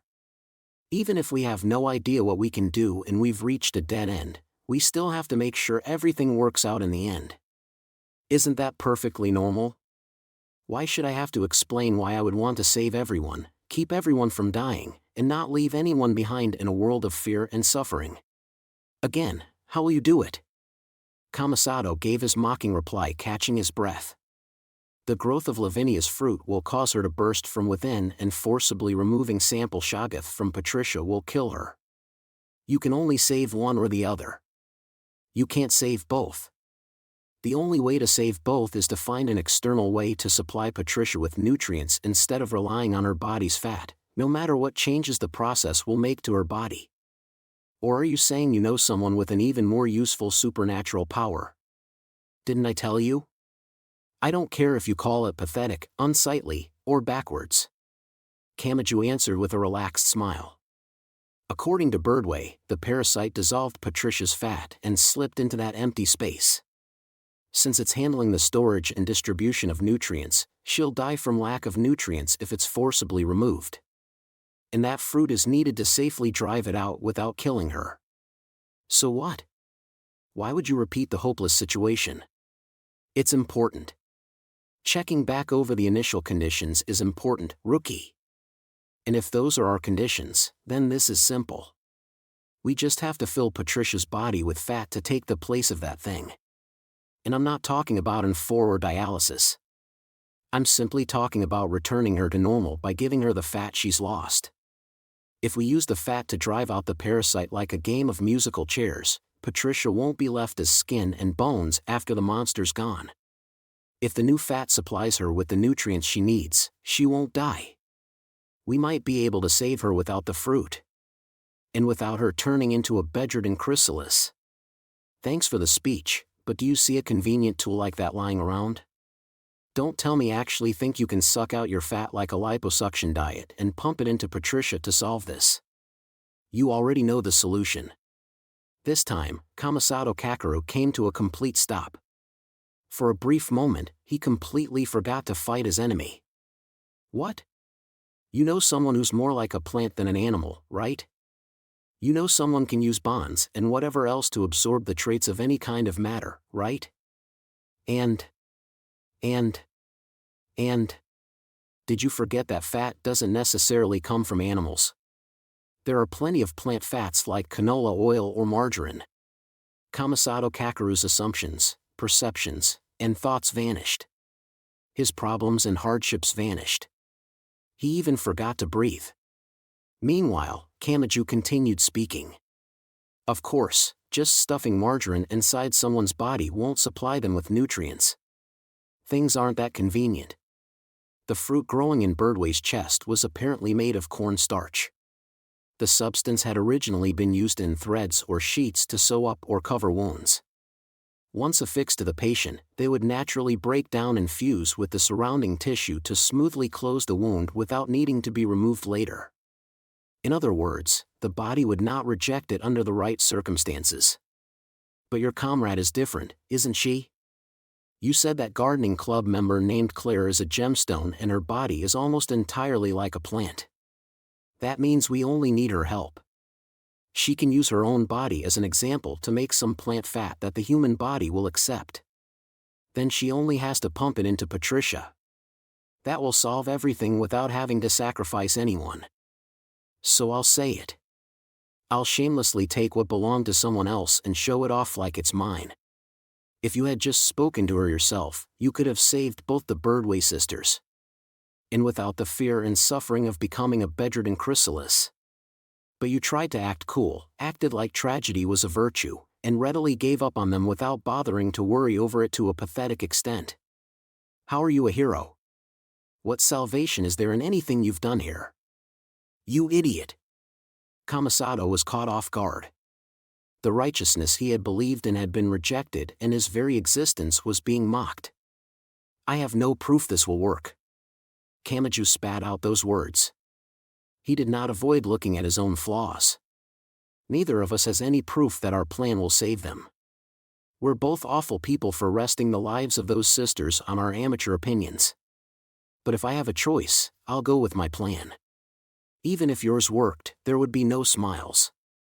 If the odds are even, of course I'll choose the one that lets us smile afterwards. Kamasato could not argue back. He could not move his right hand. He had realized that, in this situation, he could not provide an answer better than the one Kamachi had. At that moment, a sticky noise reached them. They looked over and saw red and black amorphous creatures clinging to the wall of the neighboring building. One was an animal skin that looked like a rotting carpet and the other was an Antarctic parasite that dissolved a human's fat and slipped into the empty space. Now that they had an answer, those beloved sisters no longer needed to fight to the death. Those morons have been swept away by the atmosphere here. Kamachi moved his aching body to slowly stand back up. Kamasato looked up at him from the floor. What are you going to do? They're clinging to the wall pretty high up. That's not in range of your right hand. Let me ask you something instead. What do you want to do? Spat back Kamachi. You said before that you didn't gain that power because you wanted to and that you aren't doing this because you want to. If you can stand here, look at those sisters, and still say that, then you can sit there on your pathetic little ass. I'll go take care of everything. But if, he paused for a beat and made a reversal. If you look at those two. If you look at those girls crawling down the path of ridiculous tragedy and needless sacrifice. And you feel anything at all, then come with me. Listen, rookie. The kind of normal high school boy you can find anywhere is someone who can become a hero at any time if they happen to see someone in need. That was completely normal. Everyone felt the desire to save someone. But if they did not even try because they had decided they could not, then they were even lower than average. That was what a loser did. It was the thought process of someone without any balls. So if they did not want to be called those names, they had to stand up. It did not matter if they were afraid, if their legs were shaking, if their teeth were chattering, or their mind had gone blank. Being normal or being average was not a simple thing. It was not easy. Doing nothing was not normal. A lot of effort went into keeping that title, even if it went unnoticed. Slacking off even a little bit in that effort would cause one to stray from the path of being normal. So, show me what being normal is to you. Kamachi, the kind of normal high school boy one could find anywhere, spoke. Show me just how beautiful the normal world you want is. Part 3. One sister thought to herself. I've finally made it in time.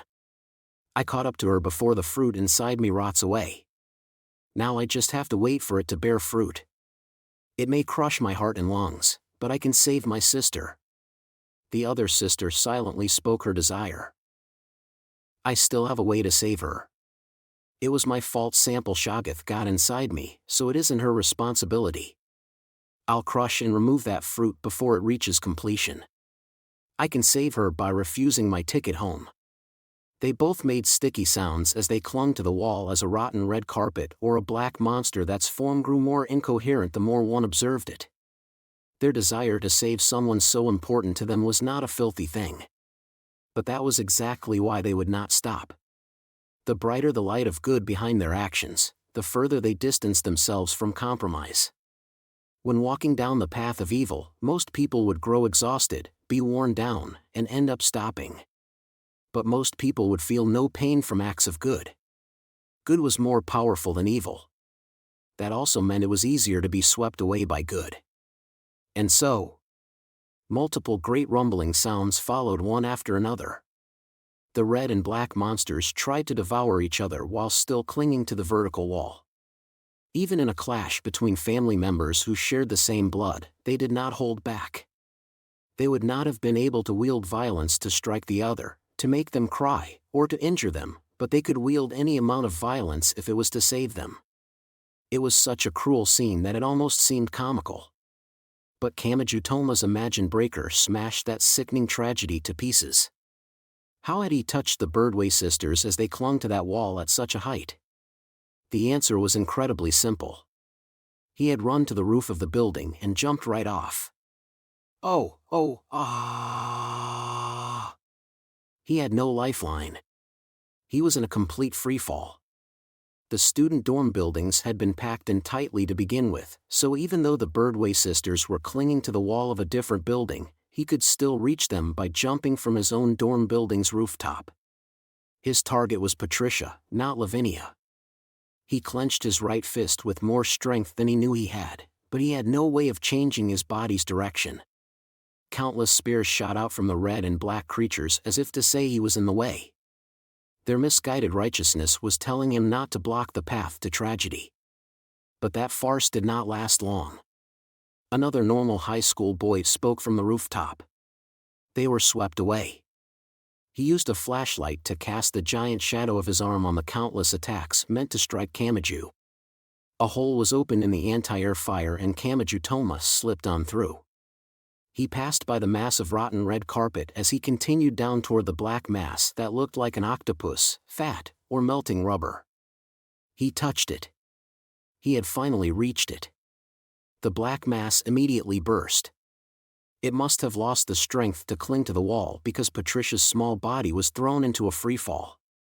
The red carpet started after her but then came to an unnatural stop. The boy glimpsed a human will there and assumed it was a sign of trust.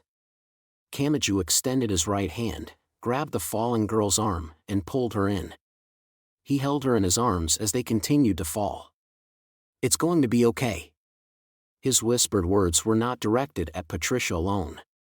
Kamachi Toma was speaking to both souls he held in his arms. He did not care if it was hypocritical or self-righteous. He did not care if he gave no thought to his capabilities or physical abilities. At a time like this, there were some things he simply had to say. If he was faced with a worn-down girl who had even forgotten to cry as she believed giving up on her own life was the best option, there were some words he simply had to speak. "That ridiculous illusion is over now. I'll destroy it here and now." Their bodies did not crash into the asphalt. Crisscrossing plant vines shot out near the ground, creating a giant net that easily caught them. He did not feel like messing with crawling out of it, so he tore the plant net to pieces with Imagine Breaker. The plant girl named Claire waited below in her shoulder-exposing white dress. "Please take care of this." "Oh, honestly, why am I so nice? Why do I have to go all out to protect someone other than Kamasato-san?" Kamachi placed Patricia face up on the road and the girl peered down at her through her large round glasses. They did not have much time. They could not predict how Sample Shoggoth would react inside Patricia's body. First of all, root-like strands thinner than threads slipped inside the pores all across Patricia's body. The glasses girl seemed to be searching for something as she shut her eyes and whispered, 1, 2, 3, 4, 5, 6, 7, 8. Applicable locations confirmed. Preparation for creation, shaping, and injection of plant fat complete. She opened her eyes and a mechanical sound followed. Claire's fingernails grew over a meter long. The cream-colored blades quickly stabbed into locations across Patricia's body. The action produced pleasant sounds much like a metal skewer stabbing into a mass of kneaded dough. The locations ranged from Patricia's face, arms, legs, and lower stomach, but once the fingernails stopped something's movement, she started moving in displeasure. The transformation was obvious even through her thick down jacket. Something flowed through her as if following the paths of 8 legs, and it gathered at the center of her flat chest. A fist-sized mass wriggled below her skin. Her small body gave a jerk, but she did not seem to be bleeding anywhere. Please crush it wherever it comes out. Be thorough, to make sure it doesn't search for a new host. It was like squeezing out pus. Starting at the 8 flowing routes that did not reach the center of her chest, Patricia's soft skin split apart and a creepily bubbling black thing seeped out. Before it could do anything, Kamachi pressed Imagine Breaker against it as if wiping it away with his finger. Each time, something vanished and the mass at the center of her chest grew smaller. Kamachi had no accurate knowledge of this sort of thing, but this gave him an instinctual understanding of their progress. Things were going well. Patricia's body was not flattening out like a juice box having the air forcibly sucked out through a straw. Before that could happen, Claire's plant fat filled the gaps and prevented the girl from losing her nutrients. But at the same time, Claire was using all 10 fingers to influence Patricia's body at once. Sample Shoggoth seemed to be freely swimming below Patricia's skin, but it had apparently just dissolved her fat and slipped into the empty space. So it may have been divided into a number of rooms as it lived inside her. As it was forced out and the gaps were filled, it was losing its living space. The mass at the center of her chest was large and creepy, but that did not mean it had an advantage. In fact, the area at the chest was the final room it had been chased into. That meant they could not predict what it would do next. After a dull sound, Patricia's down jacket undulated unnaturally from within. Something like black fangs bit down on Claire's long fingernails and kept them from moving. What? Did it mistake my fingernails for part of its host since they're inside the girl's body? Claire's hands were trapped and she even seemed to be dragged toward Patricia. She looked around in search of any way to escape this situation, but then her head came to a stop. Kamachi realized why. Directly behind her, the ground broke apart and black tentacles burst out. They had likely left Patricia's back and eaten through the ground, despite all the dirt and grass in the way. No, this isn't just about plants like me. It's devouring everything it can to test every possibility. Just like a trapped insect jumping into a river or a fish jumping from the water. Kamachi immediately raised his right hand to shield the defenseless plant girl. You dash. You can't. Before she had even finished her shout, Kamachi had realized his own carelessness. She had told him to crush whatever came out of Patricia, so how dangerous would this unexpected situation be? That thing had used that fact as a shield. He had crushed the black mass with Imagine Breaker a few times already, but this was different. He would be interfering with the surgery. If Claire's pace was thrown off, they could not predict what would happen to Patricia. Sample Shoggoth might destroy her body more than expected and cause her to rapidly decline, or it might mess with Claire's fingernails inside Patricia's body. In other words, intercepting with his right hand could cause a violent enough shock to kill Patricia, but ignoring it would let the black avalanche reach them all. And if it moved to a new host, it was unlikely to care what happened to the old one. Would he act or not? Both options would lead to Patricia's death. And it was already too late. He had already shifted from thought to action. Damn it, he tried to slam on the brakes for his muscles, but it did not work. His right hand collided with the black avalanche.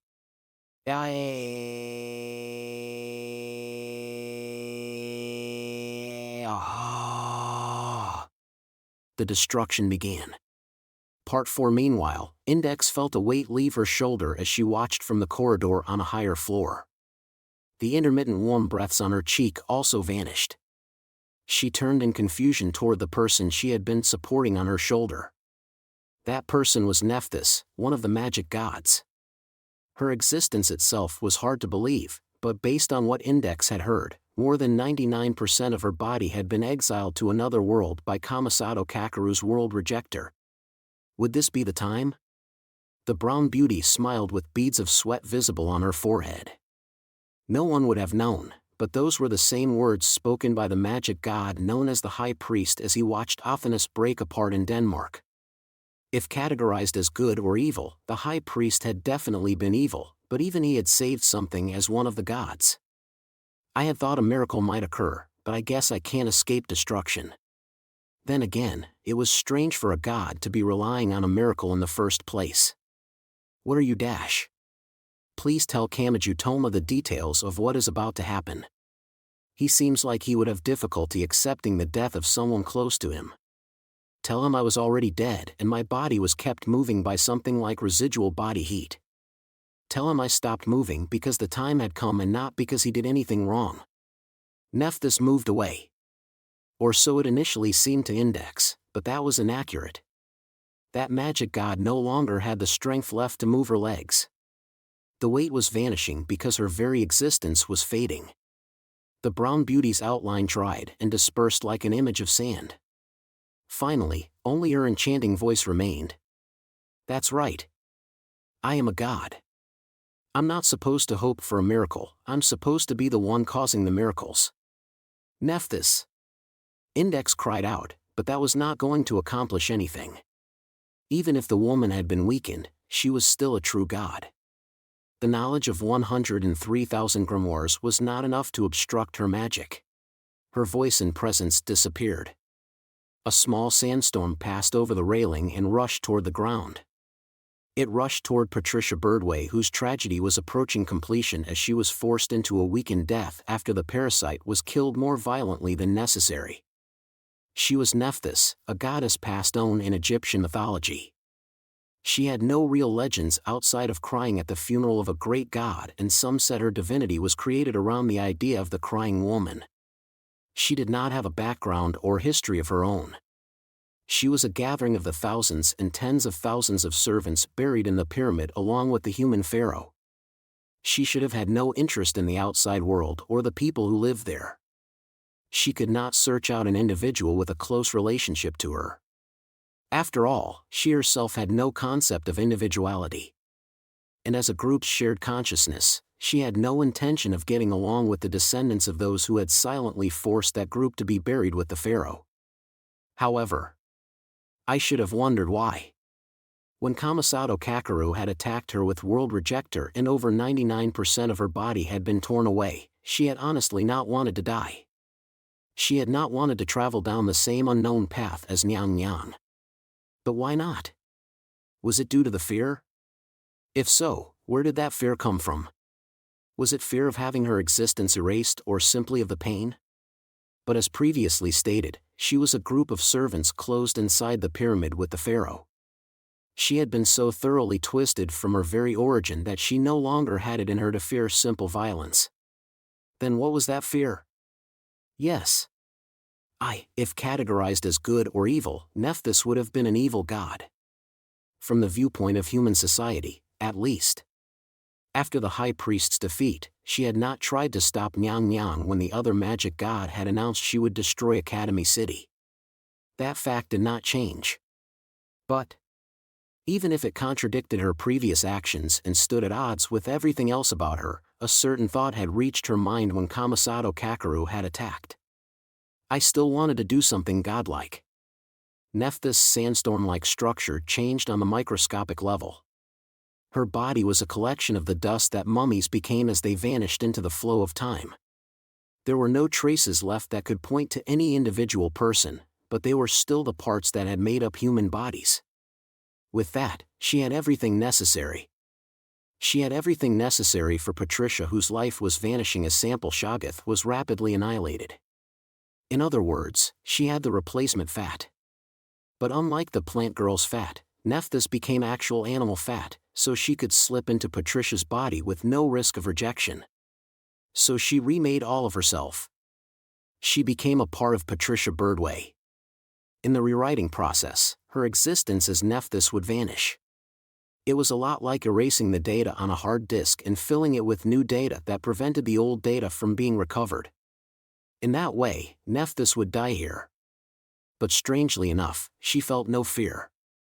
The feeling that had overwhelmed her during Kamasato Kakeru's attack was not here. But that was not because she was taking the logical view that more than 99% of her body had been exiled to another world and thus her main consciousness would remain somewhere else even if this tiny portion died. Her previous guess must have been correct. This time, she was not vanishing before she could accomplish something, so she did not feel the fear she had when Kamasato's hand had been unilaterally exiling her. If she had still had a face, she knew she would have been smiling. A moment later, it was all over. The Egyptian goddess reached the girl who stood on the brink of death. Patricia's entire body shook.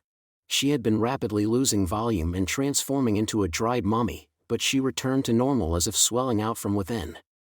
A glossy sheen returned to her skin and hair. The girl had returned to being a mere girl.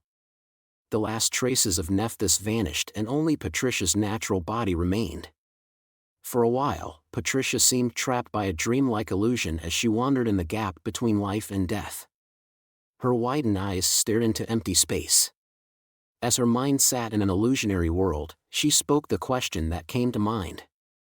"Who are you?" Kamajutoma and Claire did not see what she saw. The response did not actually reach her by vibrating the air in her eardrums. Nevertheless, Patricia Birdway clearly heard that woman's voice. "If you have to call me something, I guess you could call me a god." Part 5. It was all over. With the Antarctic parasite inside Patricia Birdway's body dealt with, the threat of the apple inside Lavinia Birdway's body was also resolved. For a while, Birdway seemed unable to believe the miracle that had descended on them, but after checking over her unconscious sister's body, she had no choice but to accept it. She did not give any verbal thanks, but pulling out and throwing away the strange artificial organ in her chest was proof enough. There was apparently some ominous group known as the Kamasato faction, but Kamasato Kakeru himself showed no further attachment to Patricia. Had he intended it that way from the beginning, or was it out of respect for Kamaju's intervention? Based on what he had said, it was also possible he simply did not want his faction to grow if he could avoid it. Also, magic god Nephthys had vanished. Despite all of his bragging, Kamaju had ultimately allowed a sacrifice. There had been nothing he could have done. A bitter feeling spread through his chest, but he could not stand still now.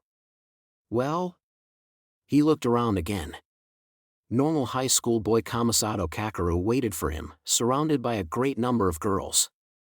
"What are you going to do? This isn't over yet, is it?" "No, it isn't." Patricia's incident had been a detour for Kamasato. He had stumbled across her while dealing with the magic gods and Imagine Breaker. Due to his nature, he had simply been unable to ignore the life at risk before his eyes. Now that he was freed from that, he would return to his main task. Nephthys was gone, but the final magic god remained, Athanas. "I have one question for you," said Kamasato. "Quite a few magic gods were closely involved in the creation of my world rejector and your Imagine Breaker. They are also the root cause of the strange environment surrounding us and the many incidents we find ourselves caught up in, so you could call them the reason we are no longer normal. Don't you think we have a right to take revenge?" Kamaju did not hesitate either. With Athanas, he had been knocked around so much his brain was nearly fried. With the high priest, he had been driven by fear and lost sight of his opponent's nature. But with Nephthys, something had changed. He no longer needed to question anything. "If you can call them nothing but evil after seeing Nephthys end, then you really are my enemy, Kamasato. You look evil to me. So much so that I feel an urge to cut you off." Just once, Kamasato Kakeru narrowed his eyes with a hand on the side of his neck. He may have had his thoughts on that. In fact, the look on his face made it clear he wished he had not seen that. He took a single step forward and all the girls around him slowly moved away. In response, Kamaju left 15-centimeter Athanas with index. Realizing what he wanted them to do, the silver-haired nun and Birdway backed away while the latter held her limp sister. As the two boys slowly approached each other, their surroundings disappeared. At some point, they became all that remained in the darkness of the night. Like the opposite poles of a magnet being pulled together, Imagine Breaker and World Rejecter naturally walked toward each other. They stopped at several meters apart. If they took another step and raised their fists, they would be in range of each other's faces. Kamasato removed his palm from the side of his neck. He slowly closed and opened that hand. That ultimate weapon could tear through even a magic god. Kamijutoma and Kamasato Kakeru's gazes clashed. Before even thinking about this strange bond, I was simply curious. My World Rejecter and your Imagine Breaker are the ultimate weapon and the ultimate shield. If the world's two most extreme irregulars clash, which one will win? It might not be that big a deal. Really? I'm actually a little worried that it might cause something like an antimatter reaction. Great strength filled both fists. No tricks this time. Right. The unreliable illumination from the streetlights suddenly vanished. Complete darkness fell. And in that darkness, something happened. A deafening noise rang out. Today's hot pot party, ingredients list 5 soy sauce. Miso. Chicken breast, daikon, bok choy, cabbage, bean sprouts, shirataki, tofu. Bouillon, salt, sugar, pepper, champion noodles, bargain vanilla ice cream, canned yellow peaches, canned pineapple, canned mandarin oranges. For dessert, fish sausage. Cannibalization fruit, made by Lavinia Birdway, rare item, sample shoggoth, romance, princess's animal skin, romance, quick memo, Kamijutoma, sigh. So we've settled on this bizarre hot pot, have we? Ophinus, hey, those things are still twitching even after being torn to shreds. And isn't one of them a parasite?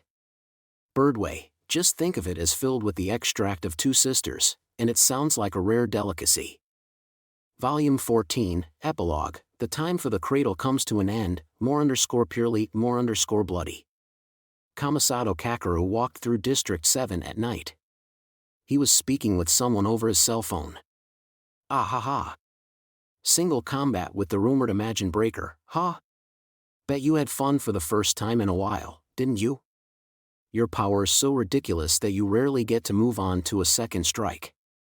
I don't really like fighting that much, but I'm surprised you got your bodyguards to back off. All of them would be willing to bury a body or 2 in the mountains for you. The girl on the phone was not trying to make it sound creepy. She sounded like she thought that was perfectly normal.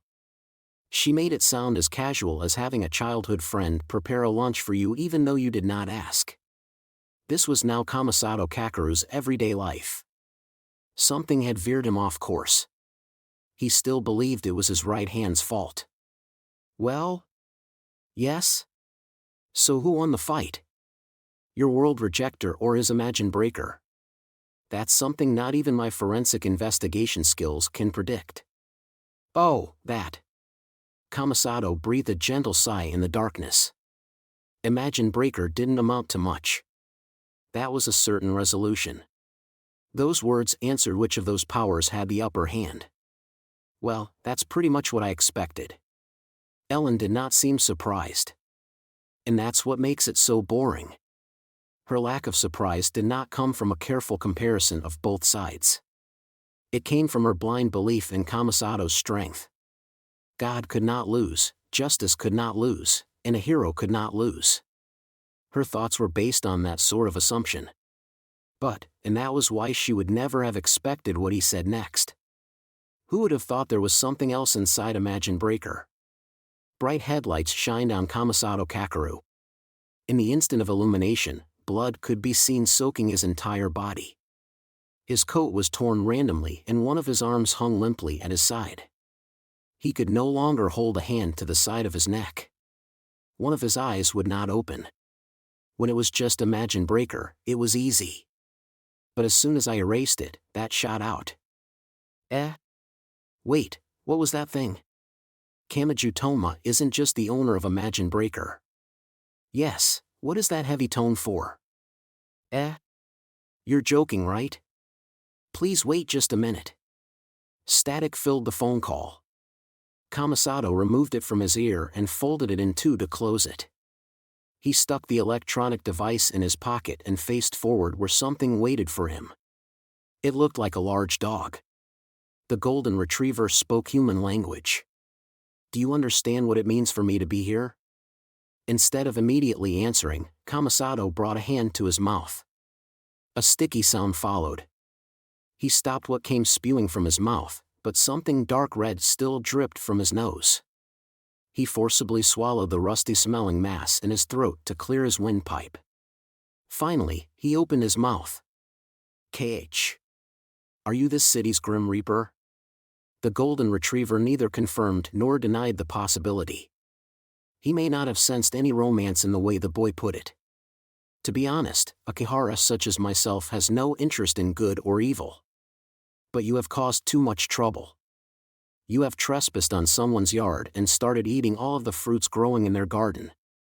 Sorry, but between like and dislike, that would fall under dislike.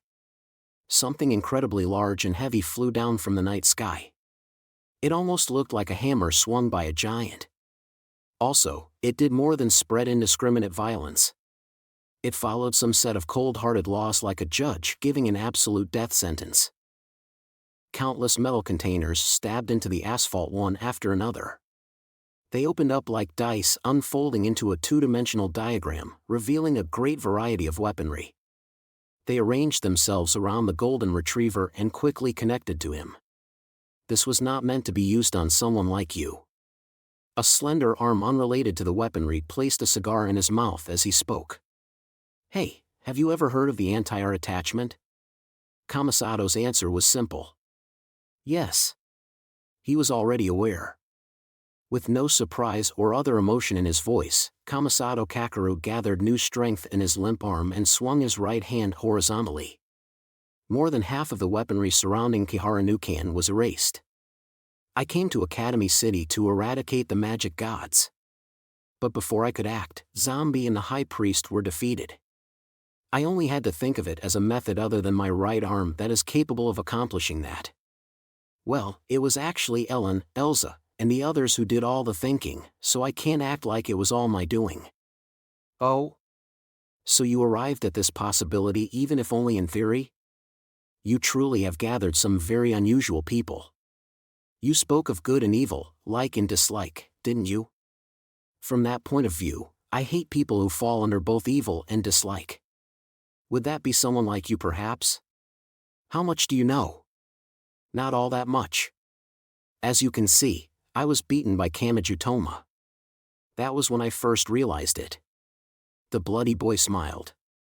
"I temporarily looked after Patricia Birdway. If not for my business with Kamachi Toma, I probably would have spent all my time on that. And my world rejector seems to work from the outside in. That's why it managed to eliminate Kamachi Toma's Imagine Breaker yet still got hit by what lay inside. It doesn't evenly erase everything at the same time. There's a slight time lag, unfortunately." "Heh. Given how you're acting, were you not aware what your higher-ups were plotting?" "Well, I doubt it would have fit your tastes. Sample Shoggoth? An Antarctic parasite? Ridiculous. World Rejector would have worked regardless, but Imagine Breaker had negated it too. That meant it was more than just a creature. It was related to some kind of supernatural power. Academy City was backing that trip to Antarctica, wasn't it? Then maybe I should assume that was meant as a girl trap laid out as a surprise attack against me. Patricia would have seemed perfect for it. Without the desire to save her sister even if it meant abandoning her own life, someone with an incurable illness would dream of some unknown new world. And due to my goddamn tendency to save anything in the shape of a girl, I would naturally take her into the Kamasato faction, but you had a surprise waiting to burst out like a jack-in-the-box as soon as I used World Rejector on her. So what was it you put inside her? To make any sense, it would have to be something that Academy City already has some trust in. Yes, for example, maybe it was discolored dark matter." He clearly spoke the word so. The forcible sound of a dry branch breaking came from the hand on his neck. If I had to say whether I was irritated or not, I'd say I'm just a tad pissed. This too might have been drawn to me by this ridiculous right hand, but just this once, I'm starting to not even care. Kamachi Toma had given a different answer. He had said their right hands did not define them and that they were defined by how they used them. Kamasato Kakeru could not agree. He can't confidently say in his heart if there was something that could go beyond what had descended onto him one day. After all, he was just the kind of normal high school boy one could find anywhere. He was a student who had been that and wished to continue being that. So he obeyed his normal sensibilities and spat out his next words. To hell with you masterminds. I won't let you rob anyone of anything else. That boy was so afraid of his unique right hand that he did not realize this was both a fragment of and the essence of being a hero. The golden retriever closed his eyes for a moment. He could tell at a glance if someone was good or evil, liked or disliked. He did so here. I see. Well, shooting the messenger might not be very helpful, but it's an issue of affiliations. If you don't like it, complain to your higher-ups. The atmosphere around me was oddly noisy and I had trouble relaxing. Between good and evil, it was evil, and between like and dislike, I disliked it. I can see now why none of the dawn-colored sunlight's magic came into play. The heart of that same golden style was interfering. At the very end here, Alistair really is making me clean up after something unbelievable. An incredible exchange of attacks began. Kihara Nukan fired countless precision-guided missiles, laser beams, and plasma cannons. He used countless varieties of attack, but Kamasato only swung his right arm. That erased it all. It of course erased the approaching attacks, but it also destroyed the weaponry surrounding the more distant Kihara Nukan. It's useless. Kamasato Kakeru could already see the conclusion. His cursed right hand did not waver. My world rejector has the power to exile people to the excess region in the same timeline. It affects anyone whose conflicting desires cause them to cling to the current world while also wishing for a new world. In other words, your efforts here are useless. It doesn't matter how much power you have or how many strategies you've put together. If the one who made that power has a wavering heart that can't focus on a single path, then my world rejector will react to everything related to that individual. It will be exiled and blown away. Give up. You chose to join forces with the wrong person. Did Alistair know this would happen? He set up the rails while accepting his own weaknesses and flaws, also he could reach the conclusion that benefits him the most. This was quite the detour, but I suppose he's finally gotten his plan back on track. It was all to create that opposing axis and I was only the opening act. I see. So he's finally recovered. More and more containers were launched. The shapes of the weapons themselves were different and the golden retriever's rush continued. But he could not turn the situation around. In fact, World Rejector started consuming the containers in the air, before they even stabbed into the ground. Kihara Nukan gradually lost his resources and was finally stripped bare. The anti-art attachment is an application of medical technology, not military technology. Perhaps I should call it an external cyborg attachment. And its main function is to create a link to someone else's body that allows you to remotely draw on their power. In other words, you are not the one fighting. You are simply carrying something to its destination. You are carrying the willpower of someone who thoroughly hates the magic gods. Of course, Kihara Nukan was not just borrowing someone else's power. He was like an elite soldier that infiltrated deep behind enemy lines and risked his life to lock onto an airstrike target with a laser sight. Also, he was wielding the secret techniques of the mysterious Alistair. A thorough understanding of that city of science was not enough. Without understanding a world that took a step or two outside of that, the violent team-up would never have worked. No one but Kihara Nukan could have hoped to pull it off. However, that superhuman skill did not help him here. If the person at the source of the power fit World Rejector's conditions, all of the power enveloping Kihara Nukan would be erased. Give up. If you run off with your tail between your legs, I'll spare you just this once. The dog was now just a dog. From a distance, Kamasato slowly raised his right hand toward that loser. He would bring true defeat to that mere dog. But if you have a heart wavering between a desire to cling to life and disgust for this world, then I have a question for you. Do you wish for a new world? Heh. The golden retriever slowly exhaled. His weaponry had been stripped from him, but the dog used the one remaining arm to place a cigar in his mouth as he spoke. It's true, my weapons might not be of any use. If I think about the path taken by the one who made and uses them, I do have to wonder if he wholeheartedly wishes for an entirely perfect plan. Between good and bad, it's a foolishly bad, but between like and dislike, I foolishly like it. Kihara then added a but. Alistair had implicitly told him he would lose even with the anti-art attachment. And he had said he wished to see him struggle and break free of those perfect bonds of destiny. Almost like the singularity inside a certain boy. So Kihara cast aside reason. Logic and efficiency did not matter here. He obeyed only the romance living in his heart. If you asked me, and the things that give me form, whether I wanted a new world, the answer would be no. Boy, I have intelligence. I know the original 7 who gave it to me. I understand their wills and I have attempted to follow in their footsteps. So my thoughts and my personality would never stray from the path and would never hold conflicting desires when faced with the kind of salvation presented by someone who can only rely on the supernatural. I will live and die in this world. Whatever result that brings, I will face it, I will confirm the answer of the Kiharas that it leads me to, and I will complete the task the original 7 began. I see. Kamasato Kakeru smiled a little. He smiled, clenched and opened his right hand, and then accepted it. Those around you are one thing, but you yourself are strong. That at least seems to be true. Let's do this. Until the final moment arrives. A moment later, the true conclusion was reached. It felt like something heavy was spinning around and around in her mind. Even as a Kihara, her mind had gone entirely blank and she could not think. She had stopped breathing. She looked like a child trying to escape a scary dream. Kihara Yuietsu frantically ran out onto a dark road. Sensei. She received no response. A pool of blood spread below a barely functioning streetlight and a silhouette was collapsed on its side in the center. He must have put up a powerful resistance. He must not have moved a single step back.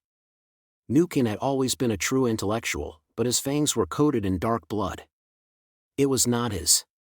He had bit at his opponent over and over like a wild beast.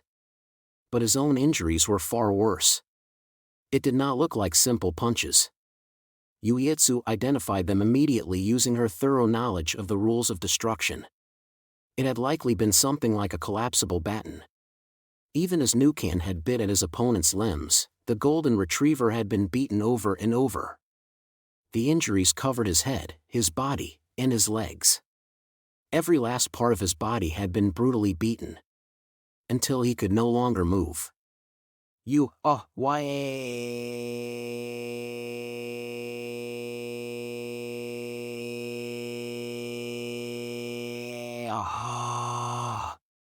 Yuietsu let out a wail. She tore at her hair, clawed at her skin, and audibly tore her cheap suit and lab coat. But at the same time, her researcher's mind began running. She immediately began her analysis. His heart rate and breathing are disturbed. His pupils are dilated and his entire body is convulsing irregularly. Several organs were ruptured and bones broken. His blood pressure is rapidly dropping. She could not bear to look directly at the truth, so she converted it to data. She did not need to feel hatred for the one who had done this. Kihara Nukin's vitals were more important. If something was not done, he would undoubtedly die. The blood loss was especially bad. If the oxygen supply to his brain dropped far enough, his golden retriever brain would be destroyed. That was truly fatal for a Kihara. She nearly fainted when she saw the severe damage to the external attachments that connected to the weapons, allowed him to speak human language, and supplemented his intelligence. She searched out all of the problem points. Next, she worked out how to heal him. She compared the two, calculated a more accurate timeline, and felt despair. I won't make it in time. The destruction of his brain cells was progressing faster than any method of healing him. At this rate, he would almost certainly die. And even if he was saved, his intelligence would never return. In that case, what was she to do? Yes. No matter how cruel or nasty it is, I will achieve my goal. After all, I am a Kahara. She held the limp, bloody dog in her arms and carried him by foot to the closest research institution. A giant freezing facility awaited her there. She would put him in cold sleep.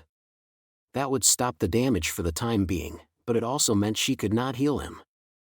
She would no longer be able to speak with him.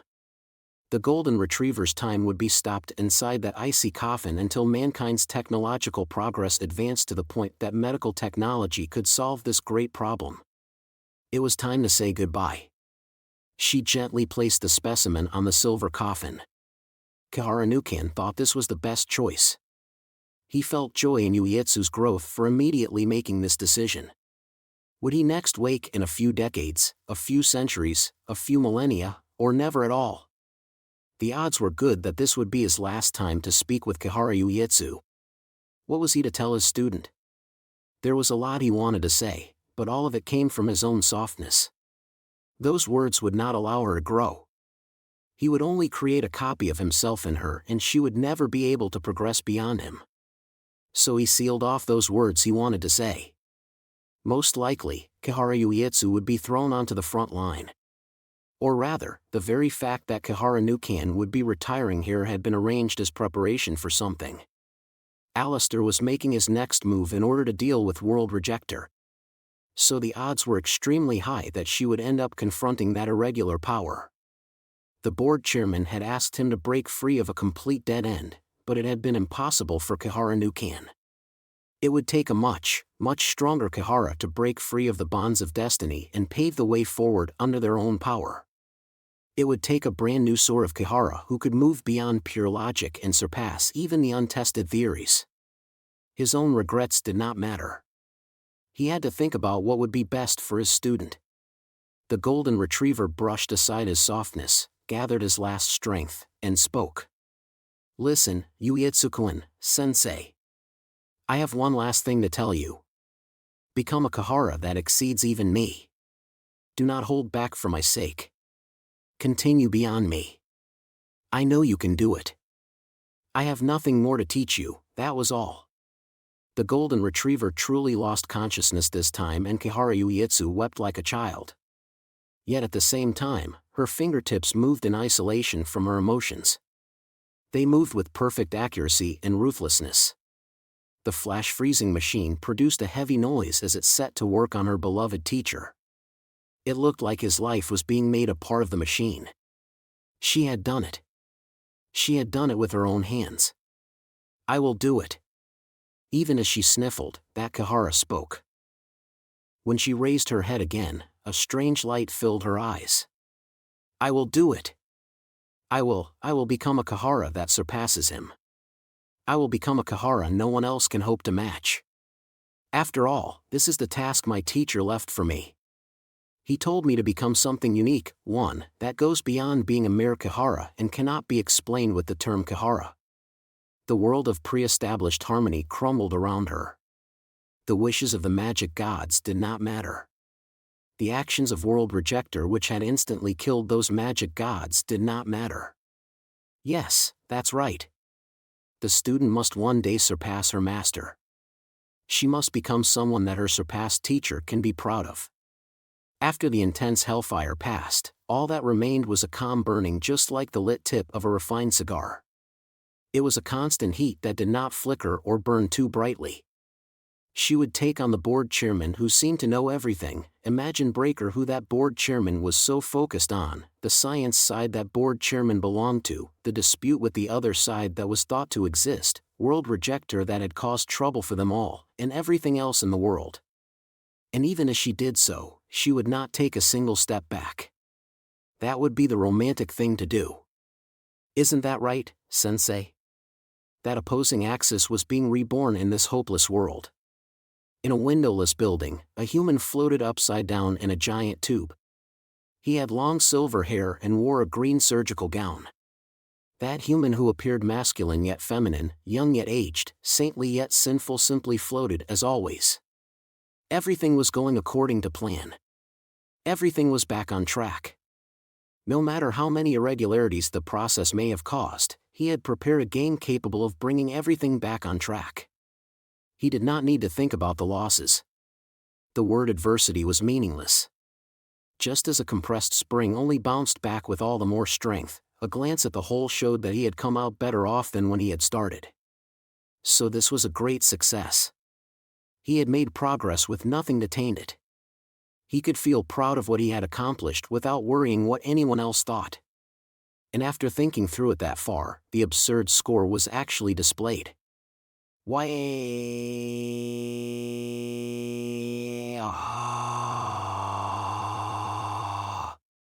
A roar seemed to tear apart the very world. It was contained within the windowless building and not allowed to escape.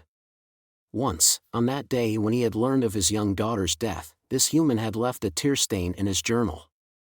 Now, for the first time, he truly cursed this plan that could only lead him in the best possible direction.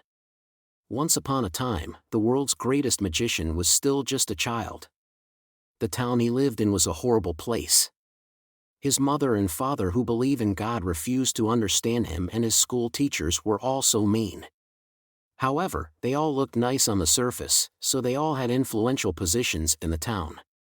While living in that garbage dump of a town, he began to look down on the God who had created such an awful world that was so easily fooled and could not punish liars. So he decided to show them what a real God looked like. He would find the proper rules since that pathetic God would not. That was the starting point that later led to him joining the Great Golden Cabal and developing countless spells and spiritual items. But that did not mean he was successful in everything he did. The more he approached the answer, the more things would get in his way. The stable cabal ran afoul of infighting, his child collapsed, his wife left him, and his family fell apart.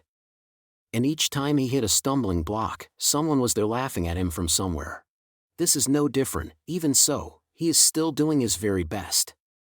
He is still working to find the answer that not even God could find so that he can make the world a better place. This is no different than what those magic gods do. Even as he laments, shouts, is knocked down, and despairs, Aleister Crowley still continues his fight against God's rules. Notes 1. Yuiitsu means unique. Volume 14, Afterword. If you bought each volume one by one, welcome back. If you bought them all at once, welcome. This is Kamachi Kazuma. We're already 14 novels and since the New Testament title was added. This time, I put together a story meant to investigate the character of Kamasato Kakeru, owner of World Rejector, by using a disaster that befell the Birdway sisters. I think most of the readers must have laughed at the idea of an Antarctic parasite as ridiculous, but then what was your first guess as to what it actually was? You can probably already think of several characters who act as opposites to Kamijutoma, but this time that comparison was based on the power that acts as one of the bases for his character. Kamijutoma should have been a normal high school boy, so what made him stray from that position? I think the true charm of this novel was to give a satisfactory explanation of Kamasato Kakeru's history but then to have that idea rejected and destroyed. This series has always provided the thrill of having the protagonist destroy a nicely built-up miniature garden. Once it looks complete, it can be hard to go back and change it even if you know there's something wrong with it. In other words, the true essence of this series is not to convince someone with a logical argument but to take that next step and use the power of emotion to destroy a fully constructed dead end. With Kamiju and Kamasato and with Lavinia and Patricia, there are a lot of intersecting lines and it all looks pretty complex, but the structure of the story may have actually gone back to where it all started. But another important point might be that the school was targeted in Volume 13 and the dorm was targeted here in Volume 14. When a series keeps running for a long time, you end up creating safe areas that I suppose you could call sanctuaries. Pay special attention to the stages for the slice-of-life scenes. I think making a move on those places is a small change and a small bit of growth for me. The destruction of the school came from the high priest's playfulness, but Kamasato intentionally broke into those sanctuaries. I thought that might make him a new sort of enemy for this series. In the previous volume, he rejected the assumption that there was only one special right hand, instantly killed the seemingly absolute enemies that were gremlin, and used the phrase normal high school boy in a new way. In this volume, he gave his theory about the connection between the special right hand and the relationships with the girls, and he also finished off a certain dog. I also violated a few more of this series' small sanctuaries, so if you have the time, you might enjoy searching them out. So if he makes any further moves from now on, he might destroy some other sanctuaries. And I'm sure that would be a great shock to the hearts of Kamachi and those around him. As Kahara Nukin said, Kamisato Kakeru is an individual who, for better or for worse, stirs up the current state of affairs and brings a new wind into the stagnant world. Just like Kamachi Toma did against the world's science side and magic side. And you must not forget that Kamachi Toma overturned massive systems such as Academy City or the Anglican Church in order to get back at them and protect someone's smile. Anyone who has been following along this long should already know that thrill. What sanctuary will be destroyed next? And will that choice save someone just like it did for Kamachi Toma? Destroying and breaking things may have a negative nuance, but that is not necessarily the case in this series. After all, the protagonist's power is a Majin breaker. What will the destruction of these sanctuaries bring? What will Kamisato try to do and how will Kamachi respond? What will Kamachi say and what will Kamisato shout back? I hope you will wait with both unease and anticipation in your hearts. I give my thanks to my illustrator Himura-san and to my editors Miki-san, Onodera-san, and Ainen-san. Thanks to the Kamisato faction, the number of characters is increasing by quite a bit once again. Sorry that keeps happening. Thank you very much for sticking with me. I also give my thanks to the readers. I have to apologize for how this turned out if you were hoping for Nyang Nyang and Nephthys to end up friends with everyone, but I was going for something that would make you think this was the right answer. You be the judge on that one. It is time to close the pages for now while praying that the pages of the next book will be opened. And I lay my pen down for now. What did they ever do about dinner? Kamachi Kazuma.